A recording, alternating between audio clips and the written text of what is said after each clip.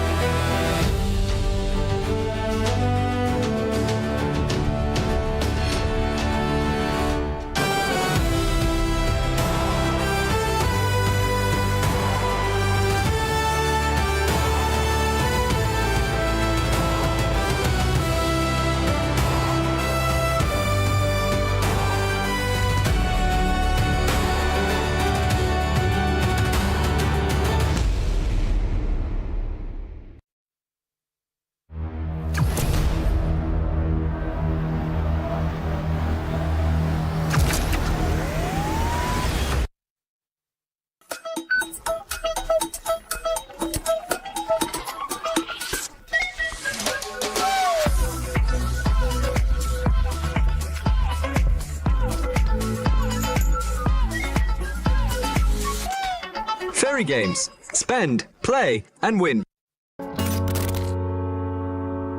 Welcome to the M7 Carnival, legend. You traveled all the way to the Land of Dawn?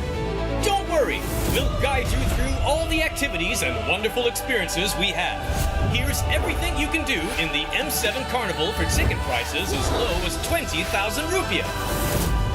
First stop is the Stage of Legends, filled with performances, music, cheers, the biggest M7 watch party, and a special performance from Stephanie Poetry on the final day of the carnival. Game recognizes game in the M7 Carnival, as we'll be collaborating with the NBA, and history is made here at the M7 Carnival, the first ever MCGG World Championship. The Go 1 Grand Final will be hosted here at Stadion Maja Jakarta, so come join us and feel the energy. Next stop, the Heroes Playground, to take photos with giant hero statues and meet cosplays of heroes from the Land of Dawn.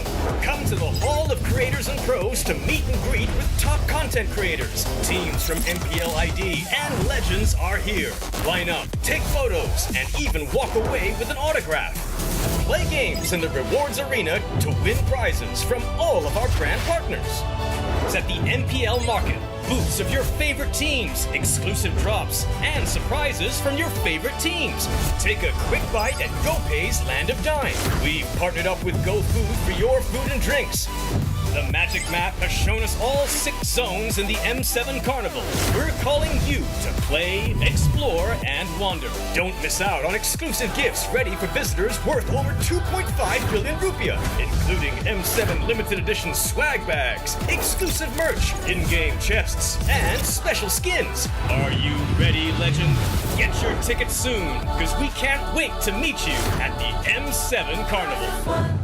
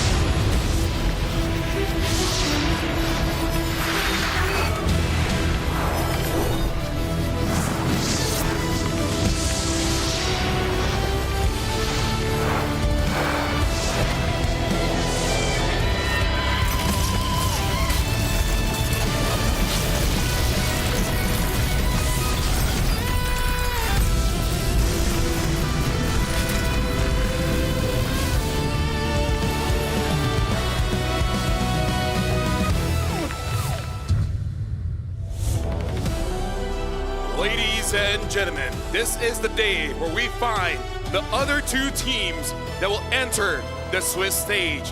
After days of the wild card, Group B seems to be quite smooth, but for Group A, quite a lot has happened. And for today, we have two more best of fives until we decide who goes to the Swiss round. Welcome to the wild cards. My name is Rafael. Alongside with me is Mirko as well as Gani. See, I can do it. Yeah. Hey, no, solid, man. Hey, thank you very much. That's pretty normal for you. Right? Yeah. That is very tame. That's the golden standard of openings for Eterna. Oh, really?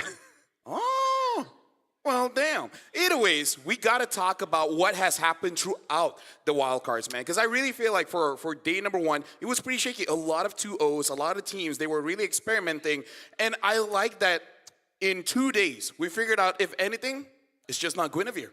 Guinevere hasn't been the pick to get a single win so far. It's still at 0% win rate. 0%. So, yeah, I don't know what is up with the Guinevere picks, but usually we see it and it does well because you pick it up on certain scenarios, right? In very, very specific situations, like when you're up against a Fredrin, or even on the Kai when you just want to try to get the anti-CC. Very conditional indeed. And let's if you take a look at the other heroes, seems like there are a lot of heroes, other heroes, that has been doing well, right? Peep the Claude. I did not expect the Claude to be full, but hey, some teams, some players can definitely pull it off. Something that I really like is that we had a conversation. Do we want a fighter goat lane or a marksman goat lane? And then teams are like, both. Yeah. Right? Yes. So you just become a marksman and then just build kind of like a fighter. Fighter emblem with the Festival of Blood, now giving the hybrid lifesteal, making it so that really almost every heroes can really use it. Yeah. For now, we're going to be looking at the schedule to see which teams are going to be the ones playing first. We'll start off with Zone 1 fighting against Guangzhou to see which of these two teams will actually qualify towards the Swiss stage, and upcoming in the second match is going to be VP against Boostgate. Doesn't matter how well all four teams did throughout wildcards.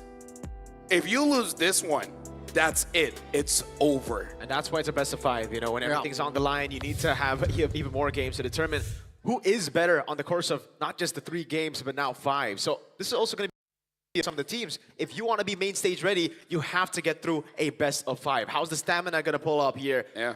Later on, they will go back to best of 1s, but they need that experience. Definitely going to be brutal, right?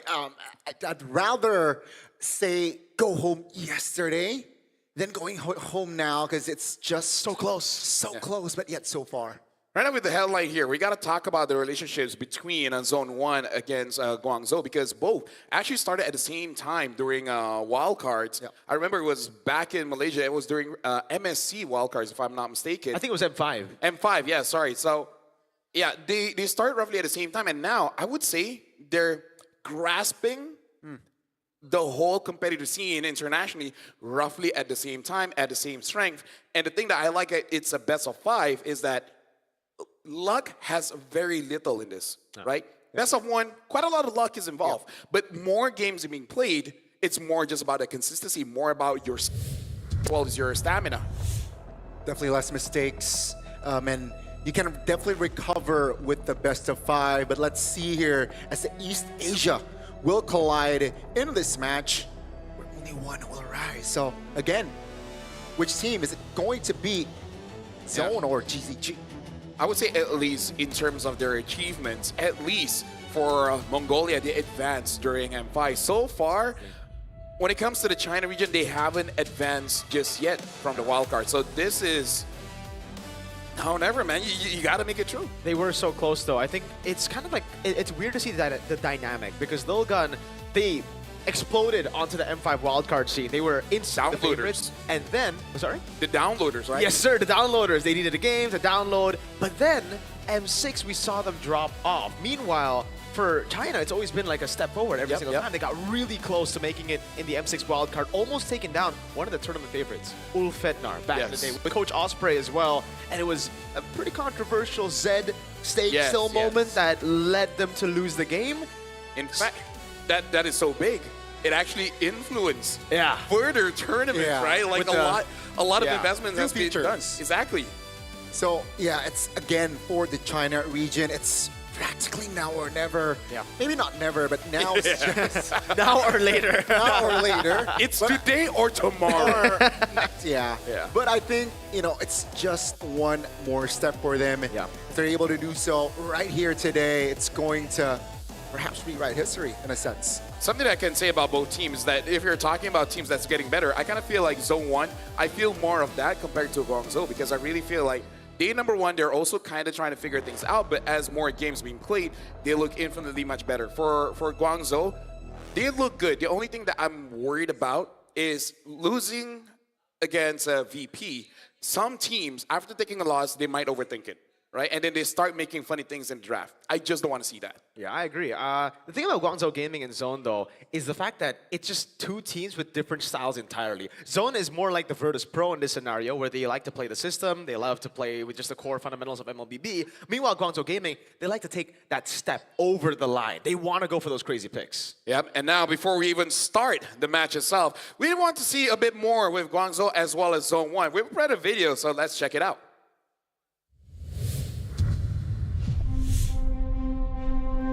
Burmese goals. They drop Lil Gun 2-0. AP Brett, they will take Little Gun down and they will eliminate them from M5.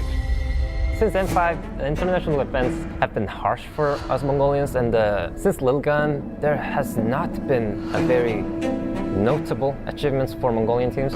But we are not included in any organization, and we don't even have sponsors, as you can see, and we're just some kids chasing our dreams. 当那一次 MSC 失利以后，俱乐部对这个项目失去了信心，所以就解散了这个队伍。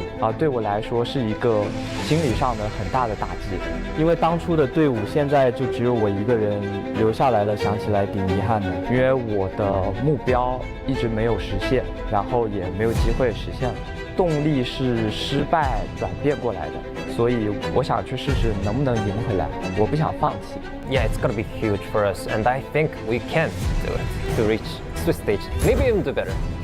对于中国赛区来说，这也是很重要的事情，因为很多在中国支持我们的粉丝，他们一直是失望的，就是每一年带给他们的消息都是失败的，所以这一次我不想再听到这些东西。这次来到 M7 的外卡赛，我只有一个目标，那就是打进正赛。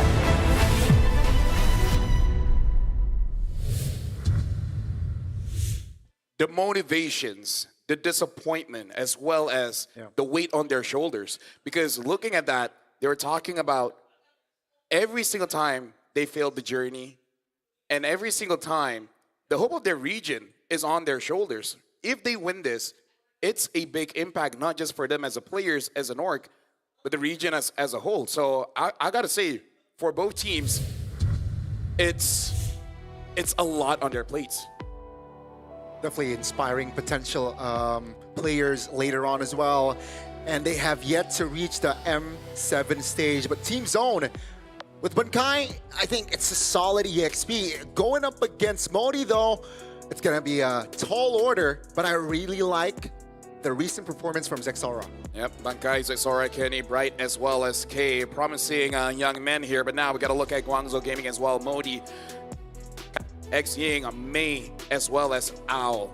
In terms of how they've been playing, it is slightly a bit unorthodox, especially with the Freya popping up here and there, but I do like what I'm seeing. Yeah, even with the Minotaur coming in from Mei, you really get to see more of those comfort picks.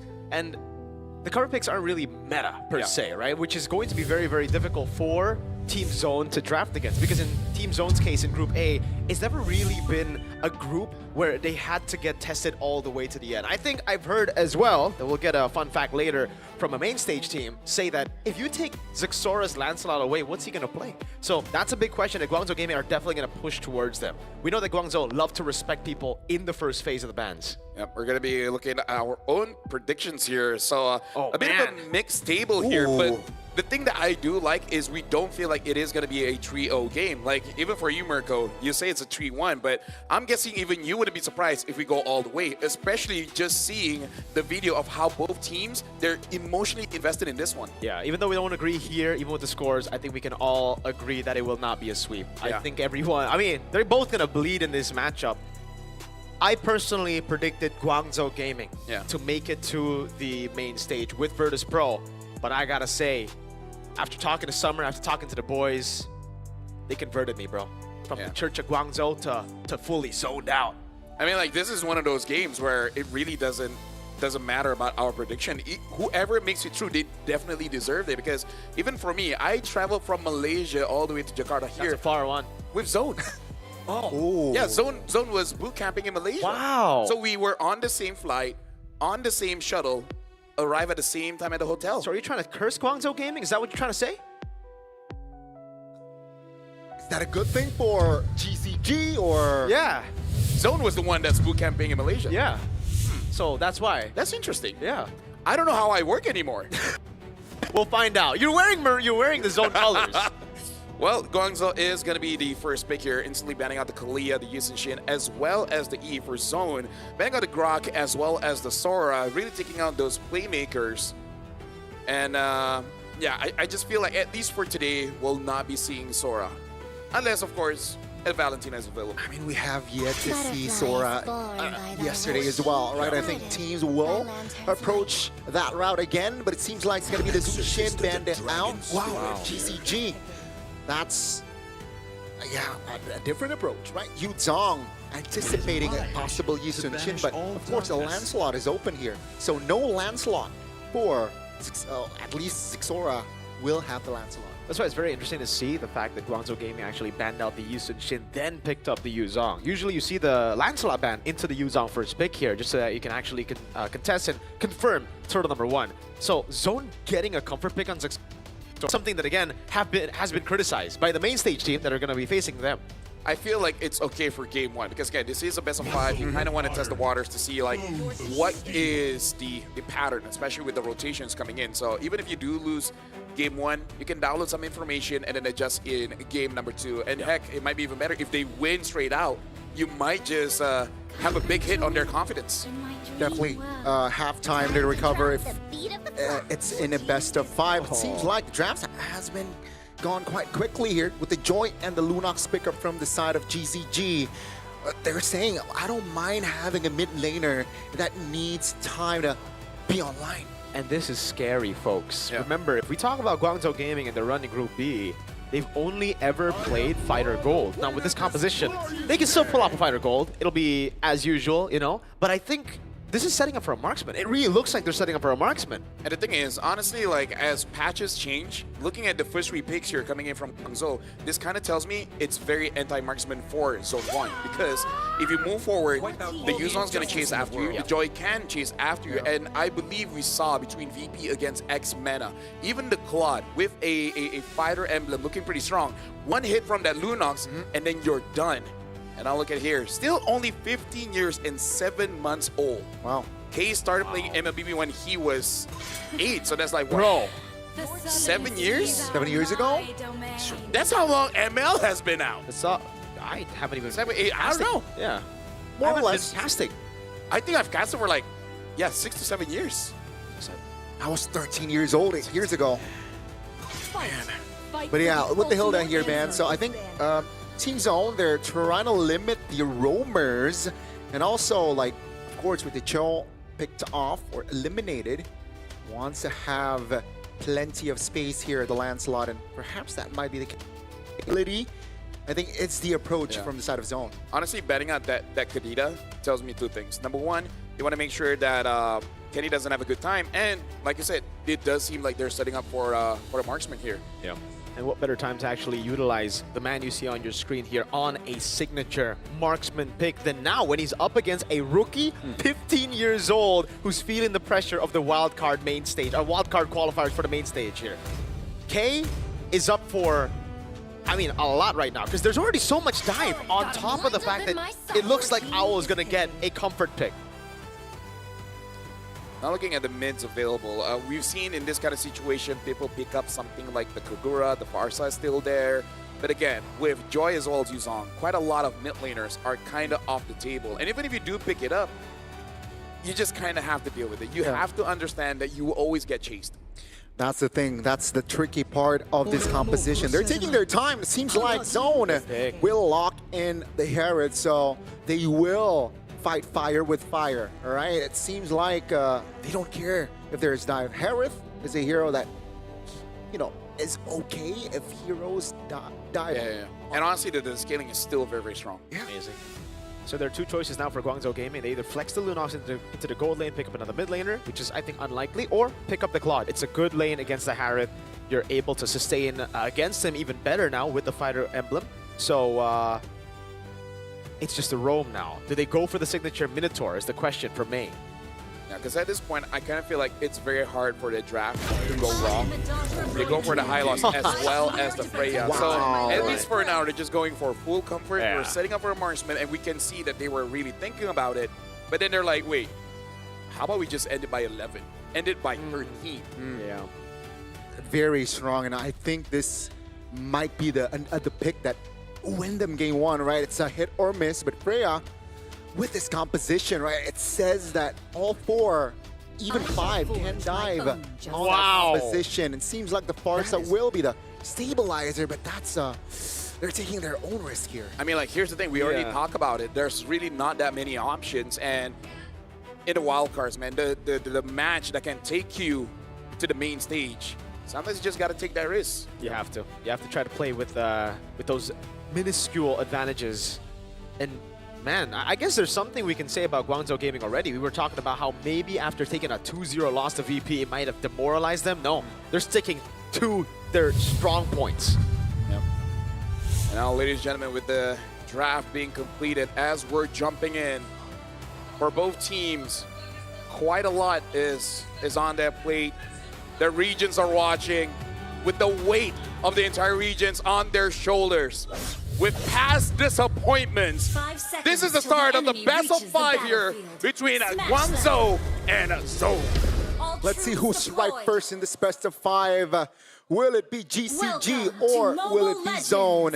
And it does seem like sign of, wow, GCG are very, very confident in their formation already, right? I think what they're trying to do is, even though they have the Lunox, they want to go aggressive.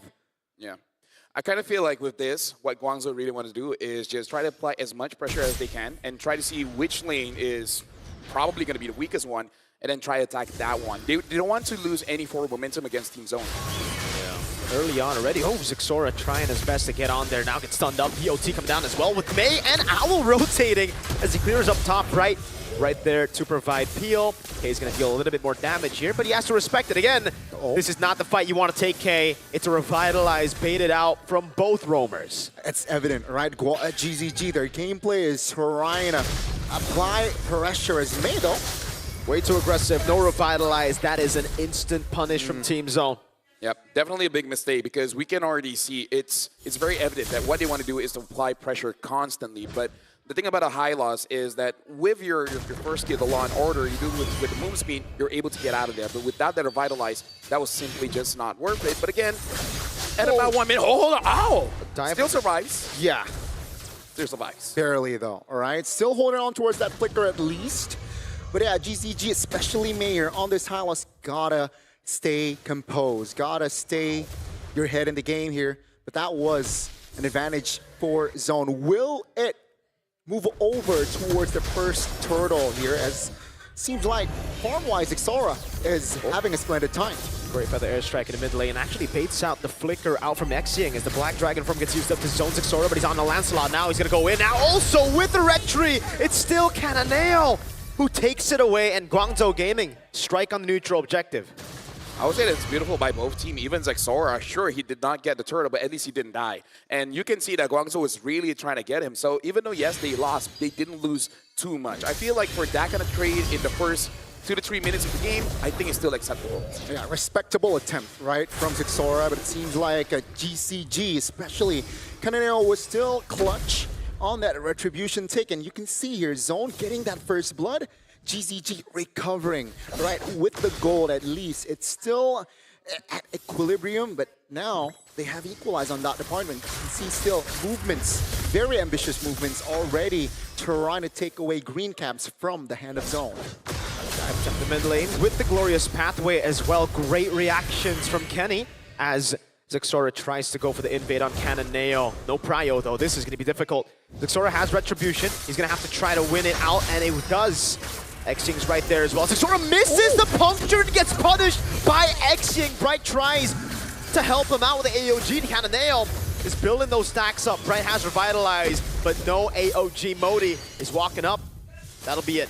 I would say right now Guangzhou is forcing Team Zone to play on their tempo, because even with that gank in mid, forcing out Kenny to use that ult way too early makes it so that there's no way for them to protect Zexora when he's trying to get out. And honestly, that kind of happened in the first turtle as well. Kenny on this far side, I understand. There's so many people that's chasing after you. You kind of have to preemptively use your ult and try to get as much value as you can before you potentially die or have to get away. But I don't know. I kind of feel like you need to give a bit more protection towards Kenny so that he can actually influence when it really matters. Yeah, I agree. The Feather Airstrike so far hasn't been too effective. And you can see him struggling to take farm, get space. You know, a couple of flickers spent defensively, and that's not a good sign for Zone. The second unit is down. Again, the risk of the Farsa pick. You're going to get caught by the Yuzong, and now it's an all-in over on Bright. How many times can they cancel the AOG? Not a single time. Bright catches them off guard, gets the AOG out, but it is a big win now as they get a kill plus the free turtle. It happened again, all right? The Farsa was abused practically without the flicker. They had info, they're keeping tabs, and now the Freya is just munching on the gold shield. Things are not looking good here for Zone indeed, as they need an answer. They need to find an angle to at least take good fights, and they're not having it right now. I would say, like, people can say, why did they pick up the Farsa? But we got to put it into context, right? Amazing draft coming in from Guangzhou, but hold on, Zexora should be fine here. But yeah, looking at the bans, Jushin ban, Eve ban, Karita ban, Kimi ban, there's really nothing left. No other options, right? The Lunox picked away, remember that? The Valentino was the only other option, but there are not really any good ults you want to take. Even with the Black Dragon form, a lot of people might be like, all right, go for the Black Dragon form. No, on a Valentino, you're still squishy. You jump in, and especially against a Lunox, you will die in the air, brother. This is very tough here. 1,000 gold seems like it's 3,000 for Zone. Because I really like the tempo that GCG is creating, right? They're not forcing unnecessary fights. They know when to press their buttons. And yeah, Team Zone, as of now, 6 minutes in, they're catching strays. I would say this lead looks bigger than it is, just because the damage dealers are the one that's really getting choked out. And there's also one thing that I want to say about Team Zone, though. The one thing that's good about their composition and how they're playing right now is they really took the blueprint from VP as to how to beat Guangzhou Gaming yesterday.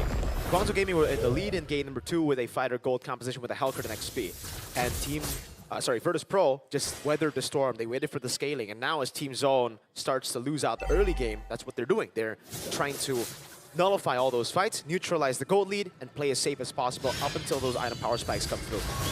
And we got to look at the itemization here, especially for the Freya. It's still going to go for full damage, which, again, if she's able to get on someone, they might die. But if not, we'll get punished. To use Wave Spider, not a good start to the fight now. That's on quite a big cooldown. Is able to go for the stun. Instant engage with the taunt as well. But look it out. The back line jumping onto Kenny. Xing will be able to survive as Zexora has to use the Thorn Rose. And Bankai with no Bravest Spider is just so vulnerable. Owl walking back. Cannonale with the Red Tree win. And K now jumps in with the Zaman Force over on Owl. But it's responded over by a Flicker. Good AOG locks Owl down, but there's no taunt to follow it up. And again, Team Zone is struggling to find the right connection here. Team fight-wise, GCG taking it all. Taking 2 members plus the turtle. They're doubling their gold lead, and Owl just collected the Sea Halberd. So bad news for Bankai, bad news for Bright. Even K gets nullified or gets negated. In the mid lane, very calm, very composed. Xing just playing his game. Yeah, but I kind of feel like, oh, hold on, they want to go on to Zexora. Re-engage, Zexora doing so much, able to get a trade in. Cannonale will take him down though, so at least it's 1 for 1. Yeah, and again, I kind of feel like for Team Zone, it's still kind of okay, especially with that Harry. I do believe that in this current patch, Harry is still very strong. Modi will be able to escape with the Fierce Dive. Oh, forces the Black Dragon form out. Hey, now with those Zaman Force, has to back away. Right. Really good position to hold there. Knows that was some form of reinforcement coming. Great timing on that disengage. Yeah, even though Kay is 15 years old, but again, 8 years of playing MLB, man. That's more than me. Yeah, this guy has the experience. Half his life, dude. Half his his life. He played MLBB, and now he is showing up his chops. And now looking at how Kenny is absorbing so much pressure, he's getting quite a lot of space. True. Still a quiet game though. 0-0-0, but GCG so far has been controlling most the control map, and both Crystal already locked in. Yeah, that's the way to zone right there. Actually, just ulting menacingly. I do want to talk a little bit about the Holy Crystal purchase for Cananeo, though. That is his second item after Genius Wand. Hold on, yeah. Owl should go. Oh, great CC new timing on Owl. And he baits out a flicker there from Bankai right as the Lord spawns, but back again. You only counter the Joy on the Harith when you have enough items to deal with Modi again. Get the Petrify into the initiation. In the back, it's them completely zoned away. The airstrike comes down as well. The AOG gets cancelled. Bright already used Revitalize. Cananeo is looking for the electrifying beats. We'll be able to find it, but it's only onto the frontliners who are able to walk away. How did no one die there? Yeah. Oh, they were trading blows. Xora still looking for it. Yes, Puncture gets away. Owl, very menacing at this point of the game. Dude, it's like watching MMA, man. Round 3, you think someone would get TKO'd, but then they just extend it all the way. Might go for a decision. Might go for a decision. GCG managed to trigger a couple of spells, and it seems like it's going to be a free Lord. What a cancel on the Phantom Execution. Owl under turret. Good AOG from Bright. Owl gets caught, has to flicker out, and it is a free Lord to Guangzhou Gaming. That's K in the back going on Cananeo. The assassin got assassinated by K. And right now we can see that K is going to be a problem. So now Team Zone, even though that's just 1 kill, you can look at them. They're actually feeling it right now. Wait a second. The way they're juggling the turrets. Look for the airstrike coming down. XG still has the brilliance. Can't get away. Bankai has the Brave Spider. We'll be able to use it under turret together with K. The 2 side laners of Team Zone. Team Zone popping off now in the mid-game.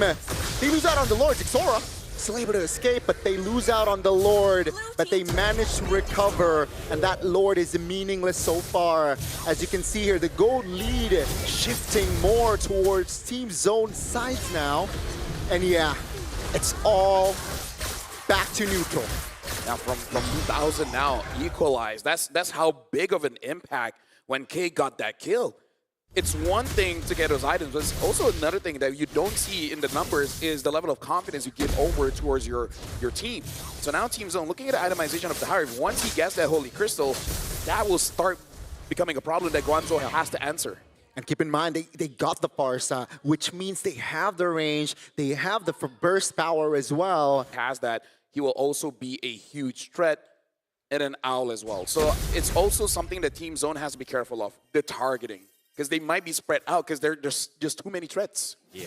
They can't let their guard down though, Guangzhou Game. The fact that they got the Lord and then they let their guard down, they didn't really play properly to disengage. Rather, they actually went back in. It created an angle, a window for Team Zone to punish. So now for Guangzhou, they really got to make sure that their order of starting to fight is good. Owl making sure that he doesn't make a mistake. Gets away. Yes. Yeah, very good at keeping his distance. So far, both teams now are playing it slow. You know, an engage. Yeah, they are not gun shy at all. Hey, that was 3 ultimates. Yeah, I mean, like, the Lord is 20 seconds away by a bit of time. I'm pretty sure everyone will get everything back. So, you know, just that was an attempt. It was an attempt. Respectable or not? It was more psychological. Psychological attempt. I like that. Yep. Maybe more for them. Right, to be like, guys, we're brave, right? Yeah! You want to go, bro? Okay, we're brave. I wasn't surprised with the Glorious Pathway commitment, but the Black Dragon form commitment earlier was quite surprising. Zone now has the river control.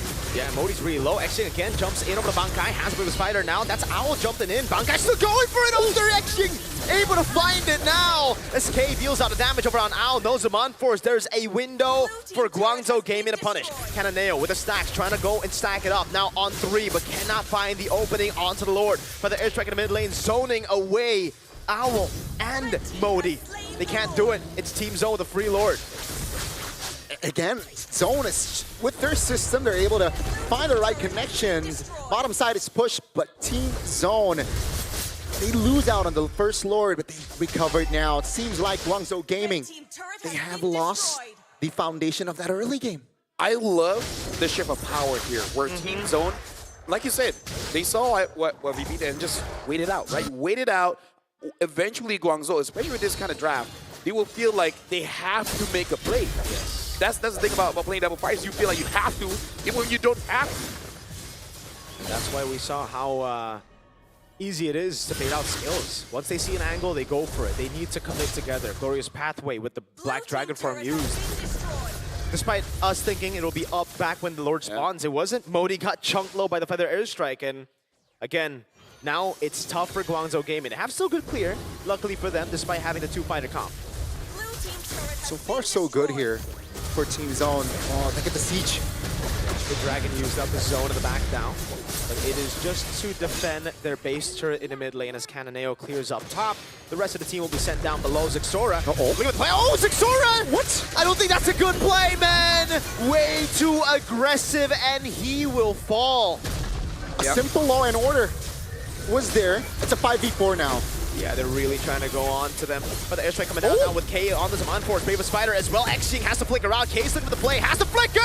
And finds it! But he's already used it, and now he's compromised in. He's still able to buy some time, but it's a shutdown for Owl as he flickers out the safety. Bankai on the Brave Spider. Modi's going to try to chase Kenny. Will provide enough support to back away.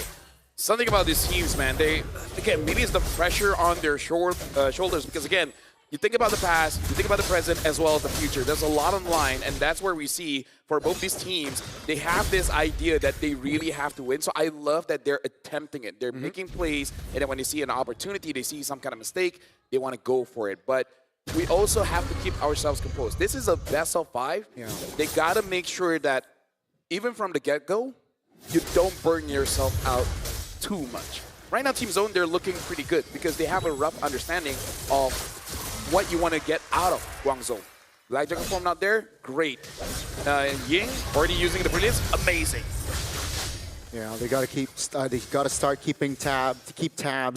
And you can see here the items already building up for both teams here. Total kills, it's 6-7 for DCG and Zone. 7. So it's 1,500 gold lead for Zone, but it doesn't really mean much at this stage. It's all a matter of positioning. Zixora peep the Malefic Roars, or there's extra penetration from the Lancelot. It seems like river control, at least past 10 minutes, it is all Zone. So GCG here, starting to lose momentum. Yep. Right now, Main wants it. Oh, look at that. Ow, jumps in. He gets taunted. That might be him caught. He is able to escape with the ult now. Black Dragon will come down with Main with the Glorious Pathway. Zixora with the jump in forward is able to zone Xing away as he's taken very low. Modi still trying to get the DOT damage. Owl gets locked up with the AOG. And Cananeo now jumps in with Electrifying Beast, but Kenny is able to maneuver around the walls perfectly. Zixora, this is unnecessary. They have 2 members down. They can go for the Lord, but Team Zone, do they want to go for the end? They really should not. Again, everyone's trying to make hero plays. You don't have to. I think this is a free Lord, no? They get a base. Oh no, Cananeo. No. Okay, but Zixora used the red tree. Bankai gets the stun. K flickers in forward to find the kill. In hindsight, it worked out. You're right. Beautiful stuff. Beautiful coordination from Zone and GCG. Oh, he mentioned that they start to lose momentum, and now they really start to lose the control. Potentially, you know, if all things go right, this might be the final push for Zone. I just want to take this time to shout out Kenny, man. This is not a game a Barca should be 0-1-7. It should be 0-7-1, right? Despite always getting chased, still able to get good positioning. And now we're going to be looking at it. It's a replay, but a fight might actually break through. Hopefully nothing big happens. Oh, that is pretty big. Right as you compliment him, man, Kenny gets taken down. AOG as well. They go for the fight here. Zixora's taking it very low. Alcis's gonna go for it. Zixora finds the immortality. Can he buy the winner crown in time though? He will not be able to as Modi finds the killing spree. And 2 big carries on Team Zone have just fallen. Kind of nail in the back now with the next fine beast. Baiting out K's on force. It's a stun over. K does not have flicker. The Lord will be dealt with by Xing and Cannonale as Modi gets away from K. You know what, Kenny? My bad. Owl trying to go for more now. K gonna be stunned. Oh my god, with the glorious pathway as well. They go all in, but Kai was able to find a stun, and now the turnaround happens. Cannonale, no electrifying beats. May tries his best, but it's not enough. What a turnaround. Nobody can stop K at this point. This Harith just pops up and Cannonale all alone. Electrifying beats over on K. Cannonale doing it again. Gets the immortality down as well, but look at the base. This will cost Guangzhou Gaming all of their base turrets. Team Zone right now. Cannonale, can he finish it? Because Kenny's here. Bankai is here. I actually think he can. 10 seconds. Yeah. That's all he needs. Oh my god, with the AOG as well. Cannonale has to play perfectly. He's able to dash around now. Electrifying beats as well. Kenny trying to survive with the help to revitalize. The minions have been cleared out. Cannonale finds the kill and Xing respawns. Can they lock the base? Black Dragon coming down. That's a petrify to cancel Zixora's basing attack. Modi gets the kill and Team Zone crumble in Guangzhou Gaming's base. Yeah! Dude! What? Now that's amazing. Now, dude, I love the start of the fight that decides who goes over to the Swiss stage. We had an amazing base defense. Now this is the game we've been waiting for all wildcards. I mean, I know this is the best of 5, but what a game 1. What an opening game in GCG. They have an angle to end the game. Can K do what Cannonale did? He doesn't need to. You know what? Okay. So first of all, for all 3 of us, shut up. I say something about Kenny, he dies. You said no one can stop K. Yeah. Immediately dies. Yeah. Let's shut up. Yeah, let's shut up. Let's just enjoy the game. We can do analysis without talking about anything. Or just let the effects do our work. Just shut up. Yep. There you go. There you go. But at this point, 20 minutes in, 2 more minutes where it becomes very dangerous whenever anyone dies. Yeah. At this point, even with Guangzhou having no protection of their base, somehow if they get an amazing team fight, they can just end the game. So the last one, maybe even 2 team fights, might be the last one of this game. Wow. Let's see here. Again, ladies and gentlemen, 3 base turrets taken down, though, from the side of GCG. So that's an advantage from Zone. If they're able to, you know, exploit the lanes, I think they have an edge. But GCG, they got to be perfect, especially in the sword dance. Oh, that is... Okay, I thought he was going to get the second hit, too. Right, thought he was going to get a taunt. Glorious Pathway with the Black Dragon from now all in into the back line, but K is able to go for the Zaman Force, and that's big. Once they bait it out, Cannonale can now go in, but look at the waves. Bankai finding a stun on to Modi.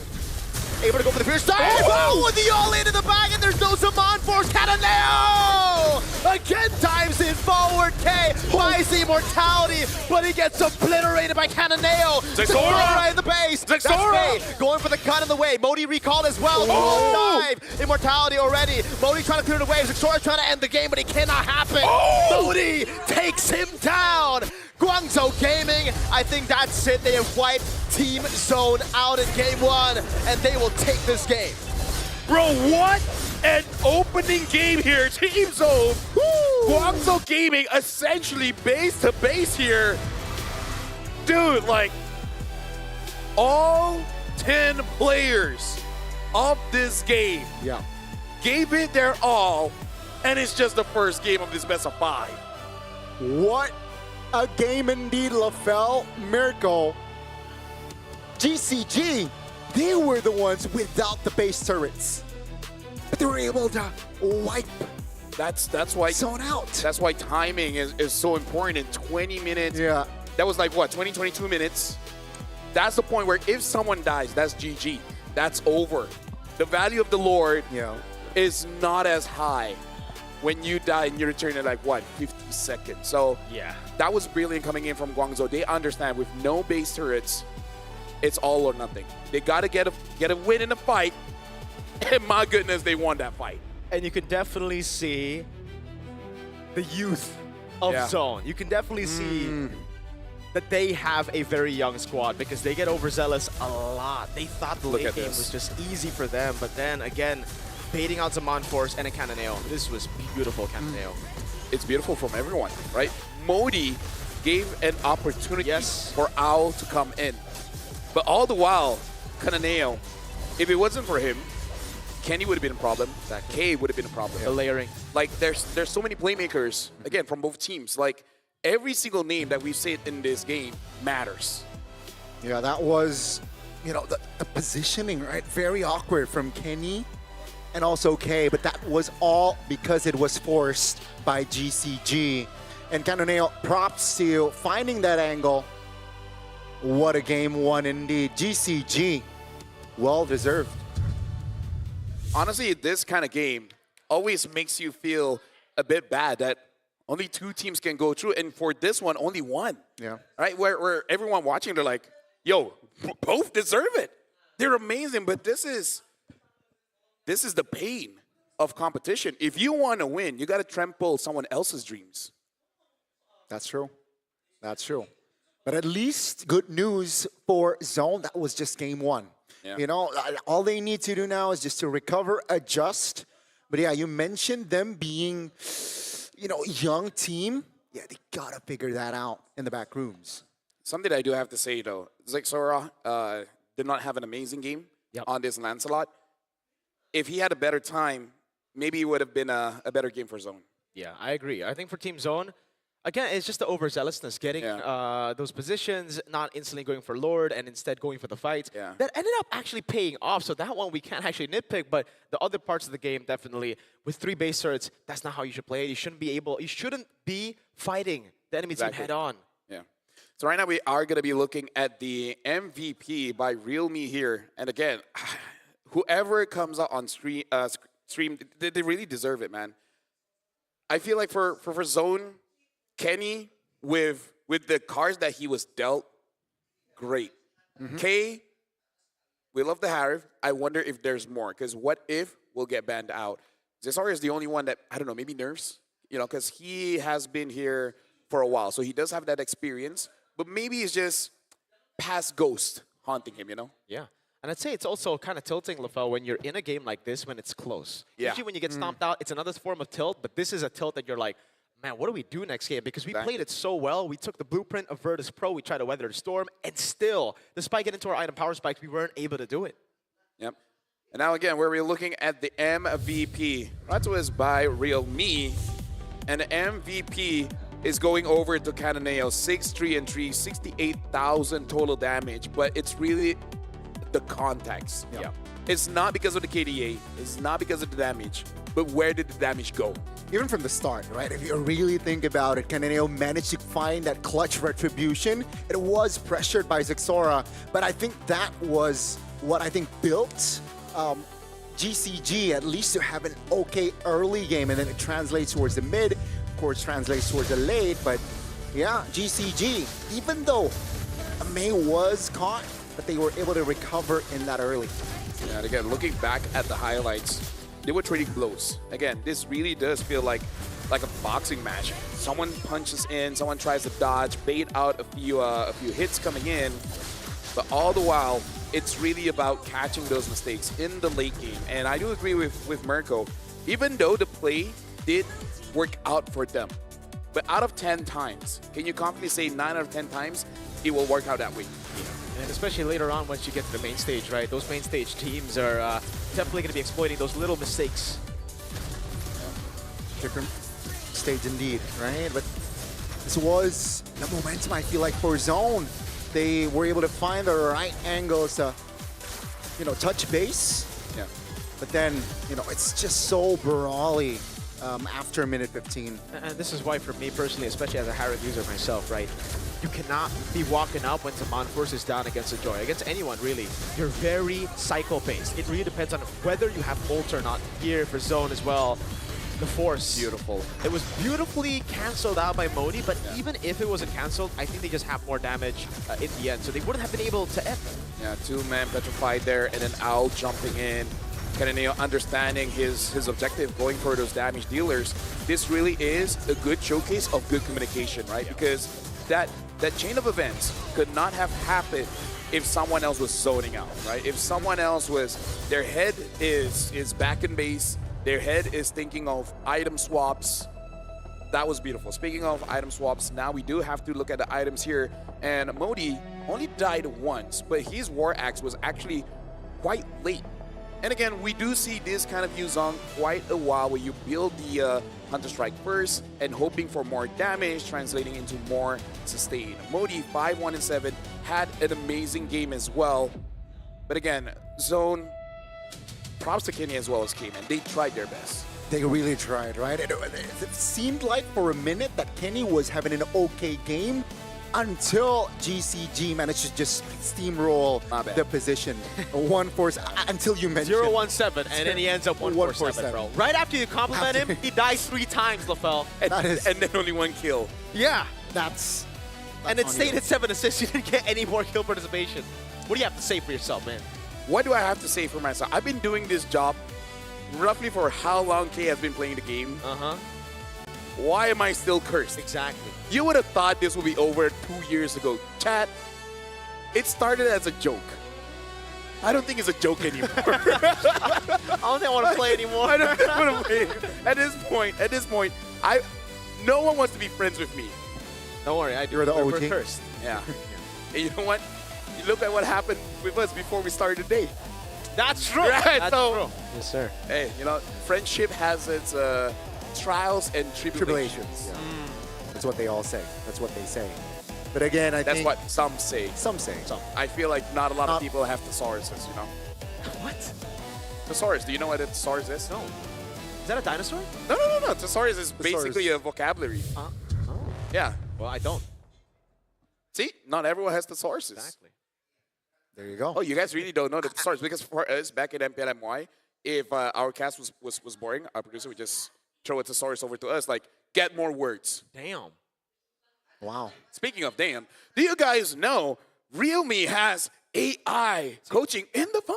I don't need a thesaurus. I could just ask Realme for the AI knowledge, man. The M7 official gaming phone. Yep. And again, the players have showed their chops here on stage. Like, if you guys need convincing how amazing of a phone it is, here in the wildcards, man, especially game number 1 of this best of 5, this has been the build-up, and my goodness, the payoff is amazing. Hey, you know, I think with that display alone, by both teams, by the way, convince you enough, perhaps, you know, to get the Realme. You play, we carry, all right? So check it out, boys. It's want to know GCG still, though. Yeah, you can ask about in-game stuff while you're playing. You can also just be like, hey, if I'm not in-game, I could just go and take a picture, ask the AI what this is, all that, man. They have all the amazing features for y'all, so go and get let me just say, after we played a few games of Rank, you guys need it. Yeah. Yeah. Especially you guys were stuck in Epic. Yeah. Wow. Usually I would say uninstall. But you have AI now, so you could actually get better. I had a amazing time with friends, but without my friends, my God. Like, I can carry as a roamer. I didn't thought I would be carrying that way. Yeah.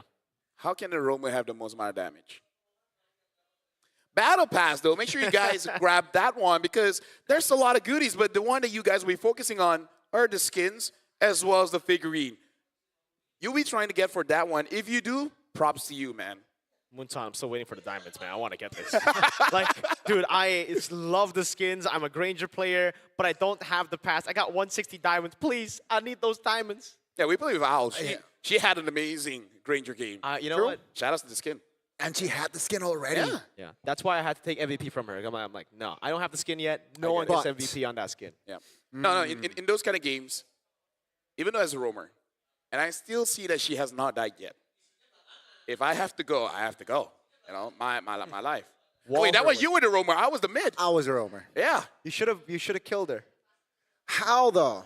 Throw your cool friends exactly. the team. Throw the team to her. Don't go towards the wall. Yeah. Just over to them. Okay. Noted. And here's the thing. This is the wild cards, but after this will be the Swiss stage And before the Swiss stage, we do have an opening ceremony. Rise as one. Now that's gonna be interesting, will it not? Yeah, it's going to be very interesting, as the fella put it. Yes. Rise as one. Gani, do you want to rise as one?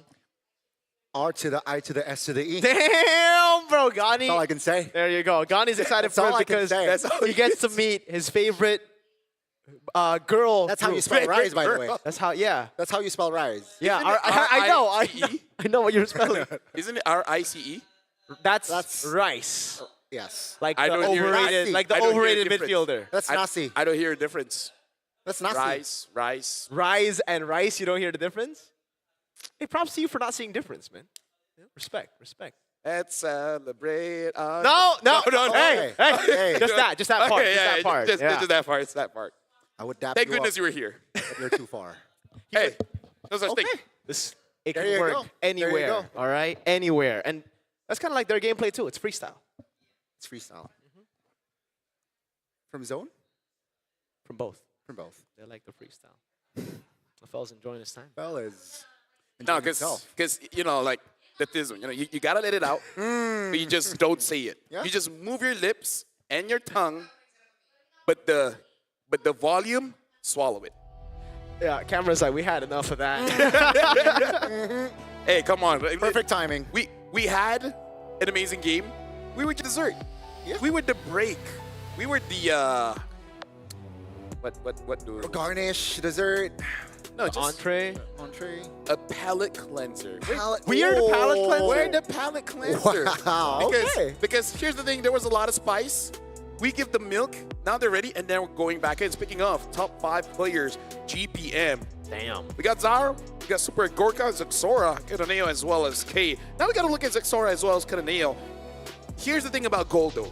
807 and 792, you're like, okay, it's only a few digits off, but bro, when we're talking about per minute, that's huge. Yeah. That's a lot, right? And keep in mind, it's on a jungler as well. So very, very splendid job from Zor. And also Kataneo, you know? But I want to see more, especially from the side of Zone there. In that game, at least, I thought that Hey, Zone has chances to at least turn it around, you know? But no. Mirko, nice you can say it, why can't I? Wait. Hey, nice soup. Nice you can say it. By the way, he literally just said, no.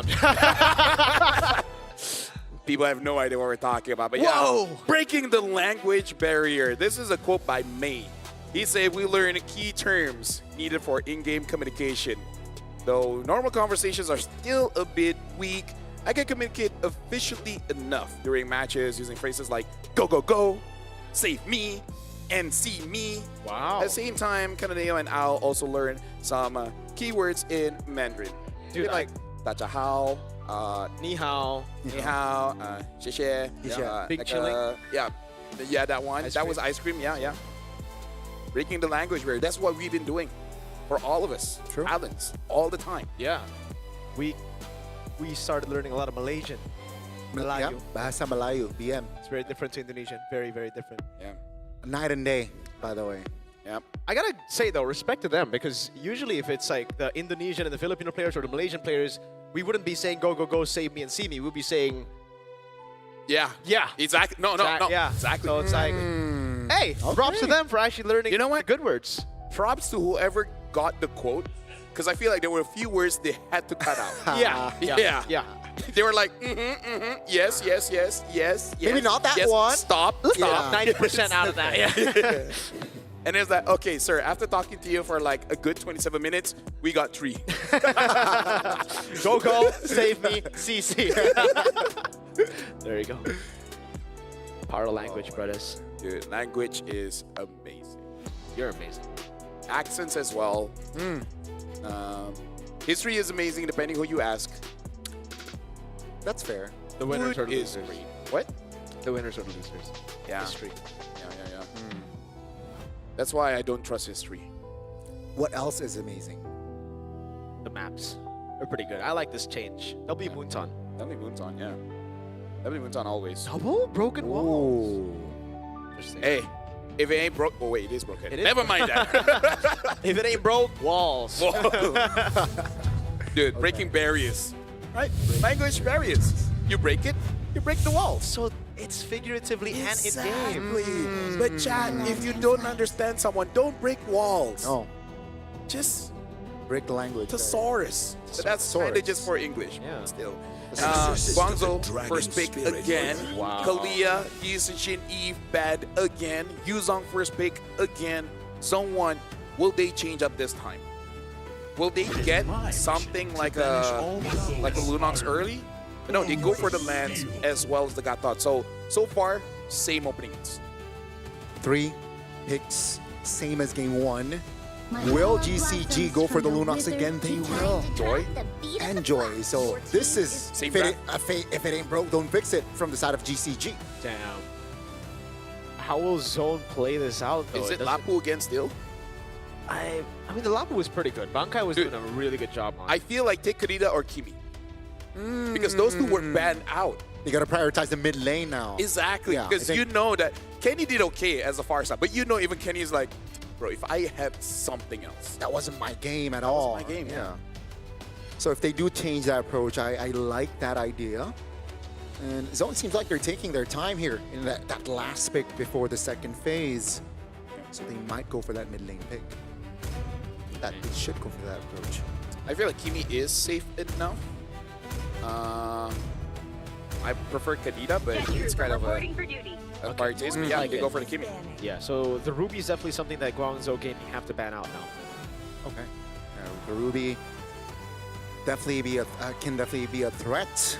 In the And previous game, they banned out Kadita and Kimi, so now it's pretty open for Guangzhou. they should. So now, Zone, I think they're trying to at least play around the mid lane now. That there's Kimi is in play. But it seems like the approach can be the same from the side of Zone. They ban out the Hilda and the Cho last time around. Yep. And I don't see any reason to change, even though the high loss was pretty strong. It wasn't really the game changer, right? It wasn't the one that really punished their rotations. Yeah, so far, so good. At least for drafting-wise for Zone, there's definitely adjustments. They're taking their time here. If not the Cho, they definitely can go for another roam ban. But you mentioned the Ruby earlier, America. It will go through, but it seems like it will be the same bans in the second phase for Zone as well. No Cho, no Hilda, just full respect. Yeah, just the high-lows again probably for May. And then last pick, I wonder what I was going to play. Probably Freya again. Yeah. Thing is now for Zone, it looks like a CC angle if there's no Ruby. I think Guangzhou are going to actually ban it out though, right? Because then you have CC Gatot, Brave Peel, you play the front to back with the Kimi. Yeah, other than CC, not entirely sure. Maybe they can still go for a Lapu, Esme. Yeah. There's still quite a few fighters, but Zone did have a good game with the Harif. I wonder if they want to force it out again. Because they lost not because of Lunas, it's really just because of that Joy. I am not the only one. Oh, bound by evil okay. chains. What is going to be the change here? That's a really good ban as well though, by the way. Like, that's the only thing that can really stop the Joy in the early game with Yuzong. So there you go. Good stuff. Definitely a hero that can break the momentum, that Phoveus. So now, Zone, what are they going to prioritize during the second phase? What do they need? Do they have enough crowd control? Is my question, right? Sure, the Gatot Kacha has the AOG, there's Traction Pulse, but is it enough to, change team fights? Previous game, they did pick up the Harif here. I can see an angle for sure, picking up something like a CC, and that hides where the CC is going, right? But no, they're going for that Harif. Probably worried, what if? What if it gets taken away? And just want to see the full matchup before committing to your EXP. So is this Freya again, or do they try to swap things up with like I think it should just be a Freya again, right? It's the same matchup If it again. ain't broke, don't fix it.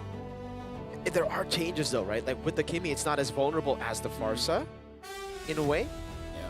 Because again, we don't see marksmen so far. Yeah. We just don't For know. GZG. Yeah, exactly. So we just don't know whether it's just going to be that all the way through, or they're just hiding that for this kind of moment. Because going up against a Kimi, I would argue they already have enough dive. They already have enough dive. But some people that you ask, they will say it's never enough dives. And this is quite a big difference here now with the Tigreal as well as the Granger. Probably just forcing out that Kimi to make sure that he uses the Purify and the Lapu gets picked up. Owl is on a marksman. Yeah. I said before, I mean, in my own tier list for wild card, I said the best gold laner on marksman in the meta, in the wild card is Owl. So he hasn't played the marksman, but now finally we get to see him on a marksman. I want to see how good he is again on the Granger. Has the fighter meta changed his playstyle completely for him to not be able to play well on the marksman, or has he been saving his cards all this time? We might get that answer. We will get that answer here in the second game. It's round 2, GCG end zone. You can see here from the composition, it's quite even from both sides. Yeah. There are opportunities for me to really pop off because Kenny is using that Purify. Now, ladies and gentlemen, we're about to jump into game number 2. Game 1, it was base to base. They showed an amazing game. Can they keep it up? Can they actually make it better for game 2? Let's welcome to the land of Dawn. Ladies and gentlemen, will GCG double their lead in the series, or perhaps we might see an equalizer from Zone? Let's see it. It is concerning though, right? Because yes, the Tigreal forces out Purifies, but now that you have Purify, that means it's going to be very easy for you, Zong, for even the Granger to lane against you. You're not as much of a threat without the Flicker. Early Petrify already from Modi as well. Just to chunk HP on towards that Lapu. Uh-oh, Xing immobilized. Yeah, he's gonna have to Flicker. Early Flicker burnt out here, but look at Cannonale, dude. He's so busy. 2 green camps taken over for Cannonale. Yeah, I'm loving the pathing coming in from Cannonale on this Joy. Ever since game number 1, he really tries to make sure that he has a lead, and he's just out of there. So far, pretty clean, not punished at all. Dude, that is so clean. Yeah, good prep there from GCG, reading out the habits of Zone, and we're able to capitalize here at least for the first minute. And yeah, I think standard emblems here with the Kimi bringing that magic shop as well. But Gotcha, very tanky, concussive, tenacity, as well as vitality. So yeah, especially in the early game, it will take more time to take right down. Something to note as well, it is still an assassin emblem for the Granger. Oh, hold on. Good knock up. Modi trying to go in with the Petrify, but won't be able to find it now as that's what they try and beats. Trying to block Kenny, has to Flicker out. There you go. They paid out Revitalize and Flicker, and Zixora still not 4 yet. And that's huge for me, because now the tools to escape make it so that if Mei gets level 4, the next turtle fight might be huge. Yeah, that's going to be a game. Oh! Solo kill! Modi in the bottom lane. That is massive. Xing able to go with Brilliance. Good knock up from Mei. Cannonale singing the song, and that is definitely not the song you want to be hearing if you're bright. GCG starting early, strong here, taking the turtle, and seems like they want to invade again. Uh-oh. Cannonale still has the red free, and Zixora does not. That is a massive lead at the start of the game. I gotta say, man, if I'm playing Lapu against a Yuzong, I do not like that. Yeah. Like, before level 4, there's legit nothing I can do. I just gotta stay behind my turret like a good boy and then just throw my swords and hope that I get a last hit. The fact that Modi got that 1v1 and now a 1 level difference, it's big, but he can redeem himself if he gets a good catch. But this kind of lineup, I think, is going to be very difficult for him to catch. Yeah, I think there was a big miscalculation there at the bottom side. That's a taunt, though. GCG jumping in. Oh, man, implosion. But oh, no! Zixora dashed into the knockup! Cannonale on their turret will fall. But Marcellus Xing will find a kill, though, so it is value. 2 for 1, and there's no shutdown on Cannonale. So Zixora just failed successfully. Yeah, I like that. Right? Failed successfully. Yeah, he jumped in, got an escape, and take Cannonale down with him. Well, not with him, but alongside him. Yeah. But it's still GCG here. 3 minutes in, 1,500 gold. So again, still a lot of ground to cover if you're Zone. Yeah. And Zixora is still level 6, a level behind. So that's not good during neutral objective fights. I'm guessing Kenny and Zixora be like, hey, how did you do that? And he's like, calculated. Pure Read my name again. Read my name again. I got that aura. That was intentional, folks. But yeah, BDF just to escape, right? So now it's gonna be in neutral. Oh! Not worth it. Yeah, May. Oh my. Instant flicker, singing the song again. Bankai Man. wanted to get the kill back. Was that tilt? Because that was so not worth it. Even if he gets a kill, Yeah. it's not worth it. And again, just before the neutral objective fight again, right? So tough luck there, but Bankai, man. Again with a big miscalculation. Someone's got to calm him down. Right? Losing that 1v1 might have activated a part of his brain that needs to be shut off for a while. That's true, man. You get tilted, you get overzealous a lot of times when you get solo killed, and then you go 0-5, and then you lose the game. Relatable. Oh man, XG goes on to Bright. They really want to go on Bright? Yeah, I don't think this is like the best choice, and they don't. Okay, they just bait out Revitalize. That's value, dude. Yeah. So overall for Guangzhou, looking good. But we saw in game number 1, things can definitely turn around at about 7 to 8 minutes. So there's still hope. You know, Team Zone just got to kill 2-3 people and then they're good. They're really occupying the top lane, though. Oh no. Yeah, Implosion, Purify coming out as well, but now he doesn't have anything. Modi in the backline, able to find a Petrify on Kenny, the OT Cananeo! Looking for the angle, Electrify beats onto Zixora. That's Bankao getting the kill in the end, Xing under turret, finding the double on K, and it is such a big win again for Guangzhou Gaming. He got the shutdown, though, so perhaps that might help bump his gold up, but it's still just GCG taking all they can here in the jungles of Zone, and that's a turret top as well. More ground for GCG to play around with, but take a look at Zixora. By the way, if you guys haven't bought the M7 Fast, look at Owl, right? That's cool. Is that why All played Dude. Granger? Because Owl is going to play Granger? We just talked about it. Oh, I completely forgot about it, dude. It's the ADHD, man. Caster Bless. Caster Bless. We called the draft during a sponsor segment. That's true.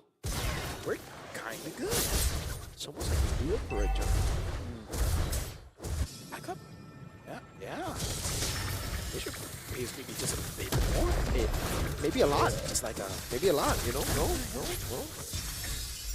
Maybe a car or something. Oh, I would love that.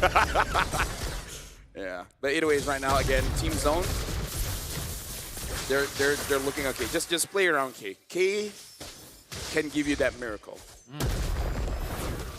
Can he do it though? Yeah. Can he do it with the Purifies up? Yes, he can. Oh, yes, he can, May! What an implosion, and then the Petrify! It is beautiful from Guangzhou Gaming. Right as the AOG out, Zixora has the aura, but he cannot deal with Cananeo, who's on a killing spree. And now Owl looking for the next, or actually his first Sky Piercer stack. He's still 0-0-4. Man, again, the coordination has been so on point. The calls has been precise here for GCG. They lose 2 members, but it doesn't really matter. They got the final turtle, and Zone, it's just looking from bad to worse from here and out. If they're not able to stop the momentum, GCG, they might double their lead here in the series. Let me just say, as a roamer, I'm pretty sure the roamers watching this game right now, they're like, where's the instant replay? Let us watch that again. I want to watch that Dash again. Get the implosion. Again, you were setting it up before the fight even happened. Can they even do it? Uh-oh. Yes, they can. Oh my D. Oh, my CC mute. Okay, he gets out. Okay, gets a turret down below, but now it's a 1v1, and it's Cananeo, who is so far ahead of him. Zixora with Phantom Execution able to clear out the wave here, so there's not going to be a turret take, at least for now. But yeah, Cananeo will get a turret down below. More turret down. Oh, Zixora still able to get that purple though. So yeah, 4,000 gold here practically for GCG. Team Zone, and they're just like game 1. No. Great Petrify. Oh, Kenny solo. Owl can't get the last shot in. Zixora with Phantom Execution back. That's a flicker out from Xing. Taking a bit too many shots on the turret, but he gets a tier 1 for free, so that's all G. Something we got to talk about is that we see the effect of losing that 1v1, what it does to you, and look at the effect when you win that 1v1, man. Oh yeah, Dude, Modi this game, man. He's in his prime. He's a zero brother. That's his name, by That's the way, his folks. name. That's Mo. Mo is 0. D is brother. Wow. And May wants to bait out AOGs. It's kind of like, hey, may I come in? Mo D. Mo. No, that's not really an answer, but you know, I tried that. Yeah. Good It's attempt. kind of like asking Team Zone, because, you know, zoning people away, it's like, me, I come in. Okay. I see you. I see you. I would say 10 out of 10, but No, no, no. Zeta are out. No, we start with 2. 2. And then we jump up. Okay. I like that. I like that idea. Only has the Hunter Strike and the War X, so yeah. That's, I think, more than enough at this stage, right? 9 minutes in, you're enough to tank and also engage with that Yu Zhong. But man, I like the control again from GCG, not forcing unnecessary fights, controlling the far lane in the most time. And take a look at the Lord. It melts down with the help of Xing. That's one of the big advantages when you do have a Lunox, man. It makes it so uncontestable by your opponents, right? Because even if you want to go in, the chances of you getting that lore turtle, whatever, it's so low. And now Ying having that Wishing Lantern as well. Team Zone, they need a big setup. K is waiting for that setup. It doesn't matter if it's coming in from Kenny, Bright, Bankai, but with the difference of items here that Guangzhou Gaming has, they have a lot of shred. Whoever goes in, I feel like Team Zone minimum 2 will go down. Yeah. Especially with the gold being this huge of a gap here. Zone's gonna struggle. GCG seems like they will be more direct though, right? Game 1, mind you, 10 minutes in, they start to lose control. Zone got something here in this phase, but it seems like it's a different game. GCG, more direct, more discipline. And that's why Zone is struggling to find an equalizer or a trade. Let's see though, GCG, they might take a base turret or two. Holy shield. Right? Just trying to hold on. Now the Holy Shields, all 3 of them have been taken down. Pressure Pulse only gets 1. Oh, Zaman Force 2 on May. That's going to be down, and they have another wave to play with. Yeah. So right now, Team Zone, funny enough, they actually look way better when they did have that Farsa. Yeah. Because at least that's a lot of immediate damage. With the Kimi, not so much. Kimi, you kind of want to establish that pressure early and then just poke people out. That's a lot of damage while you're saying it on Kenny. And now Xing tries his best to go for the assassination. Owl will be able to siege this down. Explosion from May! AOG coming down now as they lock Modi and May down, but it's just the frontliners. Kataneo in the back again, finding the unstoppable. Bankai's low. Owl trying to go for the snipes, gets a double. And I don't think Team Zone can come back from this lead. The coordination was beautiful. Cananeo in the back, Owl keeping his distance in the back as well, just free hitting, and Zone, they're in trouble. Xing jumping in over on Kenny again, has brilliance, will be able to pop it in. Bankai with a 3-man stun, Owl's able to get away, but he will fall in the end. It is a kill though, however, to Modi, and they get a base turret. No, actually, never mind, just the bottom lane. I thought they would get more. I would say, Team Zone, take what you can get. Yeah. Right? At least the game is not over yet. If you're able to, I don't know how, but stall it out by 10 more minutes, maybe you can have a miracle team fight win, and then you can win it out. Because as of right now, this is so different from game number 1. Yes. Guangzhou Gaming, they just look a little bit better when they have a marksman. Weird, that one.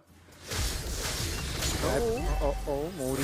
That's actually a really good poke on Modi. They need to do this if they want to win out the fight on Lord.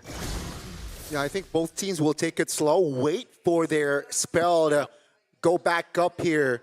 So expect a slower time here. They do understand that they have a base turret in the bottom side. GCG will be happily to perhaps bait out a couple of players. Yep.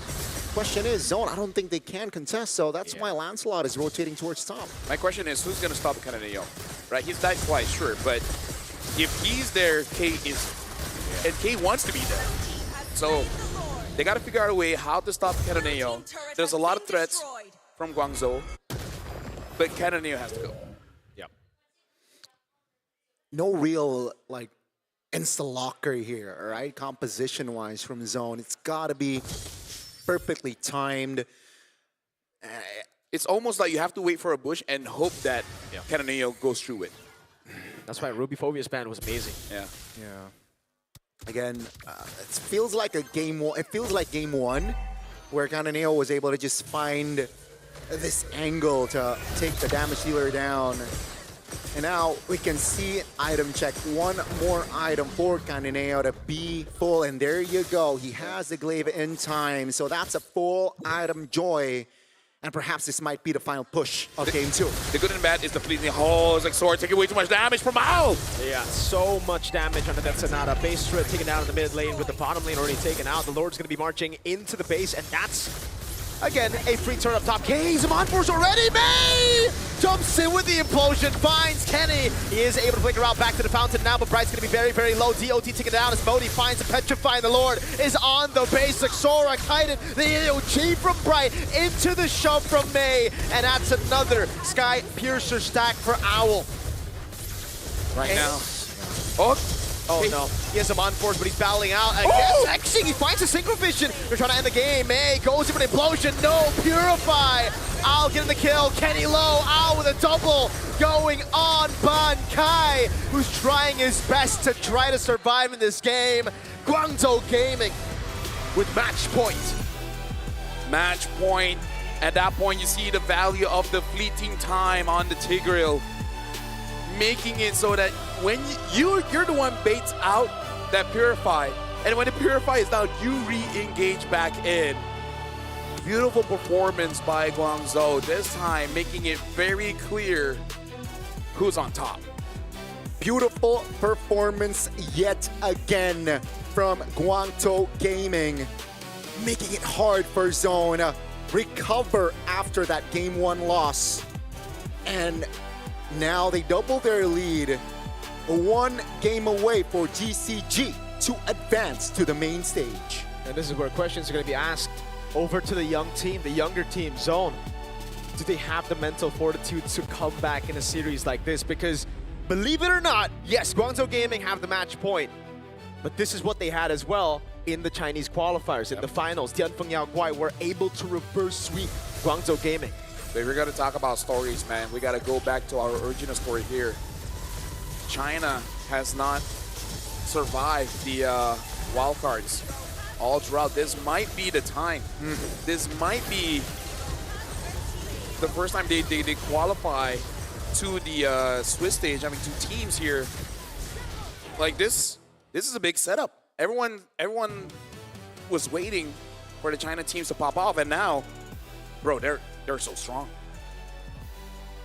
So far, so good, all according to plan. If you are in the GCG side, but on the other side, Zone, what happened, right? Game one was much closer.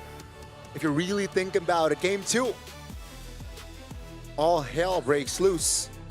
The way that I'm seeing this, either the Joy has to go or the Lancelot has to go.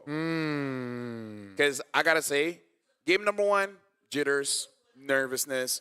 But game number two, there was really not much. There were, glimpses, but glimpses isn't enough to get a win. Yeah, I think the Gata Kacha might need to go. Yeah. If they want to go Lancelot, maybe they could combo it together with Lancelot. Lunox in the start denied that pick away because Xing, not only is he dealing so much damage, it's so easy to survive with the Brilliance. He just goes in, invulnerable, and it just stops that momentum from Zone a lot of times. And also, I like the idea of the drafts, but I think game two, the real start of disaster was Ban Kai, man. Yeah. Lapu Lapu was soloed before the first hurdle. MVP though. Yeah, we gotta look at the MVP by Real Me here, and it's May on this Tigreal. And again, this is pretty brave as a Roar picking up that fleeting time, but hey, he made it work, because even if he dies, as long as he gets that set, as long as he gets that implosion, it's all good. Now, when we're looking at the items, sure, there are quite a few things that we can look for, but let's talk about what are the potential strategies that Zone might try, because let's recap on their ban. They ban out the Grog, the Sora, as well as the Jushin. I kind of feel like Sora as well as Jushin, perfectly fine. right? Okay for them to ban out. I wonder if they can use a Grok, maybe let the Grok go. Because at this point, you're challenging Guangzhou to either first pick a Grok, or if they first pick a Yuzong, you take that Grok. I like that idea. I like that idea. I think it forces, it forces GCG to perhaps in this series at least. Oh, okay. I like this. We got the caster cam. Caster cam. Okay, that's interesting. But yeah, back to the highlights. Zone, they were all over the place game 2. I gotta say, there wasn't a real game plan after that third turtle to come back, and GCG just maul over them. Oh, and that set, man. Going in, get that implosion, that's huge. And even though Mei is the MVP, we gotta talk about Modi, man. This Yuzong is a problem. I'm okay with it getting banned, but yeah, you gotta take something else out, because Bankai needs to be a part of the game. And he cannot be a part of the game if he's going up against these Yuzong. Yeah. And I think this is something that we caught on very early as well. As early as match number 1 for Zone, when they were up against Zeta. Could be nerves. It looked to be nerves as they, again, after losing, or after performing like that, they recovered really well. But Bankai was losing in the matchup against Junichi all the way from match number 1. And that's something that could be exploited, especially when you're seeing someone as skilled as Modi on a pick like this. So, bully laner plus Modi, bro. And the problem with Yuzong is that there's not many counters. At most, it's just a Dead lane. dead lane. Yeah, exactly.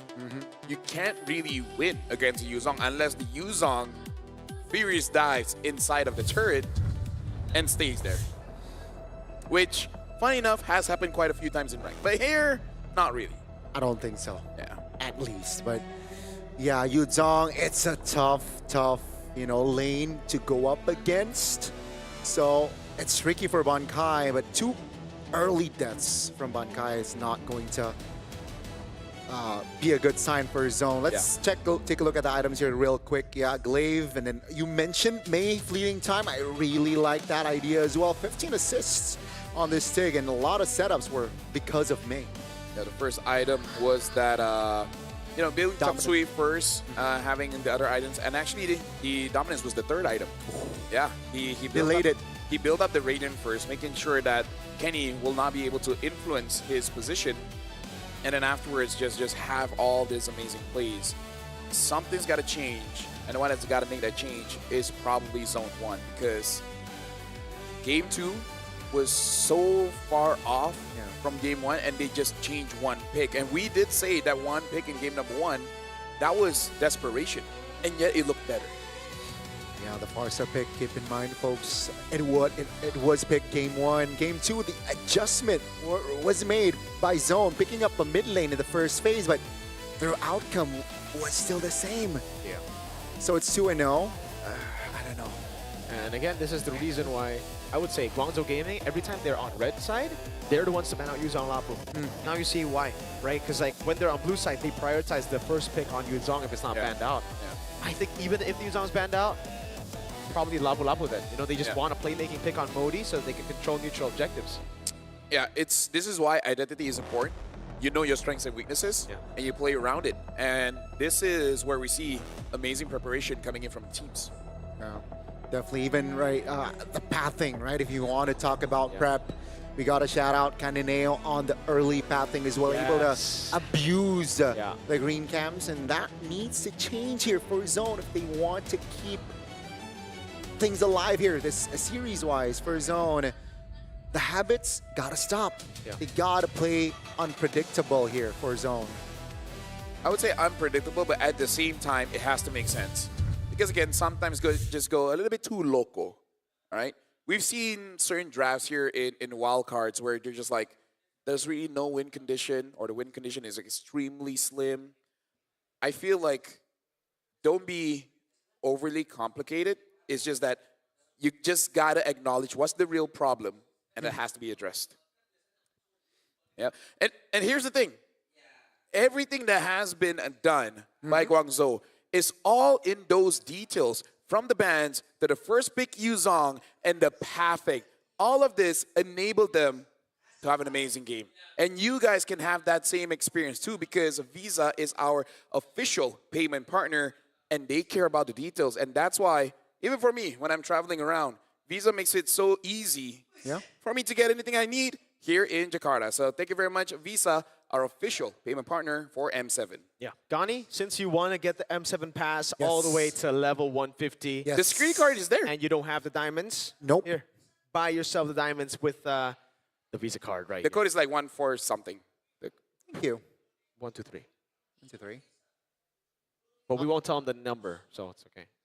Well, now we gotta talk about a skin as well, and it's it's the Eden skin, the Verdant 9, from 9 January all the way to the 31st of January. Just log in 13 days to get for free, which you would think for us it would be easy, but considering the schedule that we have, we will try.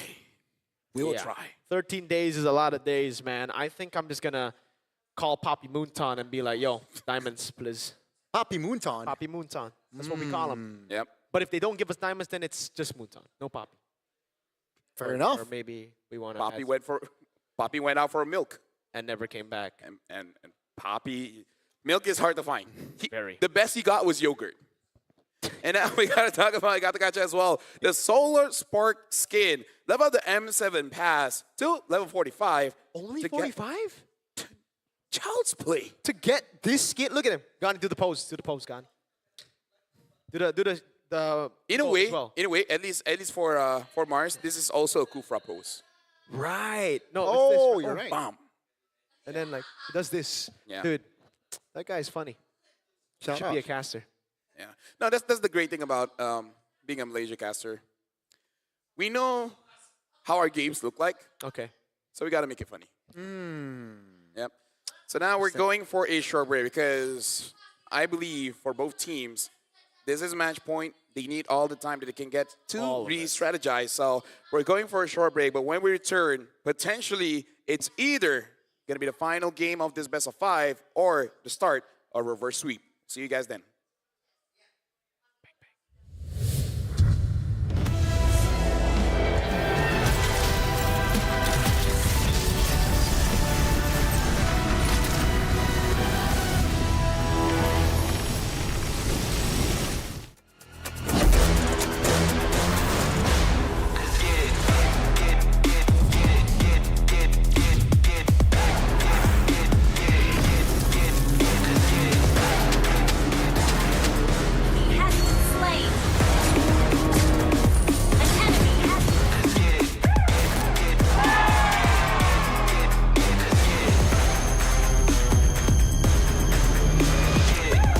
Realme 15 Pro M7 official gaming foam.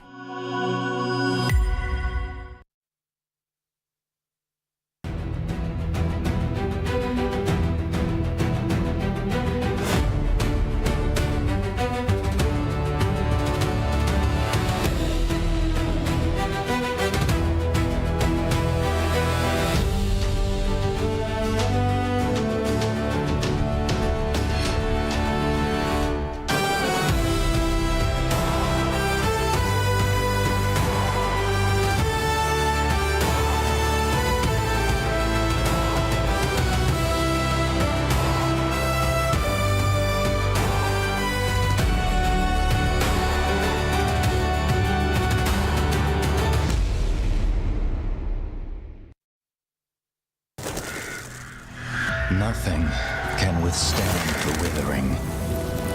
Against the endless erosion, my strength grew weaker by the day.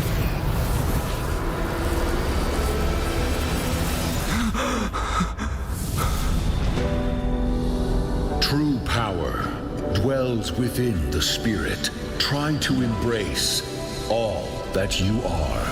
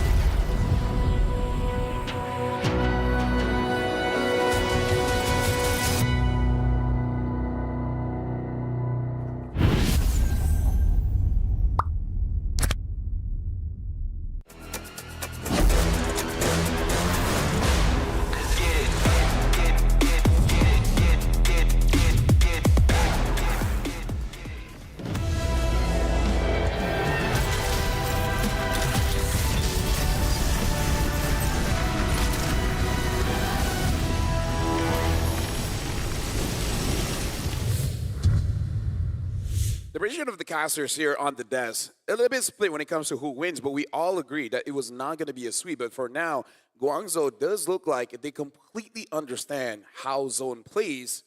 If this continues, then, hey, in a way, we're all wrong because it's a sweep. Welcome back, Lafel, Mirko, as well as Gani. Gani, what does Zone really have to change here? Because for Guangzhou, they understand what they have to do. Yeah, that's the thing. I think what they're talking about internally is, I think it all starts from the drafts. I think blue side is too strong for the side of GCG. If they want to start change, they got to start there. They got to start picking blue sides and start dictating from that drafts. What do you think? Yeah, I think it really comes down to the draft. It really comes down to how you start the game, but also the patience and the mental fortitude. That's the big question for me right now, because if you can't reset after those 2 games, everything you try to do here, new strategies that you want to try to implement, will not matter. Yeah. And I really feel like the ones that really has to reset here is definitely Bankai as well as Exora. Because especially for Bankai, again, like making plays, this is the thing that a professional player has to have a different mindset when it comes to other people playing rank, right? Because there are moments where if you can get the kill, it can give some kind of momentum for your team. But as a professional player, you got to think of the bigger picture. You got to think of the macro. Like, even if you do get that kill, you're in a position where you're in enemy territory, number 1. Number 2, you already expanded your flicker. You expanded your ult. And a turtle is coming up, and the opponent jungler is still up. Your job as the jungler is not to, your job as an EXP is not to kill the other EXP. It's to deal with the jungler, right? So they have to reset on that one and make it clear what's your job and what's not your job. Definitely, I think that needs to be addressed like game 3 instantly. But will they be able to get back into the zone? That's going to be the big question here. Ooh. And now the question for you guys, pick or pass, who is the better funnel jungler right now? And personally for me, I think the real funneler is Yisun Shin, where, again, marksman, he skills a bit better. In comparison to Lancelot, he just feels like, I'll do it when I feel like it. Yeah. For me, it's like, it depends. If I have a good team, I choose Yisun Shin. If I am playing alone, I'll go Lancelot. Because like Lancelot's so good. Use Lancelot with us. Let me... yeah. All right. Yeah. No, well, but to be fair, I asked you guys, should I Yisun Shin or Lance? So you make you're like, just go Lance. Well, our EXP was Zilong, so... Yeah, so it's like, we're not really playing with like a full stack team. If we are, and there's no Yuzong, I'd go Yisun Shin, brother. I think we'll end games much quicker. Thing is though, when I have a Zilong XP, or when I have a Bruno Gold who does nothing the entire game, I'm going Lance. Fair argument, right? I think that's a fair argument. Good catch, though, on the Lancelot pickup by Mirko. Good catch, y'all. Mirko was like trying to... Yeah. This is you guys. If I'm with a bad team, Lancelot all day, I'm like, yeah. What did he pick earlier? Were we just playing earlier? We played like 5 games of Lancelot. Yeah. You even took MVPs from more deserving people in that game. More deserving. Hey, we all played good. We all played good. You just came in when it was convenient. Maybe not the Zilong. Yeah, maybe not so long. Just everybody else. Yeah, shout outs to whoever that Zilong was in our game. Yeah, we just recruited because we didn't have 5. Yeah. Shout outs to Moontime for adding the recruitment because we would have been stuck. Yeah. It's so hard when all your friends just doesn't want to play with you anymore. Yeah. They would prefer going for like video shoots. Yeah. Eating. Makeup and stuff. Doing an actual like job. Dude, like, your job means nothing if you don't play rank with us. Exactly, dude. Like, what is money for if you're not even high ranked? There you go. Get a life, man. Yeah. Or don't. Or don't get a life, man. Come to us. You know, play some MLB. Well, the map reveal here. Expanding Rivers. All right. You like Rivers? Dude, because I'm disappointed. I want to see Dangerous Grass. Okay. Yeah. Hey, at least it's not Broken Walls again. Yeah. Hey, but hey, you know what I always say? You cannot spell Broken Walls without OK. Yes. You cannot spell broken without OK. But okay. Yeah. You can't spell Broken Walls without OK. That's true. And there's no what? Yeah. There's no I in victory. There is an I in victory. Oh, there is an I in victory. Yeah. But there is no I. But there's no U in victory. What is U for? Because you're... Actually, that might be a good time. That U might be a or good L? point. No, there's no U in get history. it. No, get it. It's like you're another team, and it's like, hey, Yeah, so there's no U. All right. So you're a loser. He just called you a loser. Yeah, Yuzong for speaking game, by the way. Oh, that's but a it's change. time. Oh, yeah. Wait, A-Ban you said. Oh, sorry. Zone is on blue. Yeah. Hey, they're doing the thing. They're doing the thing. They're doing the thing. They're switching it up.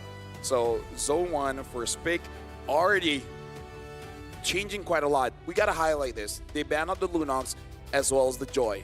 This is more on, instead of meta, just banning out what your opponent really wants. Game 1, Game 2, it was just it's to overpower Zone in that game, or both games. And Zone, they understand that. They eliminate that. And let's see here with the last pick in that first phase. What will it be? It's going to be the Hilda, the hero that was banned in the second phase. Both games. Yeah, despite it not being dangerous grass, we still see a dangerous grass pick here for Zone, and this is very good mid-prio, I would say. The Hilda, you're an amazing pick to deal damage in the early game to control the neutral objectives. So even if the Yuzong fails to zone the Haya, the Hilda is a very good second option. When I play the Hilda, I just have this mindset that everywhere is grass. Everything's grass. Exactly. You may not see it, but I do. And that really matters. Sure, I don't get the shield. Sure, I don't get the healing. But I have grass. I mean confidence. Does that mentality win you games? Depends. Oh. Who I play with. Yeah. If I have a Zilong EXP, Probably not. probably not. Which, by the way, I can't believe I'm playing here in Indo. All the while, I've only, let's say, played 7 games. 3 out of those games, Zilong EXP. Yeah. It might. What's going on here? Okay. Let me. I think it might be because you're epic, Lofel. Hey, Like, I think once you get to Mythic, we don't see that anymore. But hey, dude, I what think, if? Hey, if that comes up, then my bad. Let me just say, Arcadia played Zilong before on stage. So do we bash Arcadia, or do we just That's what his team did. bash Arcadia? Yeah, Wow. yeah, and opponents. Yeah, but they won, so it's kind of like we want to bash, but then Arcadia won. So Yeah. what do you do then?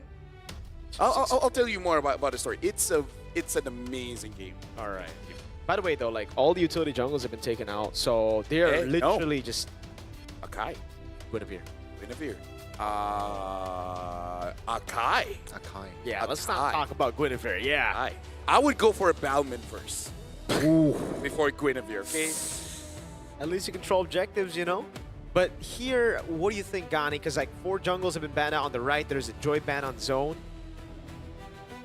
I think if they are really going to prioritize the neutral objectives, it's Akai comes to mind here. Going up against a high, it's not that bad. But GCG first pick, second phase, they're going Gata. They're going old school, or at least you know, conventional. 25%. So what about fighters? Yeomord. Oh, for zone? Like Yeah. in the jungle? Okay. No, I mean like we're thinking utility, but what if just fighters? You know? Fighters. You know, I'm thinking Alpha Martins. I'm not saying they're good, but let's just open up our minds. We're gonna be open-minded. Have more noodles. You know? Why is Noodles open-minded? No, because noodles is just another word for knowledge. Ah, knowledge. All right. I don't know about Leomord though. I don't know about Leomord. Yeah, I think it's I don't know about Okay, dimensional. but you know. Fighters But it's in boring. general. What about Ling? Wow. Oh! You guys doubt me. I don't know why. Dude, I don't doubt you. I doubt the Leomord. Okay, that's because like there's a reason it hasn't been picked. There's no Yeah. other pick here, so technically that makes sense. It's not the safe choice by all means, but But- now it's very all in. Like the composition just wants to go in. If they bait just one cycle of ults, they're gonna have to wait for 30 seconds. I was gonna say if my name was Wolf for Midnight, you guys would have reacted that way. Dude, if your name was Kaisam, hey, I was ooh. that's true. Lafel? That's Yeah. true. What? No, I he gave it appreciation. I was he ooh. appreciated you, man. Now you're my boy. But just saying, just saying, Lafel, if your name was Kaisam Yves No Puerto, Yeah. I would be calling you some things with a B. You know, at the start, I would be calling you Mr. B. Kaisam. Ah, Yeah. Balman. Close. Perhaps. You got the BA right. Then there's another B. But not the one that I called you at M3. That was bad. Okay. Not that BAB, yeah. I get it. Badminton. That's not a BAB, that's a BAD. That's bad, as in like bad if Zone gets swept. Well, we'll see if that will happen here. Ladies and gentlemen, this is game number 3. Either the start of a reverse sweep or the end of this best of 5. Can Team Zone extend this? Or if this is their last hurrah? Ladies and gentlemen, welcome to the Land of Dawn. As we take a look here as Zixora, 2 games in this match. He went for Lancelot, but in potentially the final game, they went for Leomord for Zixora. Will it work or will it not? Yeah, that's a good question here because we've seen how Cananeo can really utilize the mobility to get the advantage here on the Leomord, especially before level 4. You're not that guy, man. You're gonna have to be very creative with the pathing, and that he's already doing. Yeah, he's already going for counter jungling. And Cananeo, he will not know about it despite him being the ninja. Hey. Ninja versus a knight. Yeehaw. Yeah. That's gonna be the, again, Team Zone just... Wait, can you try it again? That's a horse name, ladies and gentlemen. Leomord went for like just damage, right? Thrill, and again, assassin emblem. Yeah. So with a killing spree as well. With a killing spree, he wants to kill, he wants damage. Will that be make or break? Let's see, right? Because I'm pretty sure he really wants those kills. Because he's like, yo, you know what? Game 1, Game 2, my bad. Let me redeem myself. And I feel like Bankai and Zixora, these are the picks that they can really redeem themselves. I like that idea. All right, finally, a passive EXP, especially for Bankai, holding on, getting 4 first. So that's an advantage for Zone. Yep. Bright's already walking up over May. That's going to be Zixora jumping in, popping at the ultimate. May is going to be there with the Ride Light, still able to sustain for quite a bit. Petrified though! Kenny with the first blood. Cananeo gets away with the quad shadow. No one waiting there. Cananeo barely gets away, and this is free for Team Zone. Yeah, only Ying trying to slow them down, taking a bit of damage. Ooh, that's him taking out Bankai, starting things off great. Wow, this feels like a GCG Game 1, Game 2, but it's Zone, all right? Just starting the tempo very well early, getting the first neutral objective. Mind you, this was the first turtle for Team Zone in the whole 3 games. So, again, Team Zone here. With the break, I think they changed it a lot, right? 1,000 gold almost in the first 3 minutes. And taking just a bit of damage, RWM. That's going to kill him with the RWM. Yeah, nothing XG can do. Meanwhile, Cananeo in the bottom lane. Quick little assassination on Bankai. Yeah, probably understand how much threat AU Zong can really pose, so make sure that is dealt with. Right now, 3 minutes in, NK already having the double wave. And we haven't seen Moskov work so far. This is the second Moskov of wildcards, but you know what? I feel like if anyone can do it, it's definitely K. Gotta be more, perhaps, right? The patient approach here from K, you know? Playing the far lane more intelligently here in this game, but a quick item check, though. Nothing too crazy just yet here, just most of the players getting to that first item. But yeah, all control, right? Just 600 gold differs. But Team Zone got 3 kills, so that's not really a lot. Yeah, you would expect a bit more of a lead. By the way, Team Zone, 3 Fury Hammers. Penetration. Yeah.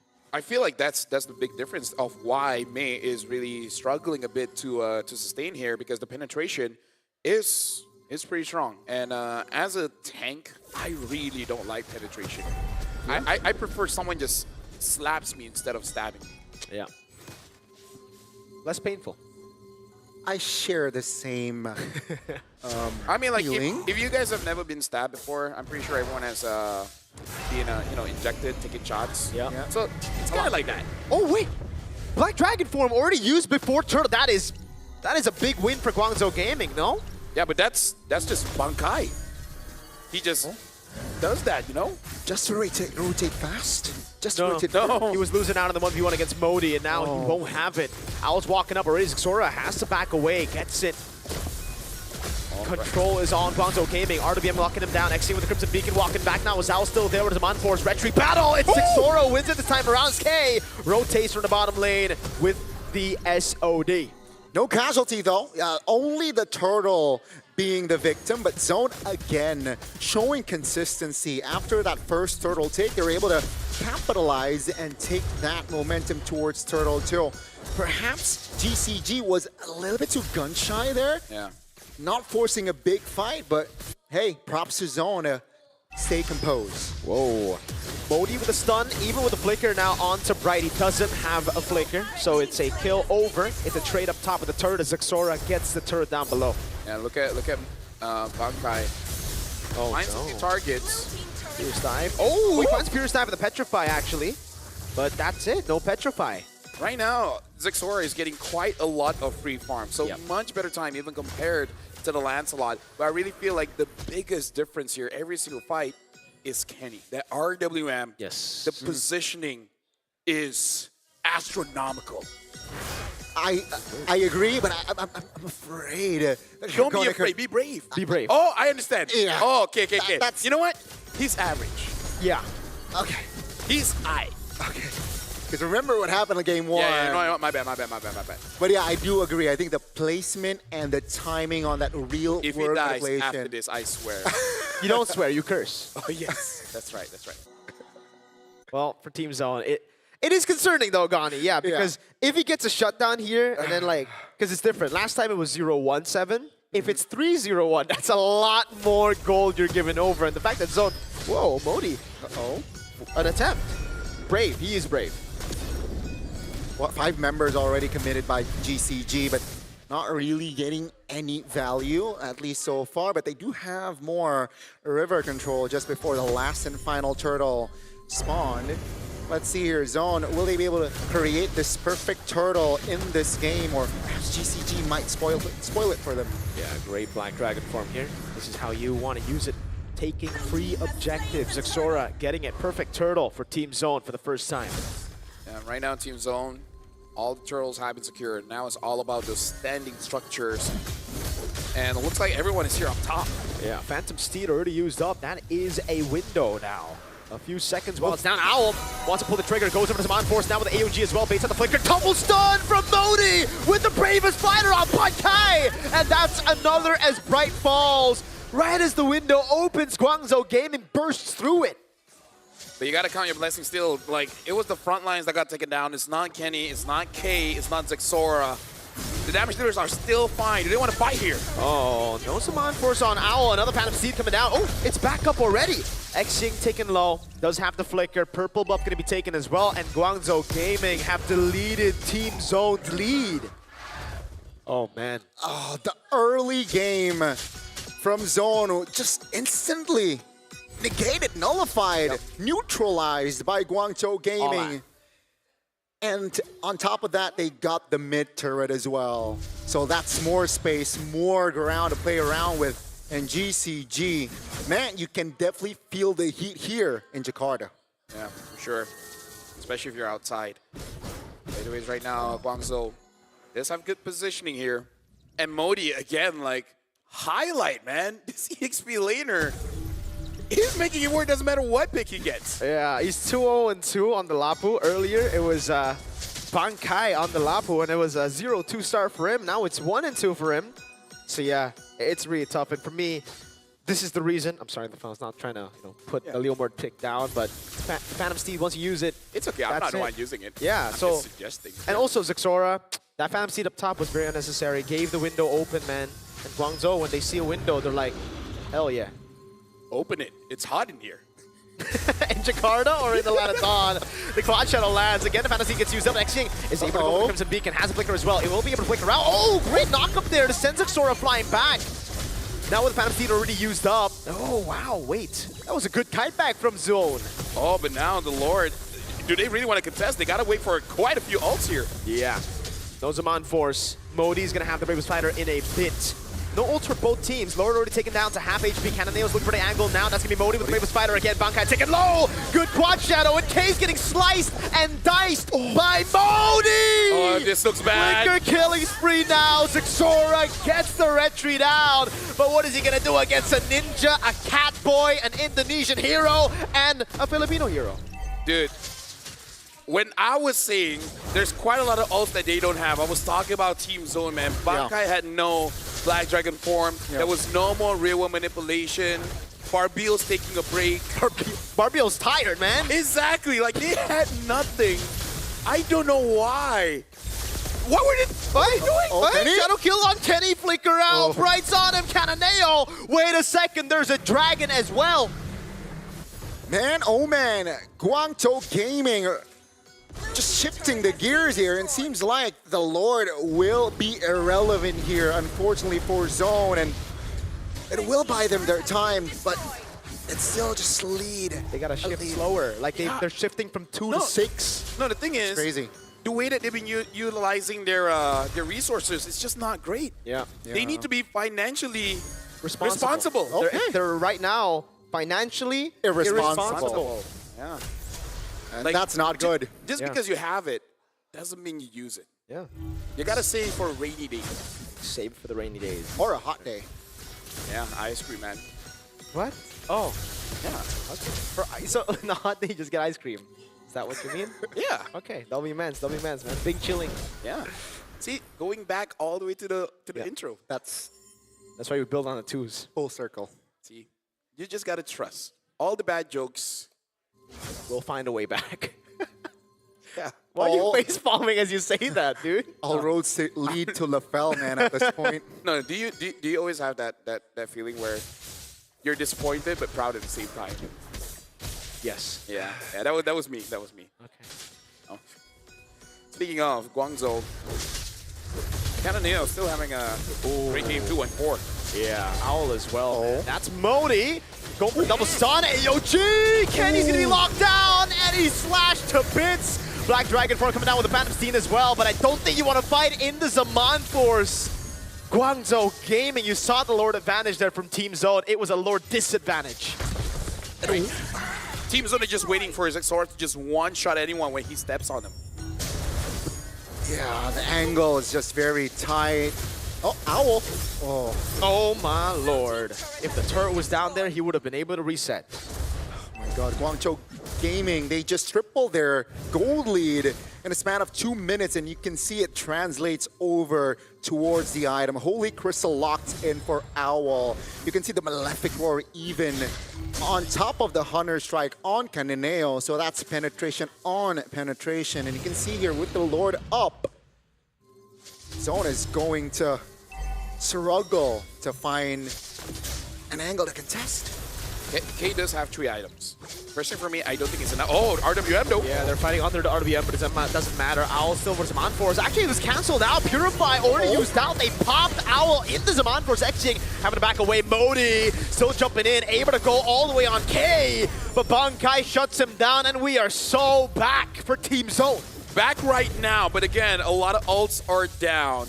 Cananeo will have opportunities because he still has a retribution. Okay, never mind. That was quick. That was quick. Yeah, I know, but you know, like the curse. Yeah. You gotta utilize it. You were well. trying to build up, right? Exactly, Yeah. exactly.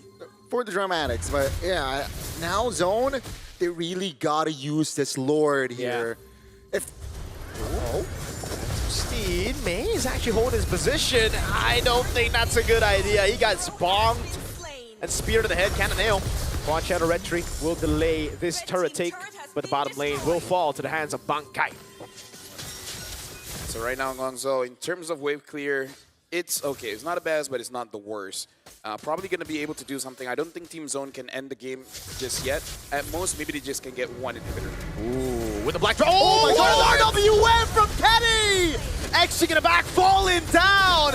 Kenny, you mad lad. Cananeo with the Quad Shadow petrified down. Modi trying to go for the stun, but now with just Cananeo, I think yes they can, and also with the damage, a spear to the face of the Hayabusa. Team Zone gets the first game in the series. Ladies and gentlemen, looks like it's not gonna be a sweep. After the break, they figured it out, man. Shout out to Team Zone as well as their coaching staff. Able to come back, able to reset. able to prolong the series, and they are still alive here, ladies and gentlemen, in the fight for the main stage. They have fought here in Game 3, and they have forced a Game 4. And GCG, they are the ones now who needs adjustment. And Guangzhou Gaming, just a few months back, were in this very position. Ooh. After a match point secured, they started losing, and slowly but surely, their opponent came back. You don't need to be at the end of your life to have that flashbacks, man. Yep. No. Sometimes just, you're right. It hurts the most when you're so close they can touch it. Imagine someone take a spoonful of nasi goreng and then just hover it in front of your nose. And as much as you extend your mouth and your tongue, it's just not long enough. And you don't get the nasi. That's torture. That is torture. That is what we in the industry say, not cool, bro. Not cool, bro. Yeah. Just this industry, though. A few others have copied us. Oh, okay. Not cool, bro. Not cool, bro. So, shout outs to Zone. I really feel like the biggest changes was definitely the Eve.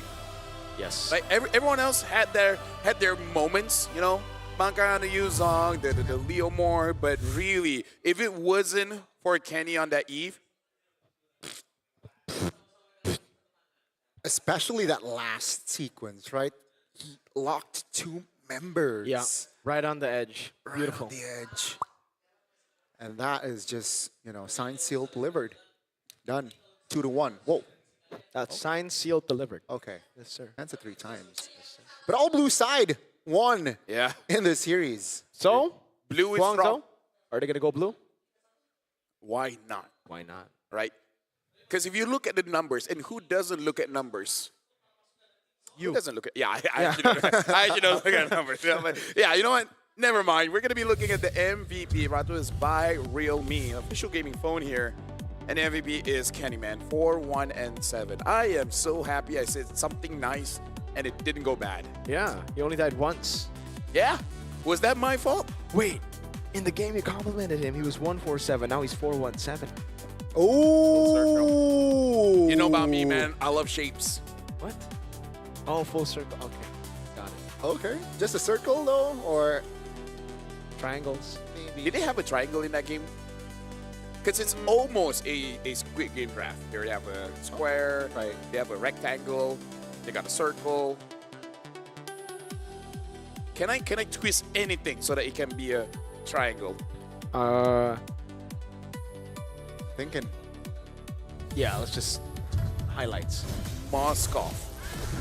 Oh. Here. I guess, yeah. Yeah. I can see it. If you have good imagination, you can see. If you don't see it, then you just don't have good imagination. Yep. I don't know what to tell you.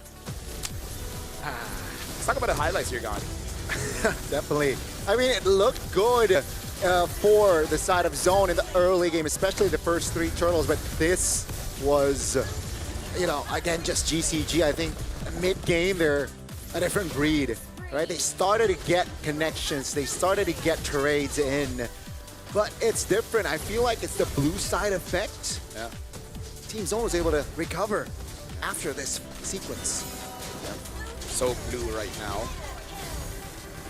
Honestly, for Team Zone, even though they won, they just seriously gotta lock in, man. They gotta figure out what's good and what's bad. Yeah. And to be fair, even us playing rank, it takes a while for us to really learn from our mistakes, but this is a best of 5. And the mental stamina is depleting and is depleting fast. Oh, yeah. Shout outs to Michelle. But yeah. Yeah. Ooh, look at that. Look at that. She's concerned for sure, dude. Like, she saw this happen literally a few months ago. Yeah. Even her, she's like, flashbacks. But in Chinese. Mandarin. Mandarin, yeah. We'll find a way to say flashbacks in Mandarin. But for now, Jiayo, right? That's what they need to have. They need to have more spirits. They gotta fight. Well, actually, maybe they don't need to take random fights like that. Actually, so maybe let. What? This is it. This is the reactions of the boys on desk. Honestly, mostly just Gardy. Just Gardy. Here, like standing up, yeah. Every time that's not like my default That's, reaction. I mean, It's- clearly it is, they're- Gotti. They're making it like If there's one more. there's just one. You know, I'm just okay. Next game, you can't lift your hands in the air like that Yeah, anymore, I'm just man. gonna, like- You gotta find a new emote. Yeah. Well, let's look at the items here, especially for the Leomore. We don't see it a lot. It's 1, 1, and 6. Not the biggest difference maker, but I'm pretty sure it dealt quite enough damage. Having that Hunter Strike, War Axe, as well as the Brute Force, this is the main, making sure that you don't get taken out fast. But I gotta say, after the Queen's Wings was built, Guangzhou definitely had some trouble dealing with this Leomord. Like, he's not killing you, but he's there to be a nuisance. It's kind of like a fly. Yeah. And that rides a horse. And can deal a lot more damage. With the sword. Yes. So, it's a double fly. Ooh. No, that's B. Close enough, you know. But I think the biggest problem is the Fly Swatter, Owl, he was a Fly Swatter for the most part in this game, wasn't able to play just because, again, everybody started to target him down. Once Owl got targeted, it's done. Because he got caught by that blue light that flies goes in and it's... But Owl's the Fly Swatter. Yeah, this is the swatter of the flyers. Oh, the Fly Swatter swatter. Exactly. That's what I said. This is getting too deep, guys. We're really pushing it with this metaphor, This man. is getting too deep. But yeah, I think because, again, the Purify, if triggered, yeah, Zone are keeping tabs. It's just dive on this Harith, and without the Harith, you know, the majority of damage from the side of Guangzhou is eliminated, and Zone was able to get more good fights, especially towards the end. Just a quick look, 100% team fight for Kenny, 40% for Xing. Yeah. We can definitely see this is one of those games that mids really influence the game. Also with your, you know, with you complimenting Kenny, that's maybe I was complimenting Ying. Ooh. In my heart.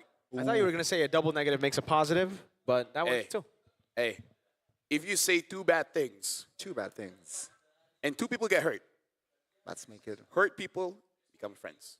So you're saying Kenny and Xing are friends now? Honestly, I really feel like for most conflicts, if both people hate the same thing, they find there's something in common between them. Yeah. So if you're struggling to make friends, just see what you have in common, even the negatives. Yeah, maybe you hate the same thing. Yeah, you Then dislike, say... You cannot stand cheese. And then you find someone like, I also cannot stand cheese. And be like, hey, actually, I like you. Ooh. And you are not... Okay, this one is good. Pick or pass, which buff hero deserves to be picked more? So, Mr. Jungler, Mirko. Yes. Cannot spell Mirko with an R. What do you think? Why R? Red tree. Red tree, okay. Well, I mean, after seeing that game, definitely Leomore, dude. Like, Ling is still very reliant on purple buff. You need to have energy. Leomore's like, I just need a horse. I just need a horse. I just need to call my Phantom Steed, Barbiel, and I'm good. What's that? That's a stomp. Yeah. That's a stomp? And then the horse go... Yeah, Ling doesn't have a horse, so automatically he's at a disadvantage. But he's like a bird. Not really, because when he gets the bird skin, he's not even the bird. He's not the Coco Panda one. Yeah, so it's just he's a man who acts like a bird. So he's a poser. He's a poser. Some would say he's a faker. Some just say that he has a case of not knowing his own identity. Yeah. Oh. He's a man lost, looking for purpose. Ling. And then Leomord is just finding a reason for someone to pick him up. Dude, he's such a Chad. Look at him. Ain't no birds there. No bird decor. He's not trying to be a peacock. Now I am interested. He's a nightmare. He's a nightmare. Nightmare. Get it? Because mare means horse. Oh, okay. And he's a knight. Okay. Hey, That's dude. why you guys need the thesaurus. Dude, that's good. I That's need good, that. you know? Nice, yeah. That's good. That was good. Nightmare. Yeah, night and mare. So he's the nightmare. The nightmare. Education is important, folks. Education is important. I do recommend it. Sometimes.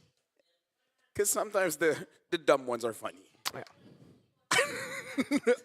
I mean, hey, look at me. Okay. I'm the best of both worlds. I can't disagree on that. He's forced to agree. He can't disagree. He tried. He tried to The disagree. last time he tried. Oh. We're having blast here, Oh, boys. God. And the fact that it's not a clean sweep makes it even better because at least now we get what we wanted. Right? More pay? Okay. I mean, yeah. More games. No More games. sweeps. No sweep. Dude, sweeps. Yeah. I hate brooms. Why do you hate brooms, dude? Do you not like just being clean? I just prefer vacuums. Ah. He's a modern man. Yeah. He's a see, modern man. Living in a modern Sometimes- world.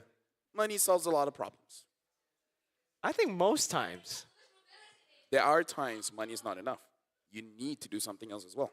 And what would that be? For me, losing weight. What? Losing weight. Losing weight. Yeah. I've already paid a lot, but I got to put into work. Oh, you pay for a gym membership, but you're not going. There you go. That's okay. I do go. That's fair. I do go. It's mostly on the diets. Ah. You gotta stay committed, LaFell. And I don't. Oh. Why would I?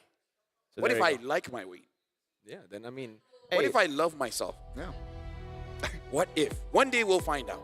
But until that day comes.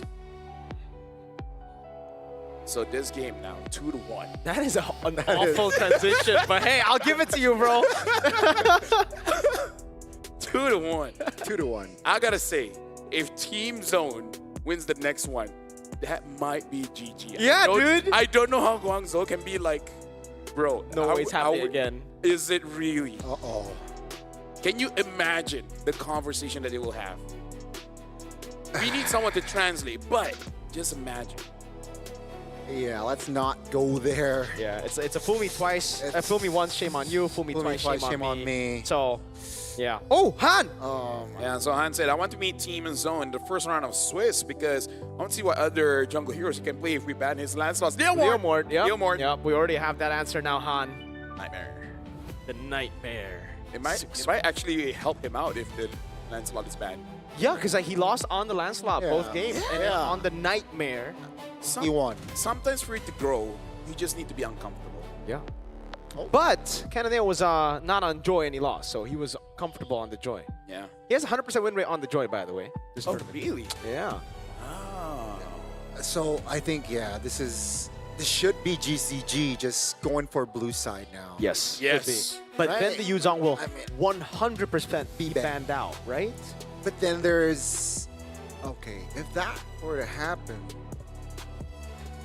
would you just go for Lapu first pick or I think Yi first pick. Eve first pick? Especially when the Juicin is still up for grabs, right? Like that. There's no Yuzong. I think the Eve gets immense value. So let's see. Oh no, it's back to the Guangzhou Gaming. 2 wins on dangerous grass. If they And they're on can blue do- side. Then dude, it's wrap it up, grab some drinks and sandwiches, because you might need a little bit more energy for this one, because Guangzhou might be feeling happy and they're on blue side. Yeah. At least Yuzong got banned out with the Joy. Now the Zone banned the Yve out is the question. Because the Yve gets so much value as first pick for Guangzhou Gaming. They banned out the Lunox already. They are clearly setting up for it. Will they? Oh wait, the Sora is also open. Oh, that's a force. That's a force. Sora band then. They will lock in the Eve. Should be Eve. But yeah, ladies and gentlemen, all 3 games was taken by blue side. So if patterns don't lie. The plot twist! What? Well, with no Yuzong, I guess they don't want to deal with Zixora's Lancelot. The Lancelot was dealt with by the Yuzong for the most part there. But that means the Eve will be up for grabs. But I guess the Lancelot can deal with the Eve, so there you go. That's a double, or the thinking ahead from Coach Vren and Sumanas. There you go, guys. Thinking really helps you out. So now, No. I do feel like Eve is very solid, but what's going to be the accompanying it? The Grok was banned in the second phase, so it does seem like Zone is not really A fan? yeah. Maybe they can just pick up a Lapu. Yeah. Right? Eve Lapu sounds pretty good. Make sure that Modi doesn't get, both those picks. I like the Lapu pick, but Bankai needs to reset after, remember game 2 on that Lapu, but it seems like they will change their approach here. They will not prioritize, of course, the Yi. The Jushin and Arlet, though, will be picked up from the side of Zone. I can respect it, but at the same time, we saw the matchup, and Eve is so good at that one. So Brock, pick, this has to be Eve, and that's already. Wow. Yeah, interesting. The plot thickens yet again. Why Esmeralda here? I'm guessing because there's just no shred, right? There's no Lunox, and if you're Zone, you're definitely not thinking of the carry pick now. You're definitely thinking of an assassin or a jungler first, because Guangzhou Gaming will try to do what they did earlier. Though I think Zone will just take it. They're like, yo, we played the Leomord earlier. We have a lot of heroes. They go for Gatot, because in my head, I'm really thinking, what if they just go all in on the Arlet, which honestly, with Bankai's performance, maybe not, but I was thinking either Fredrin there. Among the planes exists the Fredrin or equilibrium. Arkai, right? But either ways, right now, Zone 1 does ban out that Eve. I feel like just to be safe, maybe ban out Kadita as well. Right, I think that definitely can Or be an Kimi. approach. Right, yeah. Kimi is also an option here for the side of GCG. But GZG now, they will look to ban and limit the gold laners. They do not want to deal with Case's Harith. Yeah. Should be the carry next, right? With the Harith? And for Zone, yeah, I agree. It's either, I think Kimi would be a better ban looking at the composition of Guangzhou Gaming over to Kadita. I'm just worried because here, me being hit cannon, right? If Bankai is not having a good time, right? And then you just exploit that, right? The Kadita goes to the EXP and just make sure he's the first to die. Okay. That might set him up for failure. So it's more of a psychological pick rather than, you know, draft specific. I am vengeance. Definitely, right? With the bush control that Kadita has, definitely can, you know, force the opponent to overthink. Yeah. It's gonna be the Kimi and the Moskov ban out. I like the change here. They try to ban out Zexora. Turns out Zexora has plenty of heroes, so they are not going to do it again. Instead, they're going to try to lock down the youngest member in M7. 15 years, 7 months, okay? In the gold lane, no Moskov, no Harith. And remember, Owl has plenty of heroes in the gold lane. The Claude will be prioritized by Zone, and that means Guangzhou Gaming can get a matchup win for Owl in the gold lane. Yeah, the question is, are they going to go for carry or go back to the Freya? Right? I personally think a carry would be pretty good here.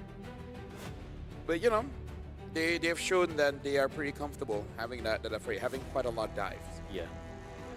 Definitely a problem here with the dive potential from the side of Guangzhou Gaming. But, yeah, I mean, right, 3 heroes as of now definitely can dive towards the back. I think both teams just want to go at it, right, so far. Yeah. 2 playmakers already from Zone. Mid laner. Yeah. Carry locked in alongside Lilia. We've been waiting for the Lilia pick. I'm guessing Guangzhou Gaming are also expecting a utility jungle from Zone. So if that's the case, Lilia does get value, and that's why Zone are forced to be like, all right, let's not go for the Fredrin. We have to go for something else, because carry Lilia will shred Fredrin. Let me just say, I'm pretty okay with both drives. I really don't know which one really has the advantage. I agree. This is rather 50-50. Definitely a toss of a coin here in the, again, ladies and gentlemen, a potential final game between GZG going up against Zone. According to the numbers, though, the damage potential from Zone is slightly lacking. Yeah. Counter index and land rating, though, favors Zone. So we'll see how they'll be able to utilize this K on a Claude. Yep. Ladies and gentlemen, we are jumping into game number 4 here, where this looks like it might be the start of Zone's comeback. But all the while, flashbacks coming back to Guangzhou. They want to finish it, and they want to finish it now. Welcome, ladies and gentlemen, to the Land of Dawn. And let's see here. GZG. Will they be able to take that step? Ooh, Xing, Flicker, Lilia. Despite going up against 2 playmakers on that Arlet and Gatot Gacha. Very ambitious, I gotta say. Yeah. Nothing else too crazy, it seems, with the emblems, yeah? Yeah. I really feel like it's mostly just on the turtle fight later on. Modi with Vengeance, by the way. That's the first time for Esmeralda so far in Wildcard. Maybe it's just for that Claude, right? Making it so that you just fight back. But the Vengeance has been nerfed, so it doesn't hurt that much. Yeah. Good read there by the members of Guangzhou Gaming. It's able to spot Sixora out though. Still got the green camp. Now, let's take a dive on towards the talent. Inspire for that Esmeralda with a support emblem as well. So more rotations coming from this Esmeralda already, or early rotation towards the bottom side of the map there. Good. Yeah, and Kenny also using Rupture here, so want a little bit more damage coming in from this Jushin, which again, we did see the numbers earlier on. They are lacking in a bit of damage, so maybe even an early Sky Booster. You know? Maybe, we'll see. Really good by the carry, though. This is what I'm expecting from Owl, especially in a winning matchup, really bullying K. So it's going to be quite tough for him to win out in the matchup, or even, you know, to get the farm that he needs on the Claude to be a threat later on to Guangzhou Gaming. And even then, you look at it, there's the Vengeance on Modi, Xing is on Lilia. You don't really have anyone to Blazing Duet on. It is very difficult. It really is one of those situations you want to save that Blazing Duet just to protect yourself if you get died. If not, try to play with basic attacks as much as possible. Not the highest amount of damage, but what it is. Oh, he's taking a bit of damage. That's why he went for the Vengeance. Able to go for a final slash from Bankai. Locks him down. Cananeo still there. Retry win for Sixora. Guangzhou Gaming. The reverse sweep. Nightmares in the air. K! What? Solo kill against Owl in the gold lane. That's a Claude against a carry, folks. Oh my god. In the early game. And GZG, they're starting to lose out on control. Zone, they're back. If anyone is new to the scene and asking, oh, hold on, Modi has to get away from there. If anyone's asking, what's the big deal, the difference of a best of 3 or a best of 5, this is it. Yep. If it was a best of 3, Guangzhou is done. Yeah. But look at this. Some teams, they just need time to dissect, to analyze, to get used to the patterns. The game is not over just yet, but Team Zone, with what they have, this is impressive. They got the Lil Gun DNA. Even though it's a different team, they have Sixora, the man who was in Lil Gun, known for downloading opponents. And I gotta say, if Guangzhou somehow loses this one, man, not a good day for the Lancelot. Yes. So far, it's not so good indeed. And it's massive, right? 3 minutes in, already 1,000 gold lead in hand. That's a lot. That's a great foundation moving on towards the mid game. And you can see here, they slowly but surely, Guangzhou, they're trying to recover. Team Zone here, all they gotta do is just keep this tempo, you know, don't take unnecessary fights unless it's sure. Zixara level 7, Cananeo level 6. They want to keep that advantage as long as possible. I would say Team Zone, in terms of fighting, they do have options. They can pick people off or they can go for a full 5v5. And I agree, don't force things out too much. If you can get a catch, that's enough. If you get 1 or 2, good. Don't try to get all 5. Keeping things tidy here from Zone. Oh, looks for an opening, just May though, so no real commitment. And again, I really like what they're doing, right? Keeping the control. 4 minutes, okay, there's a turtle. Cananeo is still level 6, by the way. And they're using this advantage. Oh, tech charge up the fine, but it's only Bright. Kenny has used the Crimson Beacon. Now Owl gonna be caught, has a flicker around. Final slash in the back, now gone! And being able to get used Black Shoes. Xing still counting away against Bright. Somehow no deaths, despite the big abilities being used. And I would say that's really the only way Guangzhou can really turn things around with a big tech charge. But only hitting 1, that's not enough. Yeah, and look at the lockdown for the Vengeance resets. Bankai actually taking it again, and it will be able to zone Guangzhou Gaming away. Actually, the final slash again on May. Won't over commit. Team Zone with another free turtle. A great execution yet again from Zone. 1,500 goldie, no casualty. I like the control here. But slowly but surely, again, Zone is just gaining more ground here in the Land of Dawn. They're threatening to take 2 turrets at the same time, top and bottom. It seems like they want to commit on towards the top. Yeah, Modi caught. That's the shadow kill. Modi is actually very tanky, so there's not a lot of kill threat on him. He gets away. Yeah, but again, it's all about extending the lead and choking out your opponents off that lead. This is very macro gameplay where you're just denying. You're denying as much as you can. And Guangzhou, what is the avenue? What are they waiting for besides Owl? Owl will be there, but eventually. But they need a bridge. Who's going to be that bridge? They're trying to look for that bridge. They're trying to build that bridge as soon as possible. And it seems like they're, I also, oh man, Has a tech charge to escape, so yeah, that's gonna be A-OK for May, but that's again an advantage. Top lane though, gotta be careful again. Guangzhou Gaming, I like what they're doing as well. Staying passive, you know, oh, bottom side. Ooh. Yeah, again, just so good at keeping their distance so far. Constant pressure. It's like they owe the money. You keep texting them, you keep calling them, even if they don't pick up, you just keep on adding that pressure. Guangzhou Gaming are barely getting out, right? You see the debt collector on the door, and then they get out. Trying to go in there with a tech charge. Now won't have a tech charge. We'll be able to flicker out to safety. Kenny actually use a Crimson Beacon as well. Modi falling Star Moon on Kenny. Not enough damage to shred him down. Final Slash committed down, but K is able to get a turret in the bottom lane, so that was a win for Team Zone as they distracted a lot of the members. Owl is in a awkward position. Gets away. That's good thing he's able to get away, still having that flicker. So it's good that he doesn't panic as well. But Guangzhou gotta keep their heads in the game. There's a lot of visibilities here. Final Slash actually able to get out now. Modi in the midst of it all, jumping with a falling Star Moon. That's a retreat from Zixora. Meg is gonna get taken low. No flicker this time around. A knockup on Modi. He used the vengeance earlier. The shadow kill shreds him down. Owl nowhere near the item power spikes. Zixora with a double. Perfect turtle as well. Why did they not pick up the Eve? Like, I'm sorry to bring this back up. Their first 3 picks was that land and then the Grok. Okay, but then why did it not? Esmeralda. Esmeralda is good still, but yeah, I don't know, man.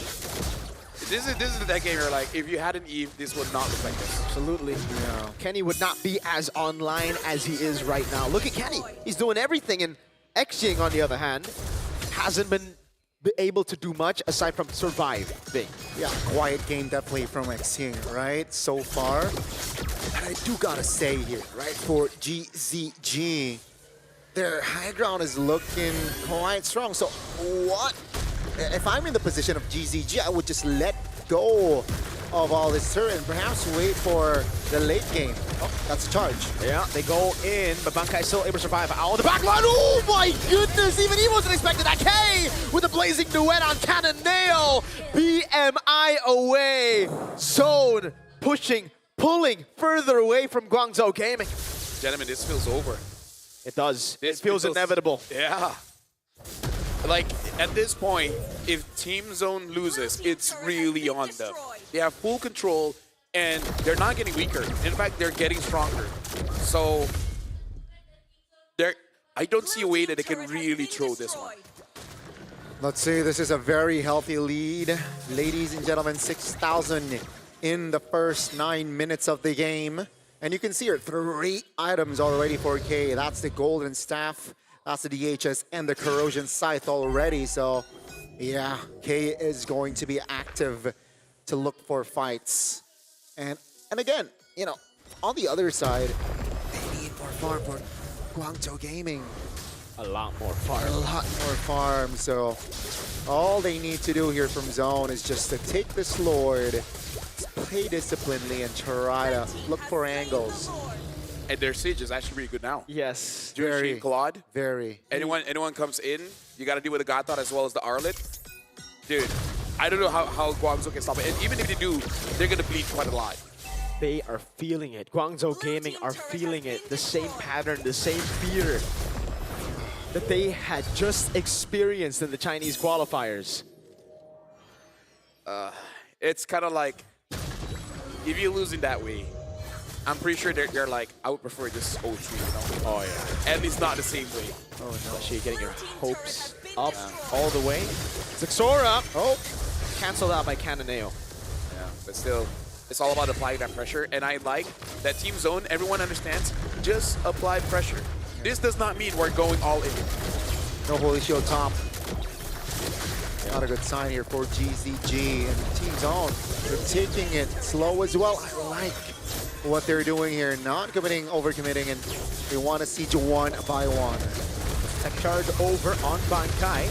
That's going to be falling Starman used up as well. Modi already using the Vengeance, being pulled back again with a Shadow Kill used. Oh, what a final sack by Bankai! Owl locked down completely, blazing new out of the fadeaway kill! Xing having to flicker out.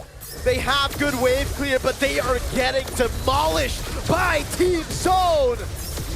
They're about to pull it off. They are back to level.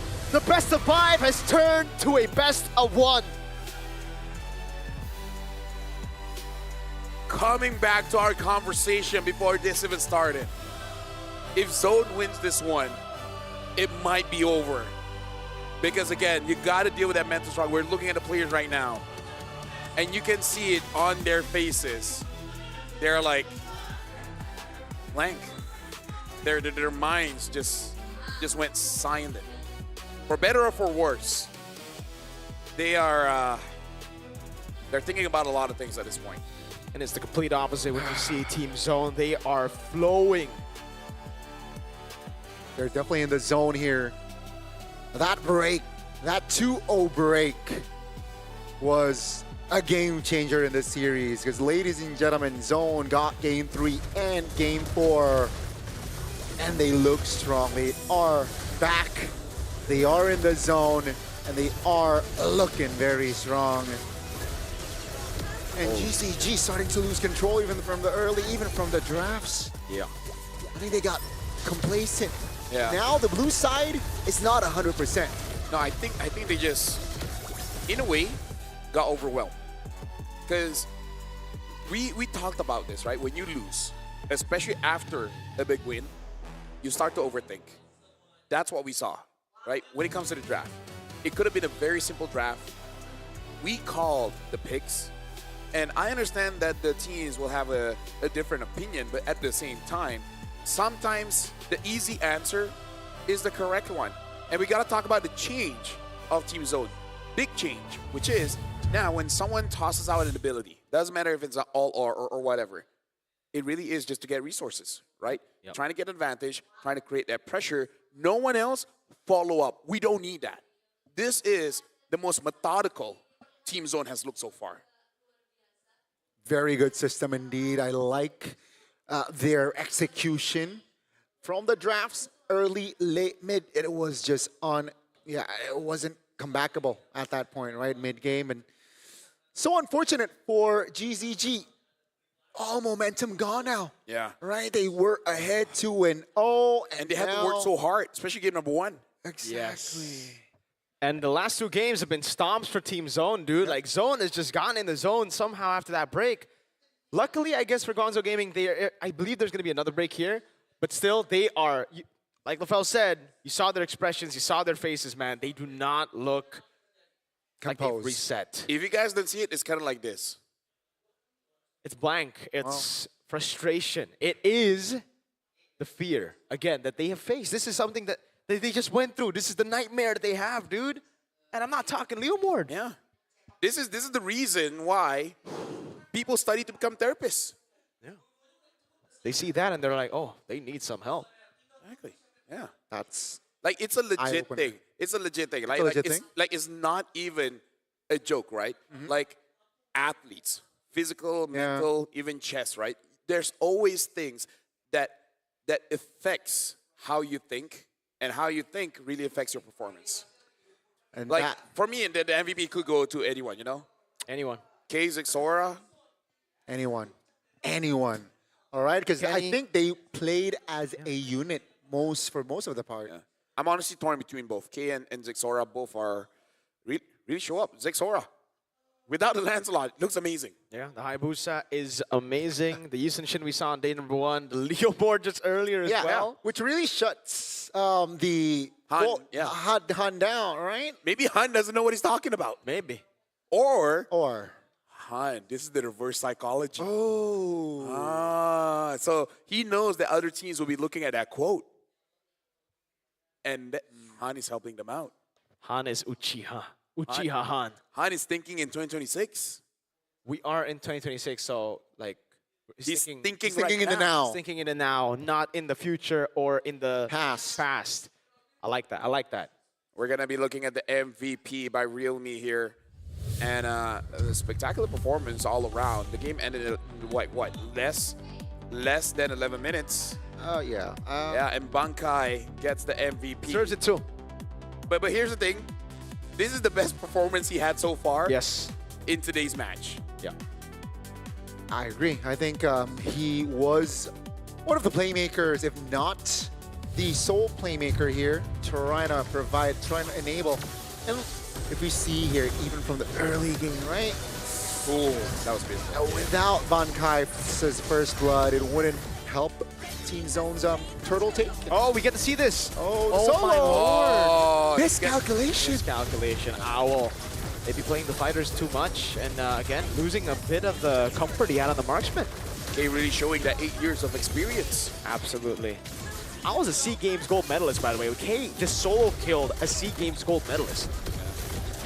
Hey, K's just And on a losing matchup too. Yeah. Yeah. Dude, UK. K might be the up and coming. He just tells everyone, it's like, hey, I wasn't born yesterday. I was born 15 years and 7 months ago. Just to let you know, so you can calculate around when's my birthday. Yeah. I'm gonna need to get it. Maybe give me a gold medal. Yeah, I'm really impressed by Zone. Again, the biggest hurdle for me, that I thought for Zone, is whether they would have the mental fortitude to reset. Because, dude, they are a young team. They got 3 of the youngest players in M Series here. And the fact that they were able to reset against such... Dude, you saw it in the VTs, man. Summer said, we are a team that were just... We were nobodies, man. No sponsors, no nothing. Sponsors. Look at the shirt. It's completely empty, blank. And we were... But how do they reset? Do they just be like, because they're young, like, so like 6, 7? Maybe. Oh. Maybe it's brain rot. Maybe brain rot's the way to reset, dude. Just meme each other and they're like, we're good now. Yeah. Maybe Summer's like, guys, 6, 7. And then they're like, all right, we're back. We're back. That Dude, is... if that's how they do it, Your generation, there you go. Yo, my generation. Your generation, Yes, by the way. Is it my generation? Or is... I think that's like Gen Alpha, no? Like 15, I don't know. Well, maybe he is Gen Z. That'll be Gen Z. Yeah. LaFell, that's a question you need to ask. How do they reset if they win? Because this is one of the resets of all time. yes, this is one of them. 10 minutes and 57 seconds. 11-1, and Zone has 1 in their name. Wow. What is one, Mongolia? Not sure. I'm not even gonna attempt it. Yeah. By the way, look at the itemization on Bankai. Usually you see a Fury Hammer into... He just went Fury Hammer into Brute Force Breastplate and an Oracle, right? Yeah, so yeah. it's a very, like, sustainable Sustainable, build, plus durability. tenacity as Yeah. well. Yeah. No Rose Gold, too. He was just... It's just the basic. He wants to keep himself alive, wants to get the tenacity. At least they all have... Never mind. I spoke too soon. Not all have 100% TP. Not for all.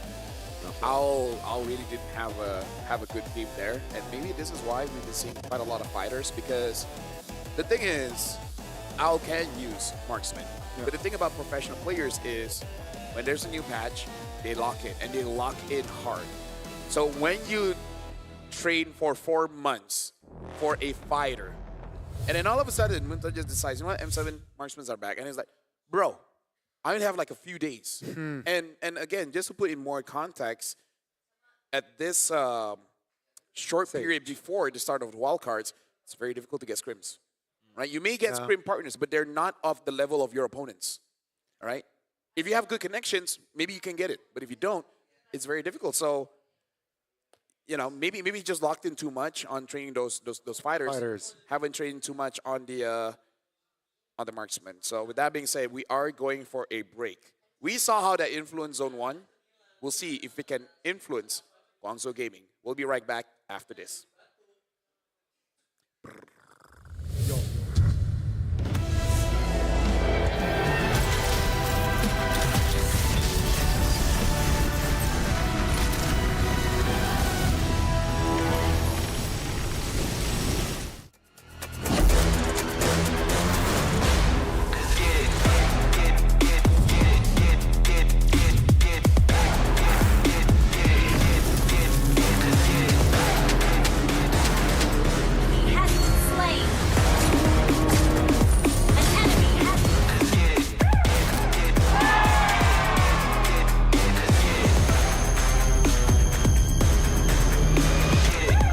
Realme 15 Pro M7 official gaming foam.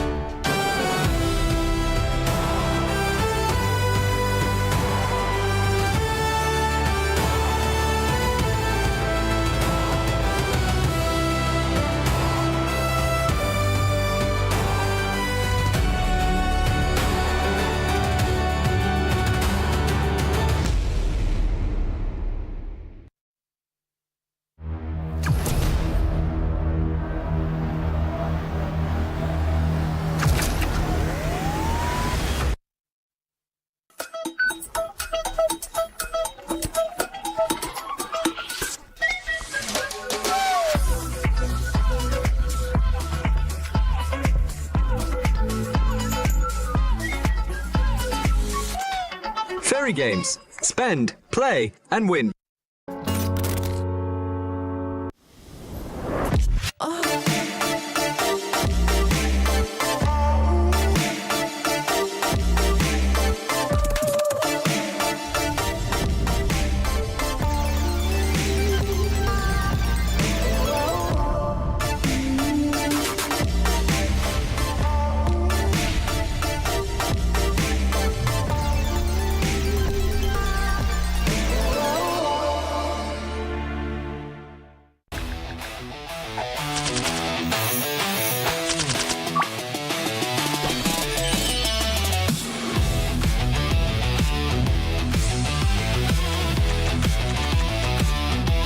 Are your M4 World Champions, winning the game, getting the checkmate, setting everything up right now.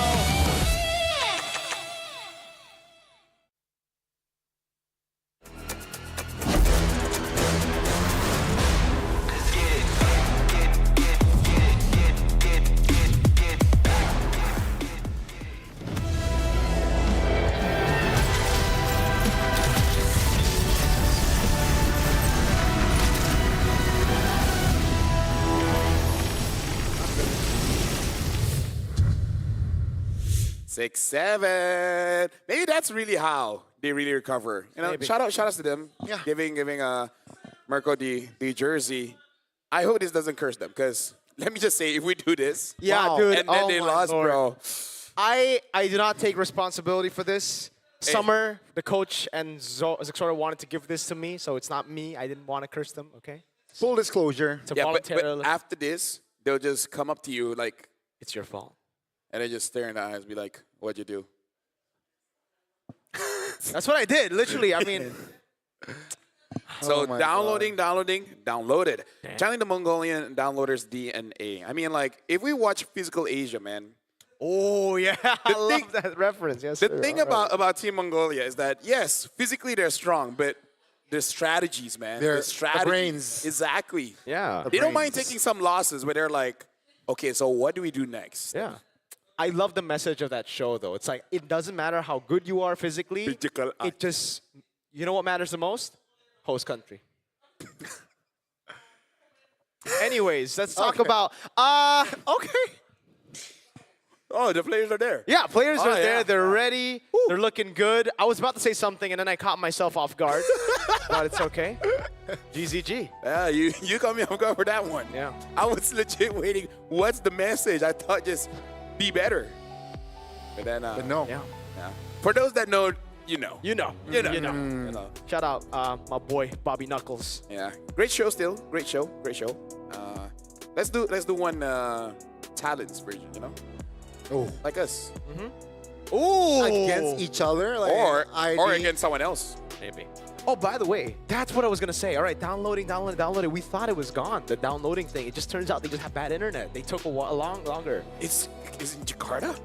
Probably. It's We don't all have the according best to internet, bro. Said during the media day, he said, we will get first place in Group A. Virtus Pro will be the top of Group B. We will then face Guangzhou Gaming in a crossover, and we will win that slot. I am ready. They have planned this out, bro. Wow. They got the F note. Wow. Did they even plan a 2-0 start? Yeah. Oh, They're like, look at him smile. it's not enough to win. And they have Aizen as a sub. They have Isaac. They have Aizen, the mastermind. No Katsugetsu. It's a Bleach reference. Yeah. Oh, And I'm not yeah, talking. okay. Yeah, Aizen is so strong, he don't need a Bankai. okay. Yeah. Thank you for That's why when Giving me Bankai info. plays, Aizen does Aizen it. is not there, yeah. It would be too OP. Yeah. And then a contradiction, I would say. A A contradiction. contradiction. But yeah, honestly, it would be insane if like we want to lose 0-2 so that when we win, they will always remember us. Look at that concentration. That's Kenny. He looks like Heiz. Your goat! My goat. Is he now your goat? Maybe. But There's some context for y'all. When Gani's goat plays and Gani's present, he never loses. So, Which one, Gani or Highs? both. there you go. But man, Now I'm cultured. You're cultured. you were. You guys don't see this, but we're dabbing on. Yeah. But man, okay. GZG, they gotta lock in, man. They gotta simplify. I'm just gonna say it that way. Simplify. They overthink the Yes. drafts. Look at me. Last game. I don't think too much. Yeah. I'm successful enough. Yeah. You are very successful. You're very successful. Just dude. think enough. Just Not think. too much. Thinking- Consequences is later. Yeah. Yeah. You sometimes just do. Don't apologize. There you go. Oh, no, so Wait. don't just do. Don't ask for permission. Apologize. Apologize later. I do apologize sometimes. If I forget, that's on me. Yeah. That might be on the other. Yeah. It's not really on you 100%. Cananeo. Is he locked in? I like my friends. They encourage the best parts of me. Yes, sir. That's why we're friends. Okay, look at this. Look at this. Oh, Owl does not look happy, man. Well, he shouldn't be happy, but like I thought he would be more Yeah, I know. thrilled for a game 5 here. Let's see. Just go to the good old, right? Find a way to get Lapu or Yuzong if available, which maybe not. Comfortable mid. If Owl likes Freya, just give Freya. Doesn't matter if you need it or not. Because game number 1, he went to late game, and the draft still works. I think this might be the time for comfort over meta, indeed. I agree. Right? Yeah. So let's see here. Game 5, the last hurrah. The draft seems like GCG. They will go blue. Okay. No Joy, no Yuzong. Same approach. Among the Game 4. planes They exists ban Eve. the They want to go for equilibrium first pick Juice in, but then I was Zone made for. Sora. have a decision. Do you want to ban Sora? Pick up the Valentina. Go up against the Juicin. This is the risk. They banned Juicin. They want the Valentina Sora matchup. The risk is in the air. Guangzhou Gaming. Sora, Valen. I feel like they're threatening GZG. Yes. Forcing them to overthink. There you go. That might be the overthink because the Valen is there. Exactly. Zone are zoned in. Valen, Gani? I would say Valen Lapu. Or Valen. hide this Valen that might go to the EXP. Right? Oh. Right? Valen Okay. Gatot. Balan Gatot, gotcha. Yeah, something like that. Like maybe EXP later just to Could be. yeah. Just a save, right? Just In flex. case. And yeah, again, the Sora pick, it's just make or break, right? Will it influence? Will it be that impactful? On their last game as well, it's gonna be brutal.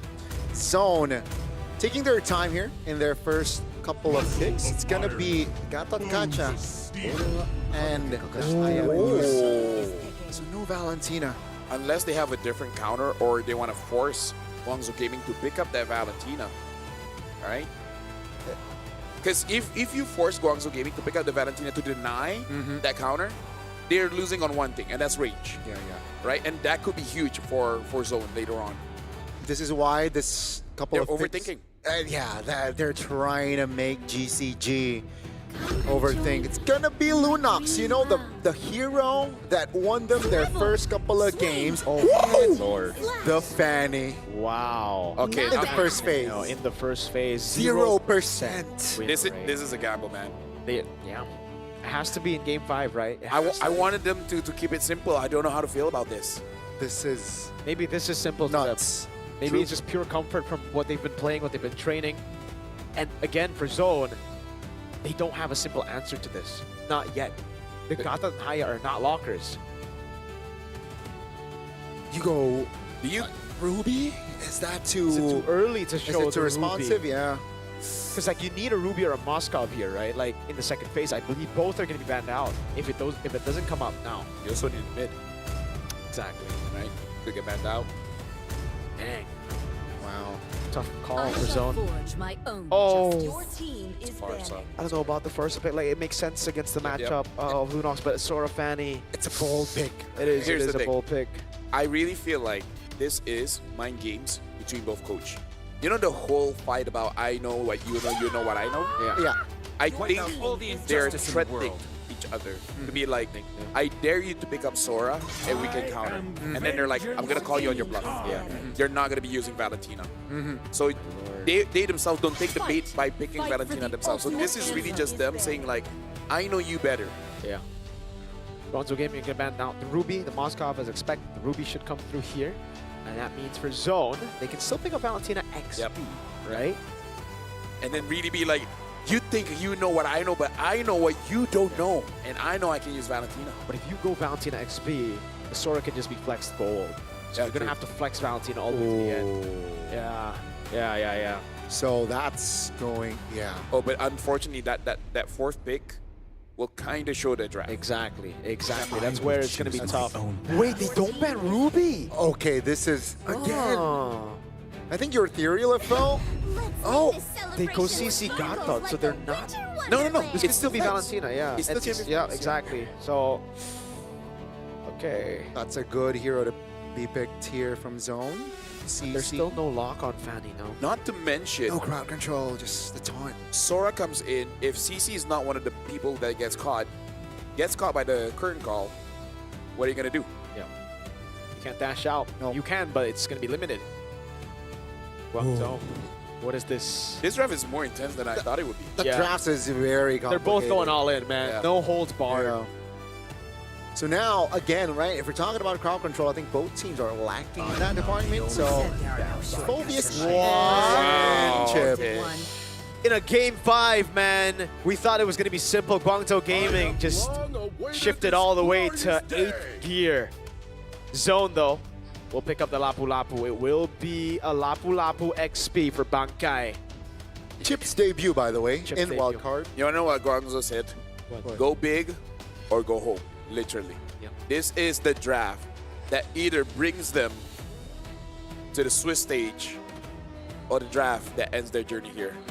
I guess it's a good warm-up for both. If they wanna do well on the Swiss stage, they gotta get good at best of ones, man. This is nerve-wracking, ladies and gentlemen. This is the final game between Zone and Guangzhou Gaming.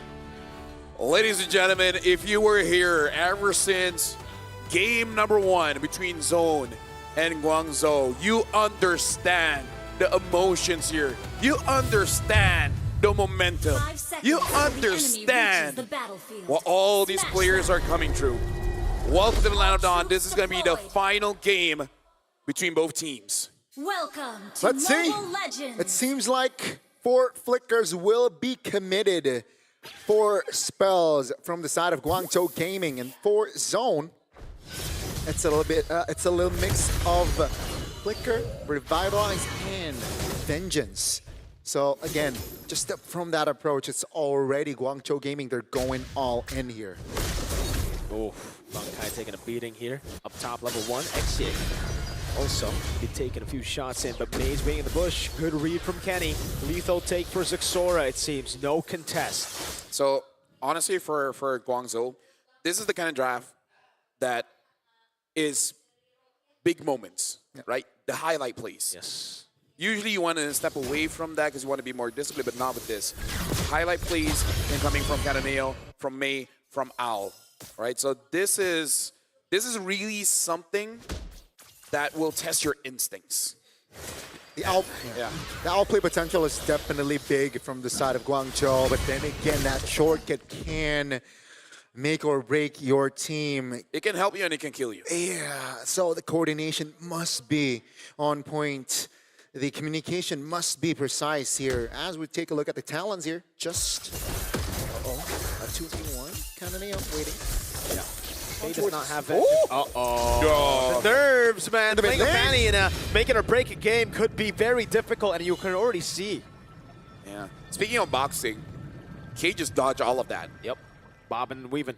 Both abilities from Owl and all the cables from Cataneo. It's going to be big. Exi with quicker route. That's going to be Cataneo with the cutthroat over. Does he find the cables? Revitalize as well there, but it doesn't matter. Quad Shadow landed. Zixora is there, but he has to back away. First blood to Guangzhou Gaming. Amazing coming in from Guangzhou. Even though they were not able to get K, they make sure they need to get something. Again, they understand this is a draft that requires those highlight plays. You just got to commit.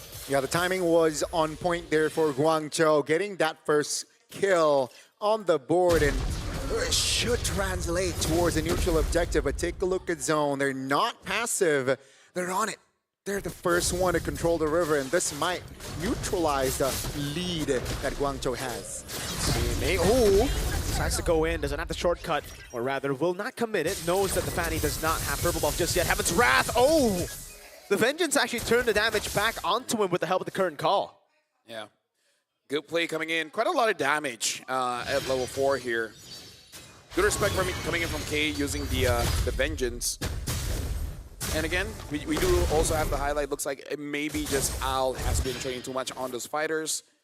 Not going to commit for a marksman here in the final game of their best of 5. Now, in terms of looking for opportunities, it's Team Zone that has to be really careful and at the same time has to always be ready for a fight. Look at that, Owl doing so much. Cannonale knows there's no Vengeance cutthroat available. Curtain Call locks him down for a bit, but the last turret shot did not come through, and now he's 2-0. Well controlled, right? Again, just so clean, so precise there, the setup and Zone. I feel like they can take it right in the chin here. The first early game, what they need to do is not getting too over, I guess, panic, right? Yeah. They gotta stay composed and things are okay at least. Look at the respect given to May. Yeah. By the way, Mirko, you called it right. We were saying how Guangzhou has to keep it simple, and this looks simple for them. You know, I'll trade a bit.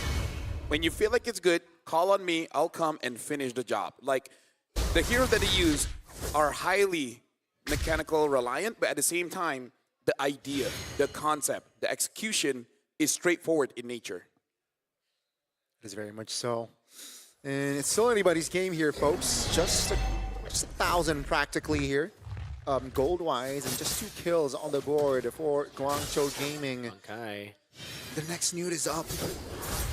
And Cannonale, I think that he wants to get that drive-by here. Yep. Has the purple buff. Just got it. So this is great timing for them to actually go for it. May occupying a bush in the dangerous grass. Map Modi trying to fight for the control over the turtle against Bright. Still, just both teams here hovering around. It's not a Lord dance, ladies and gentlemen. It's still just a turtle dance. Oh, Dark over the Dark Wave. Oh, they go all in! Can he still able to survive? But Owl finds the damage. Now that happens right even. Bright's still able to pick up the kill. Cannonale has to go down. Bright with a double. Cannonale jumping all the way. Goes for the cutthroat. Sixora survives. May in the back gets the last shot on him. But Bankai is massive. It's a 4-4-2. Team Zone trying to gain more control here in the second neutral of the game. And things are looking very shaky in the GZG area. Dude, I gotta say, Guangzhou Gaming at this point, I'm worried because they're looking a bit desperate. Yes. I understand this is how the draft is supposed to work. We're gonna be looking at the instant replay here, and you know, hope nothing happens in the meantime. But if we look back into the replay, a good engage, but again, you always have to go for those highlight plays, so you go and commit. But the thing is, the draft coming in from Zone, they have quite a few ways to counter engage. I'm just gonna talk about one, and that's the Gato Kacha. That unbreakable. It's hard to deal with when all of those explosive animations going on. Sometimes you don't even notice that you got taunted. Yep. Yeah. So again, just coordination from the side of GZG needs to be perfect. If not, that were the consequence. That was the consequence. And Zone, they understand that. So now what they need to do is just play more reactive, I gotta say. You know, Zone, they know that Guangzhou, they're the ones who need to pull the trigger. Oh, Assassin top? Ooh. Fanny says, no, we do not do business here. Yeah, I don't think she should. She really shouldn't, because kind of bad spot. Ogi Shadow Kill might kill her, or just forces it out from the pathing that she was already planning in her head. So yeah, I feel like don't go up against the Hayabusa. Not now. If there are minions, maybe. Without minions, no need. They all in on K though, even if they get the shortcut. Shortcut placed down. They are going to be trying to go all in, but I don't think this is the right call. The AOG is going to be coming down. Oh my God! With a stun, the AOG comes through! Xing has to flicker out. Bankai on a killing spree. Cannonale able to find a kill now. Another stun on 3. Feather airstrike there as well. But look at Zixora. He's staying busy up top. It's a 1-for-1 kill-wise, but they got the turret top, and that is more value if you think about it. And now Zone, they got the gold, they got the map control. All they need to do is keep this spacing, keep this tempo, and perhaps that might be enough to take them to the main stage. What happened to Bankai, man? from being one of those guys that's not able to do anything, gets tilted, but now game-changing plays. Modi's the one that's having a tough time against Bankai, and we did talk about Mei on this chip. That shortcut can help you and can put you into a dangerous spot, and that's what happened to Spike. Owl bringing K back. They're going to go all in onto him, but look at the damage coming in from the other side as well. That's kind of nailed with the cables jumping back and forth. K can be taken low. Modi able to get the kill with the Helmet Owl as well, as Bankai has to flick around. Great play by Modi with a shoulder bash. Does he have the quad shadow? The question here, they corral over him. Sixora gets away! Sixora turns it around again! No! Bro, you know what? Don't use Landslide anymore. Bankai caught again. They go all in, but Bankai stays alive. Heaven's Wrath Teddy gets away. Al gets a shutdown, and it's back-to-back fights. Trading blows, trading punches, both teams going at it raw, and Team Zone 1,000 gold lead in hand still. Although I'm looking at the players as well, man. You gotta look at the reactions coming in, especially from Guangzhou. Every single death that they suffer, you know that just brings back memories. And you just gotta lock in for this one. The fight is still okay though. Al gets away from that using the anti-CC just to run away. As of right now, both teams are looking very even, but yeah. Is it really? I honestly don't know. I gotta say, I like what Guangzhou Gaming has been doing here. At least for the last couple of minutes, they were able to get the right connections on fights, and now they have at least a lane to play around with. Right? They got the turret top, and they're keeping things at bay so far. And with the Lord up, though. That's going to be another question, because Zone, their river control with the Farsa, with the Gatbot Gacha, and of course with the CC, not to mention Lapu, is very good. Well, Mei goes in with the shortcut. Bankai with the Raven Spider now looking for the sun as well. The Feather Airstrike still comes through. So much damage. Xora with the Red Tree win. It's Xora picking up the kill. 4-man Dark Wave, but he's all alone. And now the AOG comes through. Action taken down. Cannonale trying to make the desperate call to look for a big play, but he cannot find it. 3 for 0. Team Zone, they're in prime position to get as much standing objectives as possible. They might even go as far as to take an inhibitor here. This is minute number 10. And the times are crucial, times are critical. Team Zone, they were ahead just 1,000 gold a couple of minutes ago. And it feels like now they quadrupled their gold lead with a Lord to play around with. This might be it. This might be Zone's game to take them to the main stage. Let's see the defense from Guangzhou Gaming. Feather Airstrike over on Xing. Now on Modi as well. 3 shots coming down. Owl finding 2, but they're so easy to dodge. That's Owl taking out Xora. Punishes him. Owl has fallen, and so are the base turrets. Cannonade with the cables. Not enough. A desperate shortcut in the mid lane. Boys, oh boys. 7,000 gold lead for Zone. Will this minion wave push lock them to the main stage?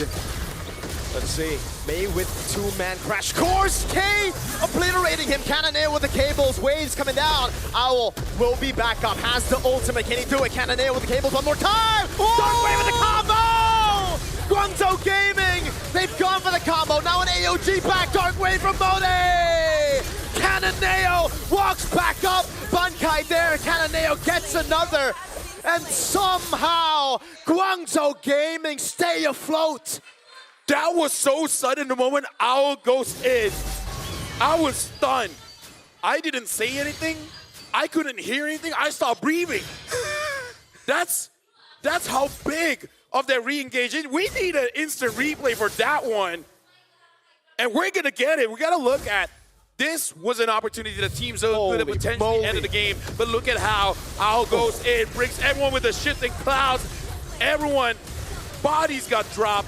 Ying dealt a lot of damage. No one can stop Cannonale. And all the while, Modi just keeps on charging forward. This is Guangzhou Gaming refusing to give up. Their defense got to be perfect. May? And they executed very perfectly, May. Shadow Isolated. Kill. Yeah, he puts down the shortcut. They all come in! Kenny's gonna be caught. They find the roamer, but that's it. Now it's giving the shifting clouds again. K taking it very low. Cannonale. No purple of the current call locks him down, but as the cancel, the AOG is XG gets taken down by Bankai! And he keeps on going. Now it's Modi. Can he make the play happen together with Owl against Bright and Bankai?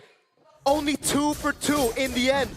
I gotta say, if I was Guangzhou Gaming, I'll take that trade, man. Yeah. That could have gone so bad. That's gold mid for mid-roam. Yeah. That's value. That's value indeed. And Zone, they gotta understand. What? I'm not sure about this. Oh my goodness. Oh. That would have been a TikTok clip. Would have been. Right? Sure. Using your cutthroat to put you in a bad position. And the Lord is up as well. Zone, they still got the momentum with no base turrets left.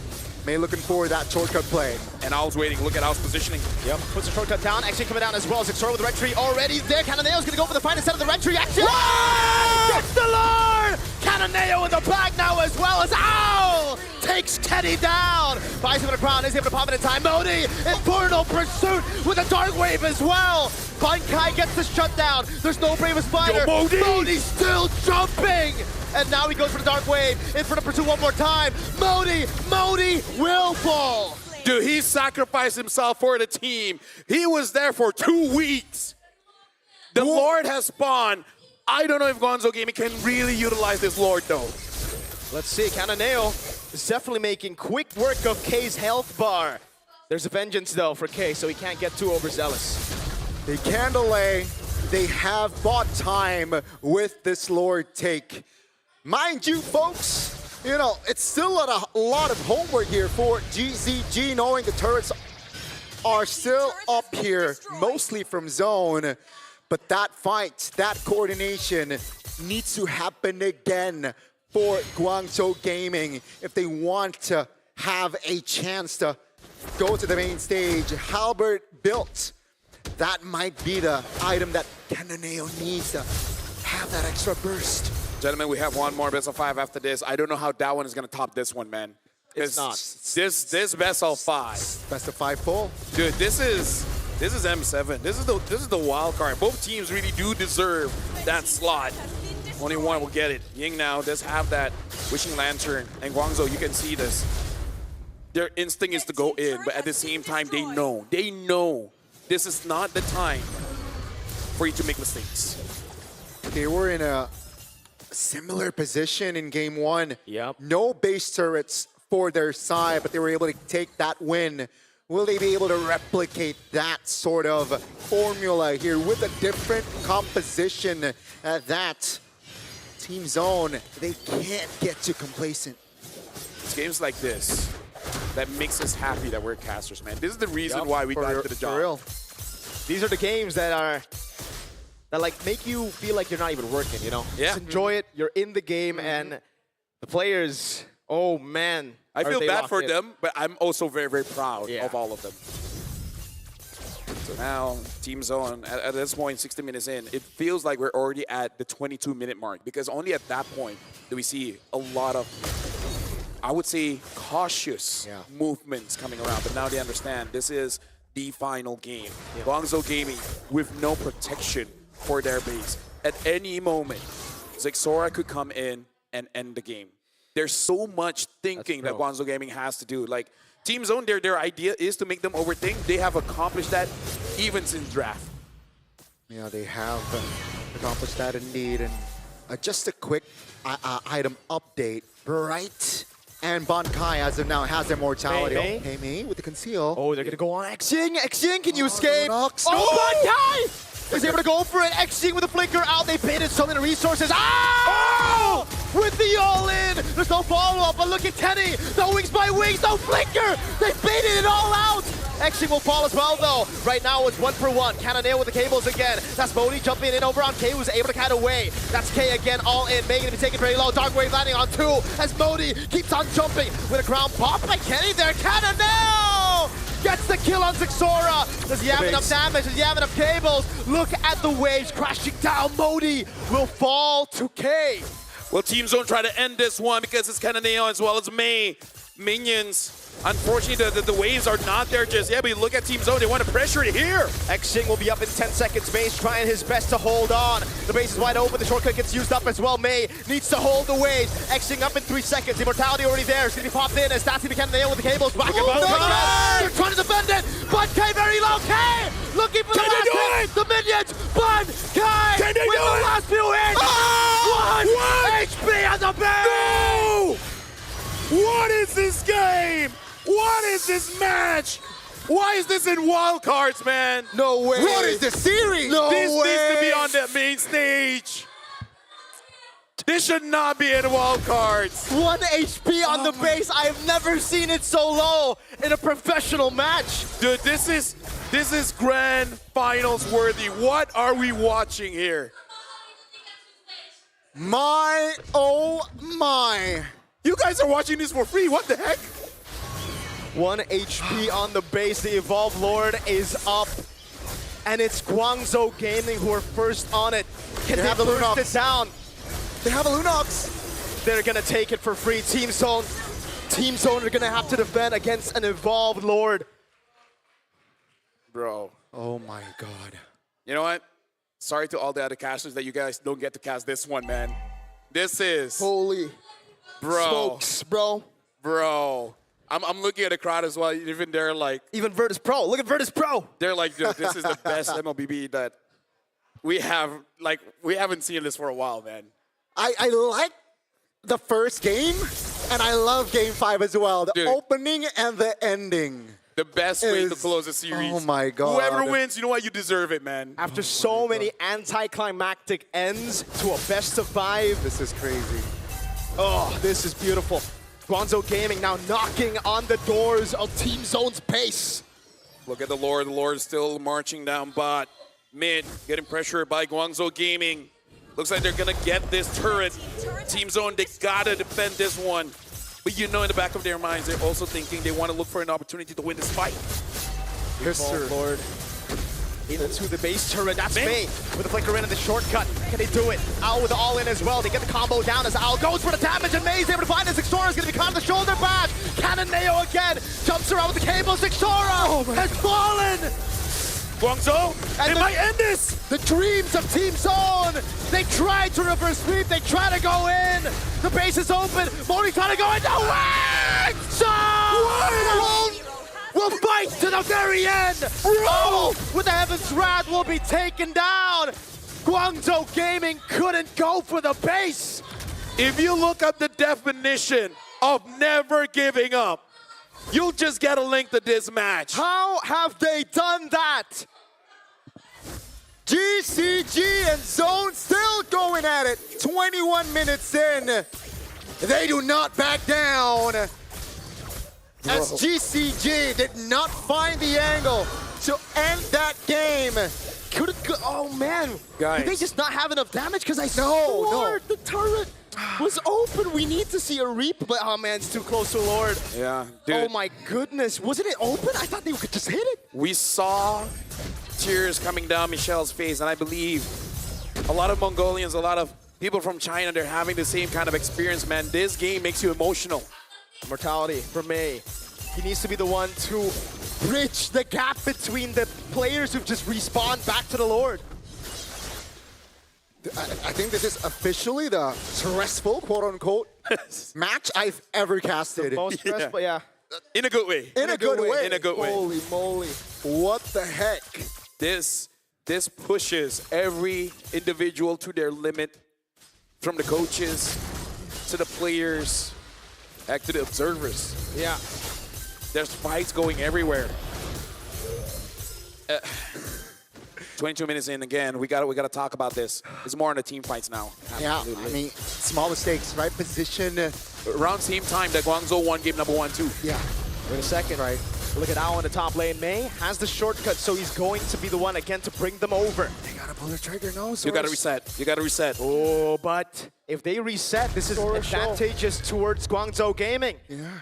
Look at Owl still up top. This will for sure be a tier 2 up top down. Yeah, now Guangzhou is making Team Zone think, because you know Team Zone, they're thinking they do not want to go for a 50-50. Because No, they don't. No one wants a 50-50. no, the thing is, you don't care about Cananeo. What if King gets the Lord, which has happened before? That's true. True. I mean, the crown. Shout out to Cananeo though on this Fanny. We somehow doubted the Fanny pick early on. But take a look at the stat. 23 minutes in, 10, 1, and 11. Shout out both assassins actually. Zexara also just displays a beautiful Hayabusa so far. Yeah. This could be the final fight of the game. This should be the final fight of the game. Top lane is pushed. No one's pulling the trigger. Zone is not pulling the trigger as well. Wait a second. Lapu Lapu? Oh my god, they might be trying to crash. But they have a teleport. Yeah, but look at the positioning of Team Zone. They're making sure while Bankai is dealing with Owl, no one is gonna get caught. By Mei. So very smart movements coming in from Team Zone, taking it very calculatively. Both teams playing chess.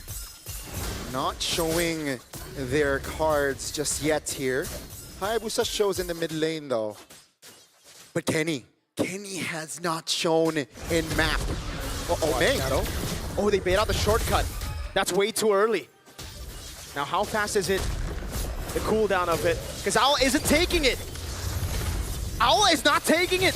Oh, the window is closed. The window is completely closed. Now Modi's going to be all in. He's going to have to flicker out. He has the immortality. Now it's Cananeo. Jumps into the back line. His XJ will fall. He doesn't get the winner crown in time. Cananeo gets the immortality. K gets the kill. Owl now jumps into the midst of it all. Trying to go for the kill, but Kenny is able to pop in with a crown in time. And he's all alone. Owl, can he do it? Heaven's Wrath over on Kenny. Now pops in with a crown as well, but he's up against 4 members. Owl trying to go for the kill. AOG coming down right now as Owl has the immortality, but he will be slain. But Kai in the mid lane. Ladies and gentlemen, it will officially be a wipeout, and Zone has zone Guangzhou Gaming out. 0-2 to make it to the wild cards. They had to reverse sweep their opponents, and they climbed that mountain. Team Zone are going to the M7 World Championships.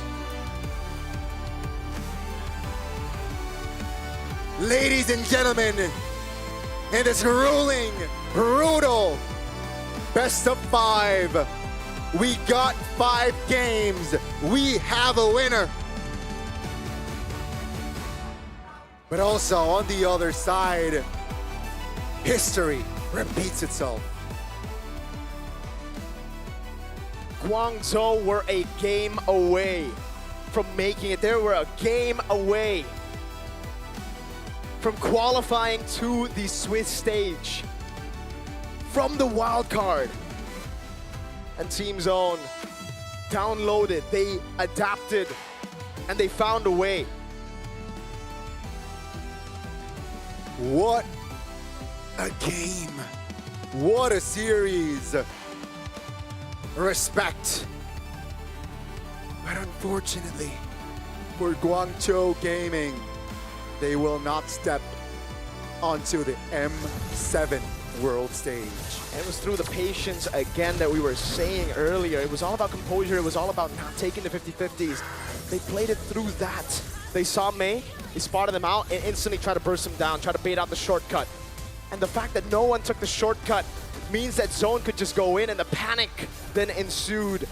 Again, the fear that was on the back of their minds, the nightmare that just happened to them in the Chinese qualifiers after starting off the series with a 2-0, that fear got to them. That fear controlled them, and it was Team Zone, the youngest team we've ever had.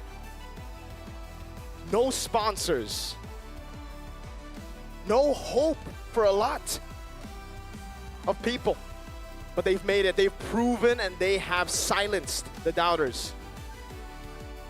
Their dream is definitely still on. Ladies and gentlemen, give it up for Team Zone! And honestly, I gotta say, one of the best matches I've ever seen in my career. So shout outs to Guangzhou Gaming as well. Give a big round of applause. That was an amazing game. Now, before we continue, I gotta ask Summer, the coach. Yeah. That was an intense best of 5, but I have to ask you the question. Game 1, Game 2, you guys suffered a loss, but you guys made this reverse sweep possible. How did you guys reset so that you guys can win Game 3, 4, and 5? We just focused. We didn't know what they were gonna pick and ban on the first 2 games, and after we lost the first game, we understood the drafts and just banned their key heroes. That's why.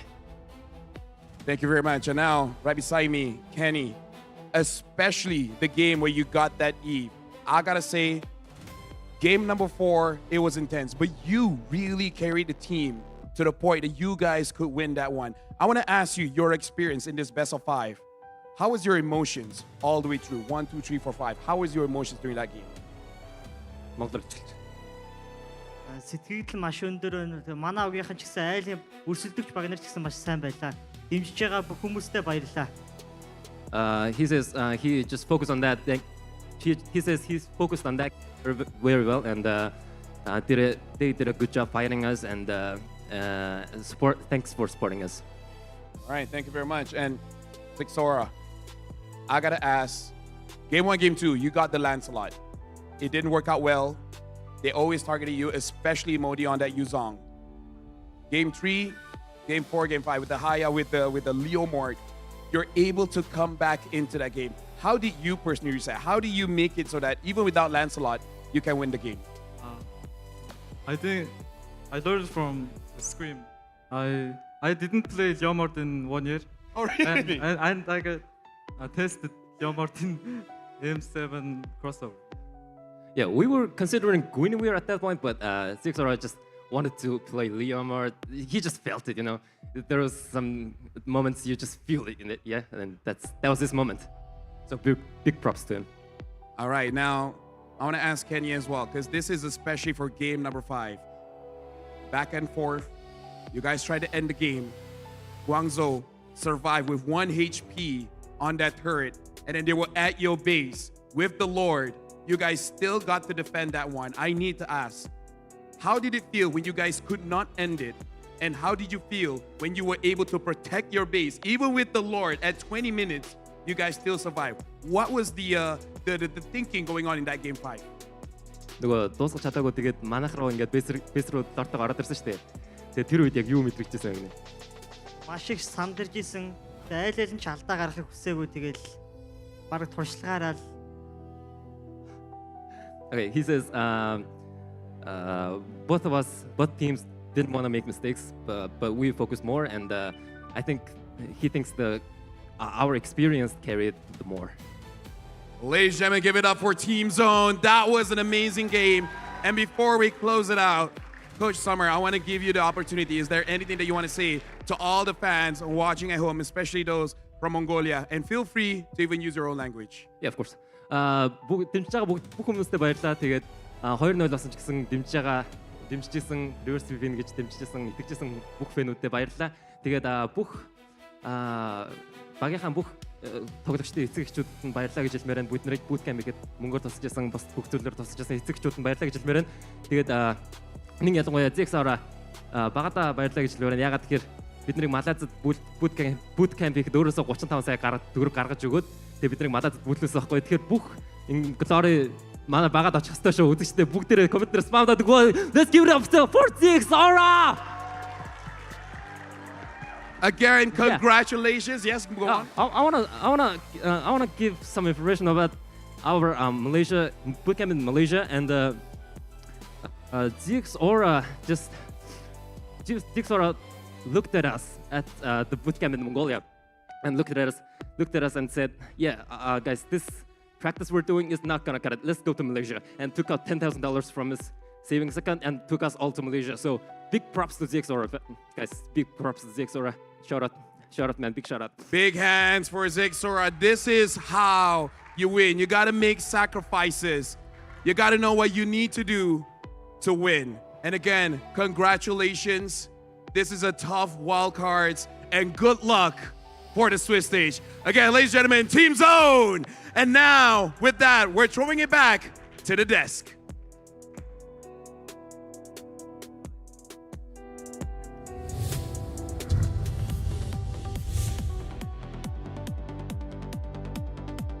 focus of the match, but for Team Zone and for Mongolia. Brother, he spent his own money, 10K, was it? Yeah. That interview to fly all of them out to Malaysia. He basically, this. They have no sponsor. Scrim- This is a team that they just made it themselves. This is a community team. Zexora did it with 3 rookies, with Summer, with Bright. Wow, just how, wow. The sacrifice, the dedication, Zexora, and the determination from this team is inspiring. Yeah, for sure, man. Like being on stage with them, dude. You can see the shivers in the hands and knees, and you know all the emotions. Yeah. But yeah, big shout outs to Zexora. Even I didn't know that. I knew they were in Malaysia, but I didn't know that he took out his own savings. Because again, just to remind everyone, this is a team that basically has no backing. No. After this one, I don't know, man. Maybe some orgs are looking and be like, hey, I think you're worth investing in. Bro, I mean, the fact that they also came back from a 2-0 lead, I think speaks volumes to how they are as competitors. It's one thing winning it out just with a 3-0. It's a whole other thing, fighting tooth and nail, knowing that you are a game away from elimination, being the youngest team here with no experience for most of their players. Only Zexora. Zexora is the only guy on the team with international experience. And doing this, bro. Oh my goodness. Now we get the... Yeah. That's a different expression, Gotti. Yeah. You don't do the hand? Yeah, Okay. Thank you. Yeah. Let me just say, if you have friends, family, doesn't matter, and they're like, what do you like about Mobile Legends? I feel like show them this game. I feel like for anyone that doesn't get the esports experience, watch this game. Even if you don't understand what's going on, you can feel what's going on. But when you understand the context, when you know the storylines as well, again, the nightmare for Guangzhou Gaming will still be there, and it is going to linger for a long, long time. Speaking of nightmare, Oh my god. imagine that. Never use Leomord in 1 year. Yeah. And it's like, you know what? I feel like it's a Leomord game. Yeah. So just like, how hard could it be? He wants to ride, dude. Yeah. He wants to He's ride. got Khan. He wants to ride so bad, and I mean, he was like- able to get that win. I was next to Kenny when I asked the question about game number 5, and you can see the spark in his eye. You can see the neuron in his brain reliving what just happened. Especially when I asked the question, the Lord was in your base. Like, you can tell, even he's like, I don't know how to explain it. Dude. It just happened. It just happened. It felt like plot armor already when Guangzhou Gaming survived with the lowest amount of health I've ever seen on the Crystal from the start of my career as a caster to today. Like, that is the lowest. That's just base has been. willpower.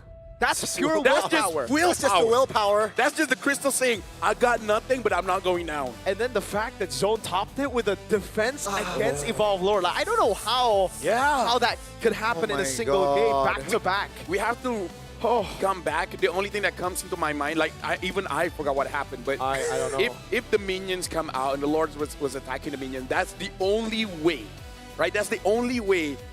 That's how the defense could have worked. Yeah, I mean, I was so stressed and so like I was so invested. Yeah. But I think it caused me short-term memory loss, man. Dude, you have to, because you need more memory to take what's gonna happen next, because they keep on giving. Especially after shouting for that long. 24 minutes, it was of non-stop action. Total kills of, bro, 54 total kills. 54.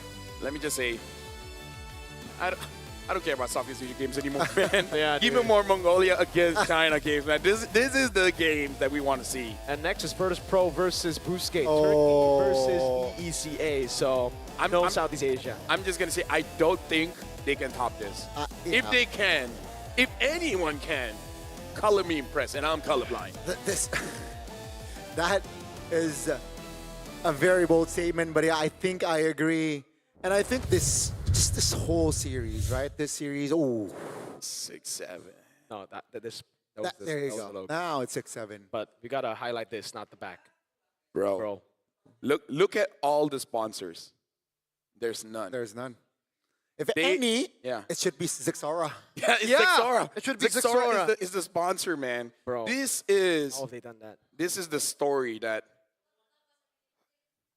reminds me of the debut of us. When we started casting it, that was the story of most of the players. They have nothing. Yeah. But right now we got to talk about Fairy games. You guys can play MLBB and you guys can actually fight 1v1 and you can win up to $20,000. In fact, probably Zexora has to play that one to recuperate some of the money used boot camping in Malaysia. If I knew it was there, I would have helped out. But either way, download Fairy Games on the App Store or Google Play Store. Play MLBB 1v1. There's no teams. And show your personal best score and get an opportunity to win up to $20,000 and many more prizes from the app. If I'm not mistaken, they're watches for sure, but they're also like they're necklaces, accessories. No. What's the box that when you put your clothes in and then it clings? Washing machine. Washing machine. They have a washing machine? Washing machine. Wow. Traveling. Like adapter? No, like big things. Like big electronics, big travels. But speaking of big, we got to talk about the Thunder Ascendant skin. This is the Granger Pass skin. Unlock M7 Pass to get it immediately. And personally for me, if you're a Granger main or not, if you only play Roam, if you only play EXP, still get that Granger skin, man. Because you never know that one day you might play Gold. I gotta be honest, that's a basic skin and it already looks cool. Yeah. If you get the Prime, that's extra cool. The Prime is beautiful, man. Yeah, and Look at also that. witness the true prestige here. This is what everyone will be grinding for. The Granger's new Prime skin. The beauty is waiting for you at level 75 of the M7 Pass. This is hype, but nothing can top what we just watched. Like, you know what? You know what to do. Just do it. We're still trying to process what just happened. I don't want this to end. Dude, me neither, man. If I could just relive that again and again, it would be fun. It would be fire. But we have to. We have to move on. Yeah. After this, it is Virtus Pro going up against Boostgate. I wonder if their adrenaline just got pumped watching that one. I want to play. Yeah.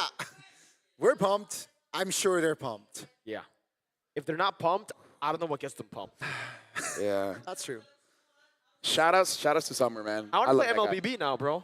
Dude, can we play while casting? That's what me and the casters did one time because the Malay casters they were casting, and you know they're checking skills on their phone. So I tried to prank them by inviting them into the lobby. And then they actually go in, and then we played on. Oh my god! Yeah, that is. They were able to do it too, and people didn't notice. God. People only noticed because they were watching my stream. Shout outs, man. Let me just say, I'm happy to be able to experience this with you guys. Ani? Likewise, Mirko. Likewise. Oh, you touched mics. If I can only wish that's our grand finals. We haven't had a grand finals. Dude, we haven't even gone to Swiss stage. So it's like, dude, the fact that we already got this kind of game at wild card, if you really think about it, like the series game 1 through 5, it had everything. It did. It actually Opening did. and We had ending was stomp, just. Oh we had a my God. comeback. We had the drama of game 1, and then we had a comeback for Team Zone. New picks. 2-0, 2-2. Oh my God. Right now, we're already seeing Boostgate as well as Virtus Pro. Yeah, we're getting ready. They're getting ready. So after this, we will be going for a short break. Just short, yeah. Just to make sure that the players are set up. So in fact, we're going to do that right now. We're going for a short break. But if you guys just watch that best of 5, you do not want to miss this one. This is going to be the second team that will be advancing to the Swiss stage. We'll see you guys right after this. We need a Red Bull. We all need Red Bulls.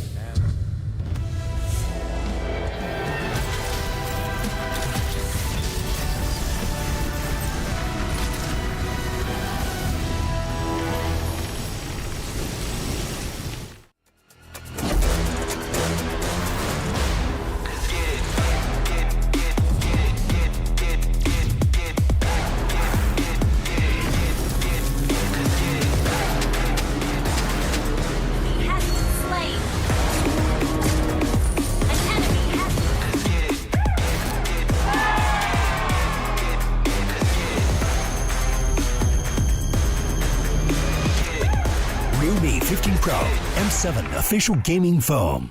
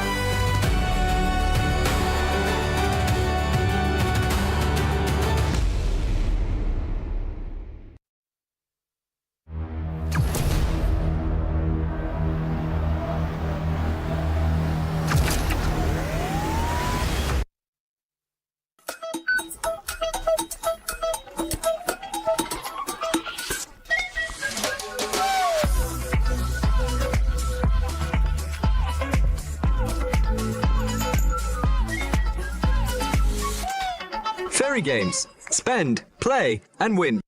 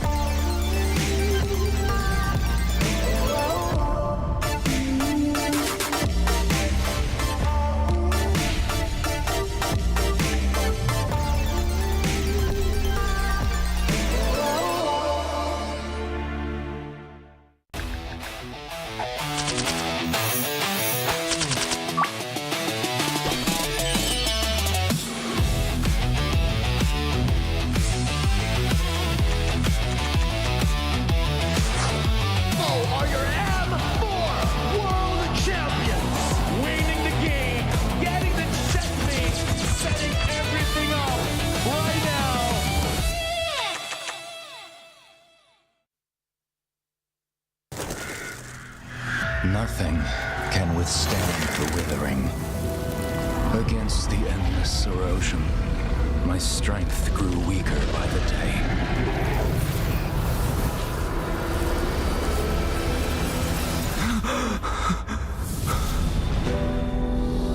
True power dwells within the spirit. Try to embrace all that you are.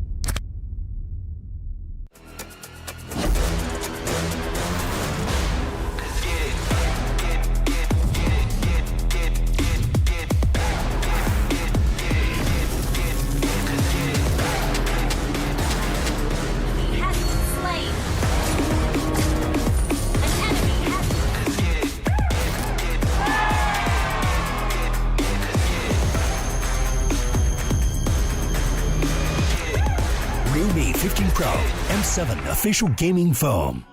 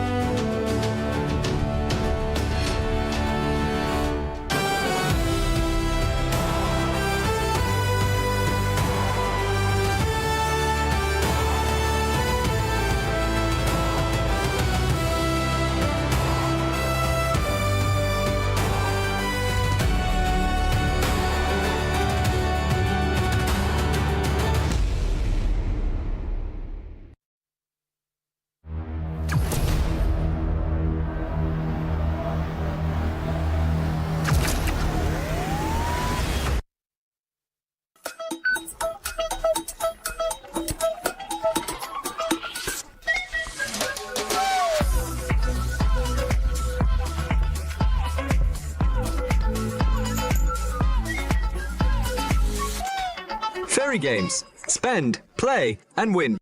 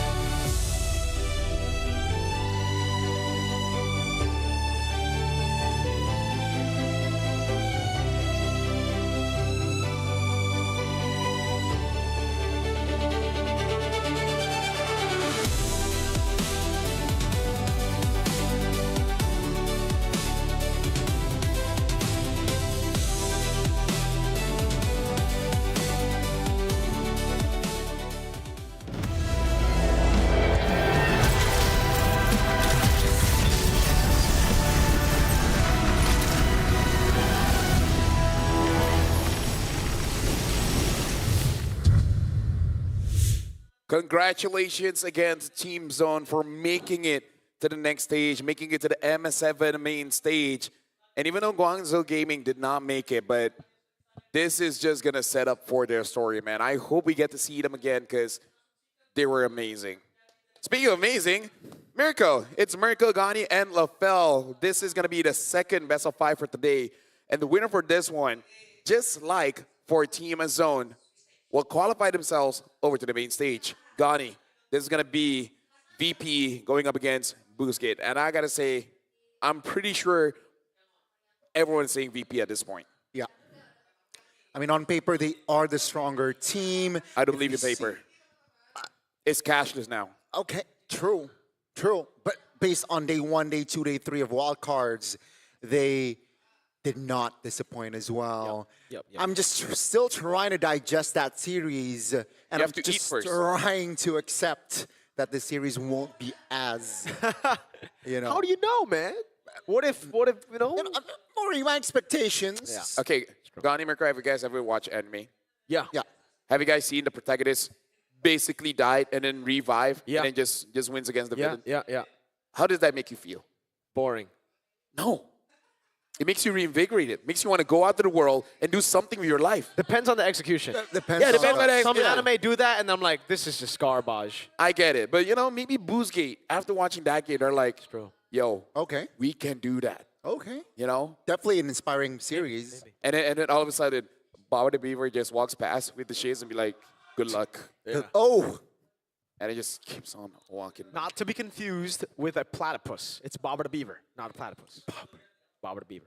Planning to get to the M7 Swiss stage. Now, let's do this court style, okay? Give me points on why VP really should be the one winning this one, Gani. I think execution, drafts, and also hero pool. I think that's, drafts and hero pool goes hand in hand. Hand in hand, yeah. But I think execution, I think, again, on paper, I know you don't like papers, LaFell, but they're a stronger team. Yeah. So now, for you, VP still, what are your points thinking that they should be the one winning this one? They don't care about paper. They don't care about paper. Just like us, all right? Yeah. They don't care about trees. They are good. They might care for the trees. But, they transcend paper. Virtus Pro are better in-game, outside of the game, everywhere. Right. They're just better. And it's because of their well-roundedness. I would say in ECA, the fact that they got to play Global Ban, the hero pool got buffed for sure, as well as Zaur Ego is finally joined a team in the international stage. We saw how comfortable they are there. And it took a day, I would say, for Zaur Ego to finally warm up. But once he did, he started popping off. I would argue one game. Not even one day, just one game.